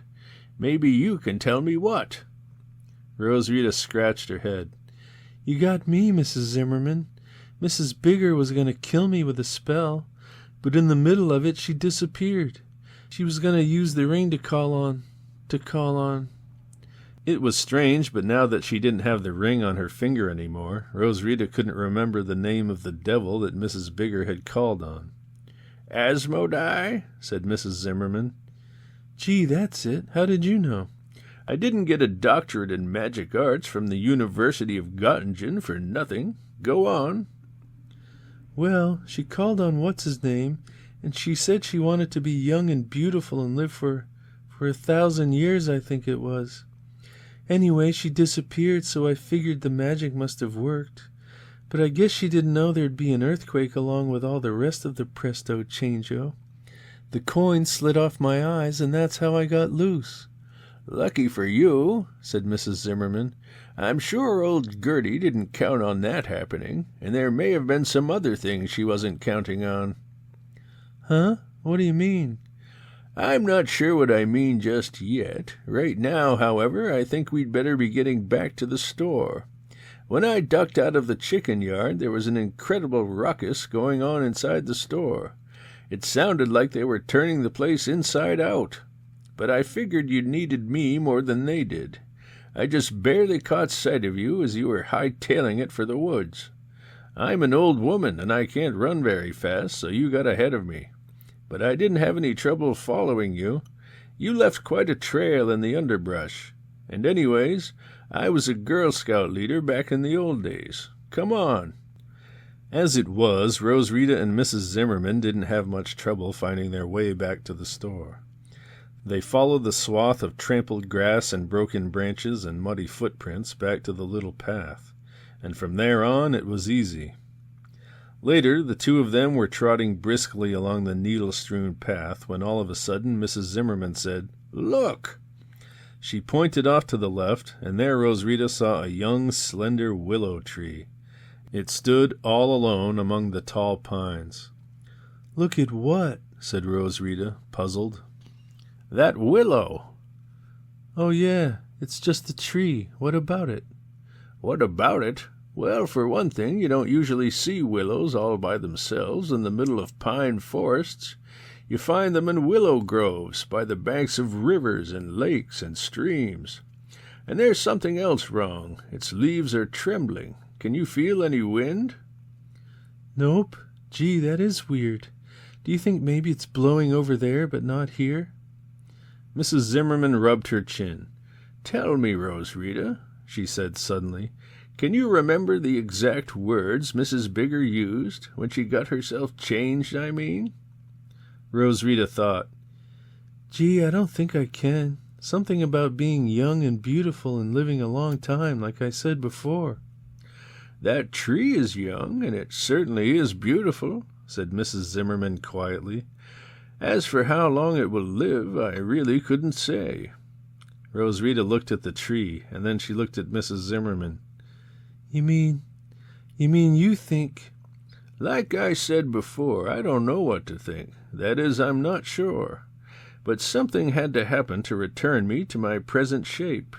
If a witch is changed into something else, a tree, for instance, she isn't a witch any longer, and all her enchantments are broken.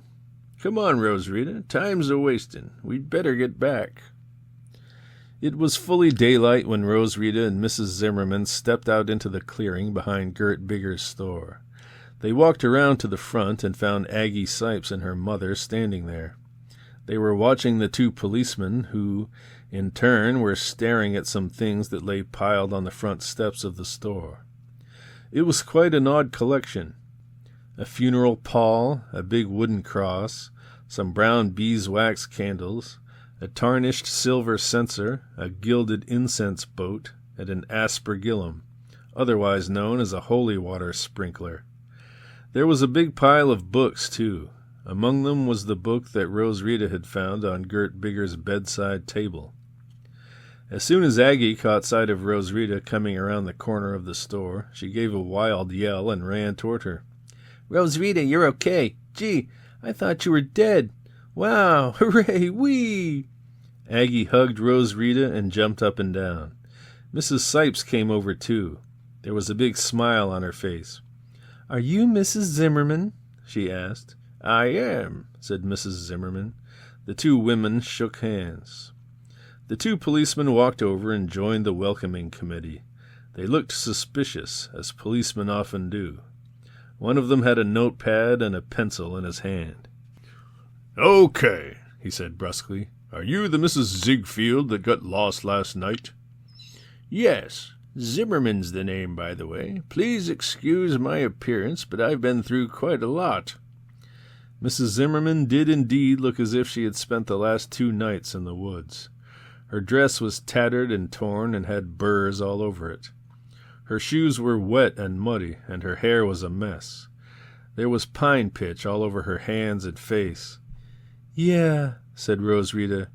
We She realized with a sudden shock that she couldn't tell these people what had happened. Not and expect to be believed, that is. We had quite an experience, the two of us," Mrs. Zimmerman cut in quickly. "You see, I went walking out behind the Gunderson farm night before last, and I got lost in the woods. I know you'll think I was daffy for going out in the rain like that, but the fact is I like walking in the rain. I love the sound of rain hitting the fabric of an umbrella. It's sort of a cozy sound, like rain on a tent roof. I hadn't intended to walk very far, but before I knew it, there I was, off the path and lost. Then, to make matters worse, the wind started blowing up a gale, and it blew my umbrella inside out, so I had to throw it away. Too bad, too, because it was such a nice umbrella. But as I was saying, I got lost, and I've been wandering about for 2 days. Luckily, I studied botany in college, and I know a little about what herbs and berries are safe to eat. So I'm a bit worn out, but otherwise okay, I think. Just by chance, I ran into Rose Rita, and she guided me back to civilization. And from what she tells me, she's had quite a horrifying experience herself. It seems that the old lady who runs this store had her bound and gagged and locked in a closet. Then she gave her some drug and took her out into the woods and left her to starve. Fortunately, Rose Rita knows a little woodcraft, and she was on her way back when she met me. Also, she added, reaching into her pocket, we found this out in the woods, and when it got light, we were able to use it to help us find our way back. It was Aggie's Boy Scout knife, the knife with the compass in the handle. Mrs. Zimmerman had found it where Aggie dropped it in Gert Bigger's backyard. Rose Rita stared at Mrs. Zimmerman in pure admiration. She had told some good lies in the past, but never any quite as good as the one that Mrs. Zimmerman told. But then Rose Rita remembered Aggie. She knew the real story of how Mrs. Zimmerman had disappeared, and she knew about the knife since she was the one who had dropped it. Would she spill the beans? Rose Rita glanced nervously at her and saw, to her surprise and irritation, that Aggie was trying hard to suppress a giggle. It was the first time Rose Rita had ever seen Aggie laugh. But Aggie said nothing, and fortunately her mother did not notice the laughing fit that had come over her. The policeman with the notepad had not noticed either. He had been busy jotting down every word Mrs. Zimmerman said. "Okay now," he said, looking up from his work. "Mrs. Ziegfeld, you got any idea what happened to the old lady that ran this store?" Mrs. Zimmerman shook her head. "None whatsoever, officer. Can't you find her?" "Nope, but we're going to put out an all-points bulletin for her arrest. Boy, was she crazy. Did you see all this stuff?" He pointed toward the pile at the foot of the steps.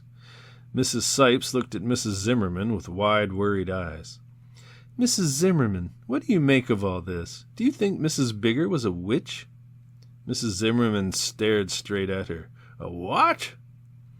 "A witch. I mean, look at all these things. I can't imagine why else she would have—" Mrs. Zimmerman put her tongue between her teeth and made a tisk-tisk sound. She shook her head slowly. "Mrs. Sipes," she said in a shocked voice, "I don't know what you've been telling your daughter, but this is the 20th century. There are no such thing as witches." Chapter 13. When the Pottingers arrived at the Sipes farm later that morning, they found the Sipeses, their 8 children, Mrs. Zimmerman, and Rose Rita, all huddled around a radio on the front porch of the farmhouse. They were listening to a radio report on what had come to be known as the Petoskey witch case. The Pottingers were, of course, pretty tense to begin with. But when they found out that their daughter had, for a little while, been the prisoner of an elderly lunatic who imagined herself to be a witch, well, they really got the jitters. Mrs. Zimmerman did her best to calm them down. She pointed out that, after all, she and Rose Rita were safe, and the whole adventure, terrifying as it had been, was over. It seemed clear that if he could have found some way to do it, Mr. Pottinger would have blamed the whole affair on Mrs. Zimmerman's screwballishness. But he didn't have time to do any blaming, what with all the fuss and flurry and tearful reunions going on around him. Mr. Sipes, who had come back from his business trip earlier that morning, took Mr. Pottinger out to show him the barn, and the Pottingers were invited to stay for lunch. Around 2 that afternoon, the Pottingers drove back to New Zebedee with Rose Rita. Rose Rita and Aggie had a tearful farewell at the car window, and they promised to write to each other a lot during the next year. The last thing that Aggie said as the Pottingers were about to drive away was, I hope you don't get a flat tire. They're awful hard to fix." Mrs. Zimmerman stayed behind. She said, rather mysteriously, that she had some business to attend to. Rose Rita figured that it had something to do with the magic ring, but she knew from past experience that Mrs. Zimmerman wouldn't tell her anything more until she was darn good and ready. About a week after she got back to New Zebedee, Rose Rita received a purple-bordered letter in the mail. Inside was a piece of lavender-colored stationery, and on it this message was written. "My dear, I'm back, and so is Lewis, for the time being. It seems that the pump that supplies the water to his camp broke down, and they're sending the kids home till they get it fixed. Some time or other, Lewis will be going back for the rest of the camp session, but in the meantime, you are hereby invited to a coming home from camp for now party for Lewis at my cottage on Lion Lake next Saturday. Plan to stay overnight. If it's okay with your folks, I'll be around to get you and Bessie after lunch. It should be a lot of fun. Bring your swimming suit. Yours, Florence Zimmerman. P.S. Don't bring any presents for Lewis. He's bringing home enough stuff from camp as it is." Rose Rita had no trouble persuading her mother to let her spend the night at Mrs. Zimmerman's cottage. And so on Saturday off she went, valise in hand, to Lion Lake. All the way out to the cottage, Rose Rita tried to find out if Mrs. Zimmerman had discovered anything about the ring. But Mrs. Zimmerman said nothing. When they pulled into the driveway of the cottage, there was another car parked in front of them. Jonathan's car. "Hi, Rose Rita. Gee, you look great." There was Lewis. He was wearing his bathing suit. "Hi yourself," Rose Rita yelled, waving. "Where'd you get that suntan? Out at the camp?" Lewis grinned happily. He had been hoping she would notice. "Yeah. Hey, hurry up and get into your suit. Last one in is a wet hen." Lewis reddened and covered his mouth with his hand. He had heard some of the story of Gert Bigger and the ring from Jonathan, and he knew what he had said. Rose Rita glanced quickly at Mrs. Zimmerman, who was coughing rather loudly and trying to blow her nose at the same time. As soon as Rose Rita had gotten her suit on, she ran down the long, sloping lawn and dived into the water. Lewis was there ahead of her. He was swimming. Back and forth, up and down. It was only dog paddling, but for Lewis that was something. For as long as Rose Rita had known him, Lewis had been scared of the water. Usually, when he went in, he just stood around and splashed, or floated on an inner tube. Rose Rita was overjoyed. She had always wanted for Lewis to know how to swim, so they could go swimming together. Of course, he was still scared of deep water, but he was getting more confident. Next year, he said, he'd get his intermediate swimmer's card for sure. Later, Rose Rita and Lewis were sitting on the lawn with towels wrapped around them. Nearby, on lawn chairs, were Jonathan and Mrs. Zimmerman. Jonathan was wearing his white linen suit, which he only wore on special occasions during the summer. The last special occasion had been VJ Day, so the suit was looking rather yellow, and it smelled of mothballs. Mrs. Zimmerman was wearing a new purple dress. She had thrown away the one she had been wearing on her vacation because there were so many unpleasant memories associated with it. She looked rested and healthy.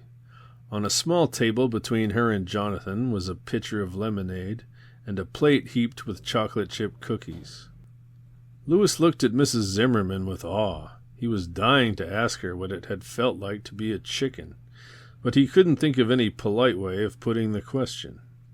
Besides, she was likely to be sensitive on the subject. So Lewis just ate his cookie and drank his lemonade and said nothing. "All right, Florence," said Jonathan, puffing impatiently at his pipe.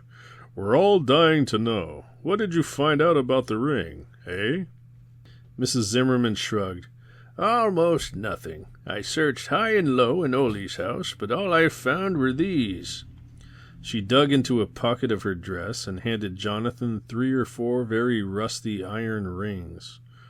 "What are these?" he said, turning them over. "Are they rejects from Ole's magic ring factory?" Mrs. Zimmerman laughed. "No, at least I don't think they are. I found them in a bowl in the back of the cupboard in Ole's kitchen. Do you really want to know what I think they are?" "What?" "Well, the Vikings used to wear leather breastplates with iron rings sewed to them. They called the breastplates burnies, I think. Anyway, these rings look like some I saw once in a museum in Oslo. I think Ole must have dug these up along with the arrowheads and the ring." "Now, wait a minute, Florence. I know I've got a beard, but it's not long and white, and I've still got most of my marbles. Are you trying to tell us that the Vikings brought that ring over to America with them?" "I'm not trying to tell you anything, Weird Beard. I'm just showing you what I found. You can think what you like. I'm just saying that these rings look like Viking artifacts. The Vikings roamed all over the world. They even went to Constantinople, and a lot of the treasure of the ancient world found its way here. There are 1,000 other ways they might have found the ring, of course. I don't know.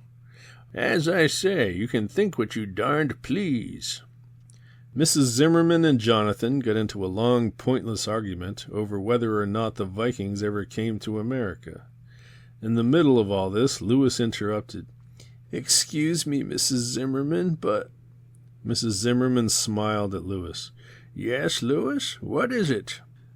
"Well, I was just wondering, are you sure it really was King Solomon's ring?"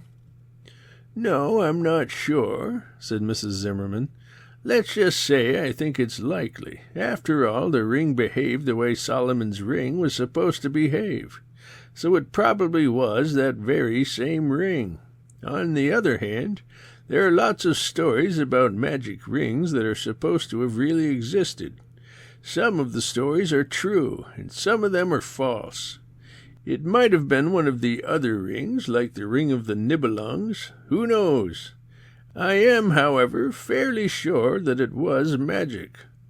"What did you do with the darned ring?" asked Jonathan. "Ha!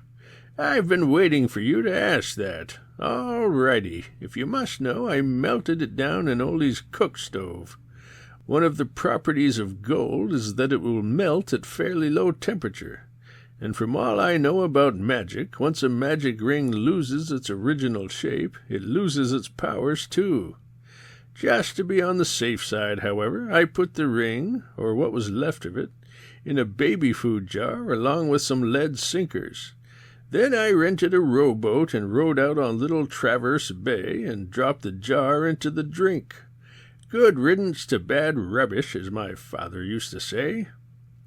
Lewis could not contain himself any longer.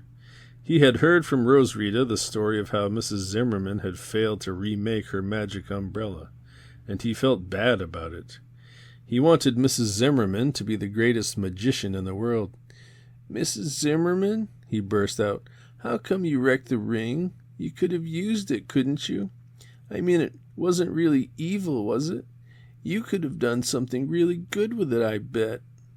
Mrs. Zimmerman gave Lewis a sour look. "You know who you sound like, Lewis? You sound like those people who keep telling us that the atomic bomb is a really wonderful thing, that it isn't really evil, though it has been put to evil purposes." Mrs. Zimmerman heaved a deep sigh. "I suppose," she said slowly, "I suppose that Solomon's ring, assuming that's what it really was, could have been put to some good use. I thought about that before I melted the thing down. But I said to myself, do you really think you're such an angelic creature that you could resist the urge to do nasty things with the ring? Then I asked myself, do you want to sit on the blamed thing for the rest of your life, always worrying and fidgeting for fear someone like Gert Bigger might grab it away from you? The answer to both of those questions was no, and that is why I decided to get rid of the ring. As you may know, Lewis, I don't have much magic power anymore, and you know what? It's a relief. I'm going to spend the rest of my days snapping matches out of the air and trying to beat Weird Beard over here at poker. Not, she added, with a sly glance at Jonathan, "that either of those things takes a great deal of talent to do." Jonathan stuck out his tongue at Mrs. Zimmerman, and then both of them laughed. It was a happy, relaxed sound, and Lewis and Roswitha joined in. There was more swimming and more eating. After the sun went down, Jonathan built a bonfire down on the beach, and they all roasted marshmallows and sang songs. Lewis handed around presents. They were all the things he had made at scout camp. He gave Jonathan a copper ashtray, and he gave Mrs. Zimmerman a necklace of purpley white seashells. To Roswitha he gave a leather belt and a neckerchief slide that he had whittled. It was painted green with yellow spots, and the lump on the front was supposed to look like a toad. Well, at any rate, it had eyes. Much later that evening, after Lewis and Jonathan had gone home, Roswitha and Mrs. Zimmerman were sitting by the embers of the bonfire. Out across the darkened lake they could see the lights of other cottages. From somewhere came the sleepy drone of a motorboat. "Mrs. Zimmerman," said Roswitha. "Yes, my dear, what is it?" "There's a couple of things I have to ask you. First of all, how come that ring didn't put the old whammy on you the way it did on me when I picked it up? When I gave it to you, you just looked at it as if you couldn't have cared less, and then you stuck it in your pocket. How come?" Mrs. Zimmerman sighed. Roswitha heard her snap her fingers, and she saw the brief, tiny flare of a match, and she smelled cigar smoke. "Why, wasn't I affected?" said Mrs. Zimmerman as she puffed. "You know, that's a good question. I guess it's because I'm really happy the way I am. You see, I think a ring like that can only exercise power over someone who isn't satisfied with himself or herself." Roswitha blushed. She still felt ashamed of what she had tried to do with the ring. Did you ever tell Uncle Jonathan what I was going to do when you stopped me?" "No," said Mrs. Zimmerman softly, "I did not. As far as he knows, the ring dragged you off to some mysterious meeting with the devil. Remember, you never actually said what you wanted to do, though it wasn't hard for me to guess. And by the way, don't feel so bad. Lots of people would have wished for worse things than you wished for. Far worse things." Roswitha was silent for a while. Finally she said, "Mrs. Zimmerman, do you think I'll have a lousy time in school this fall? And what about when I'm a grown-up? Will things be different then?" "My dear," said Mrs. Zimmerman slowly and deliberately, "I may be a witch, but I'm not a prophet. Seeing into the future was never my line, even when I had my magic umbrella. But I will tell you this. You have a lot of wonderful qualities. When you tried to drive Bessie, for example, lots of girls your age would have been too chicken to even try. That took guts. It also took guts to break into Mrs. Bigger's store in the hope you might be able to rescue me.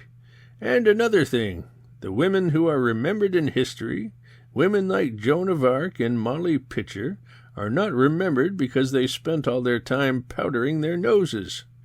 As for the rest, you'll just have to wait and see how your life turns out. That's all I can say." Roswitha said nothing. She poked in the ashes with a stick while Mrs. Zimmerman smoked. After a while, the two of them got up, kicked some sand over the fire, and went to bed. The end.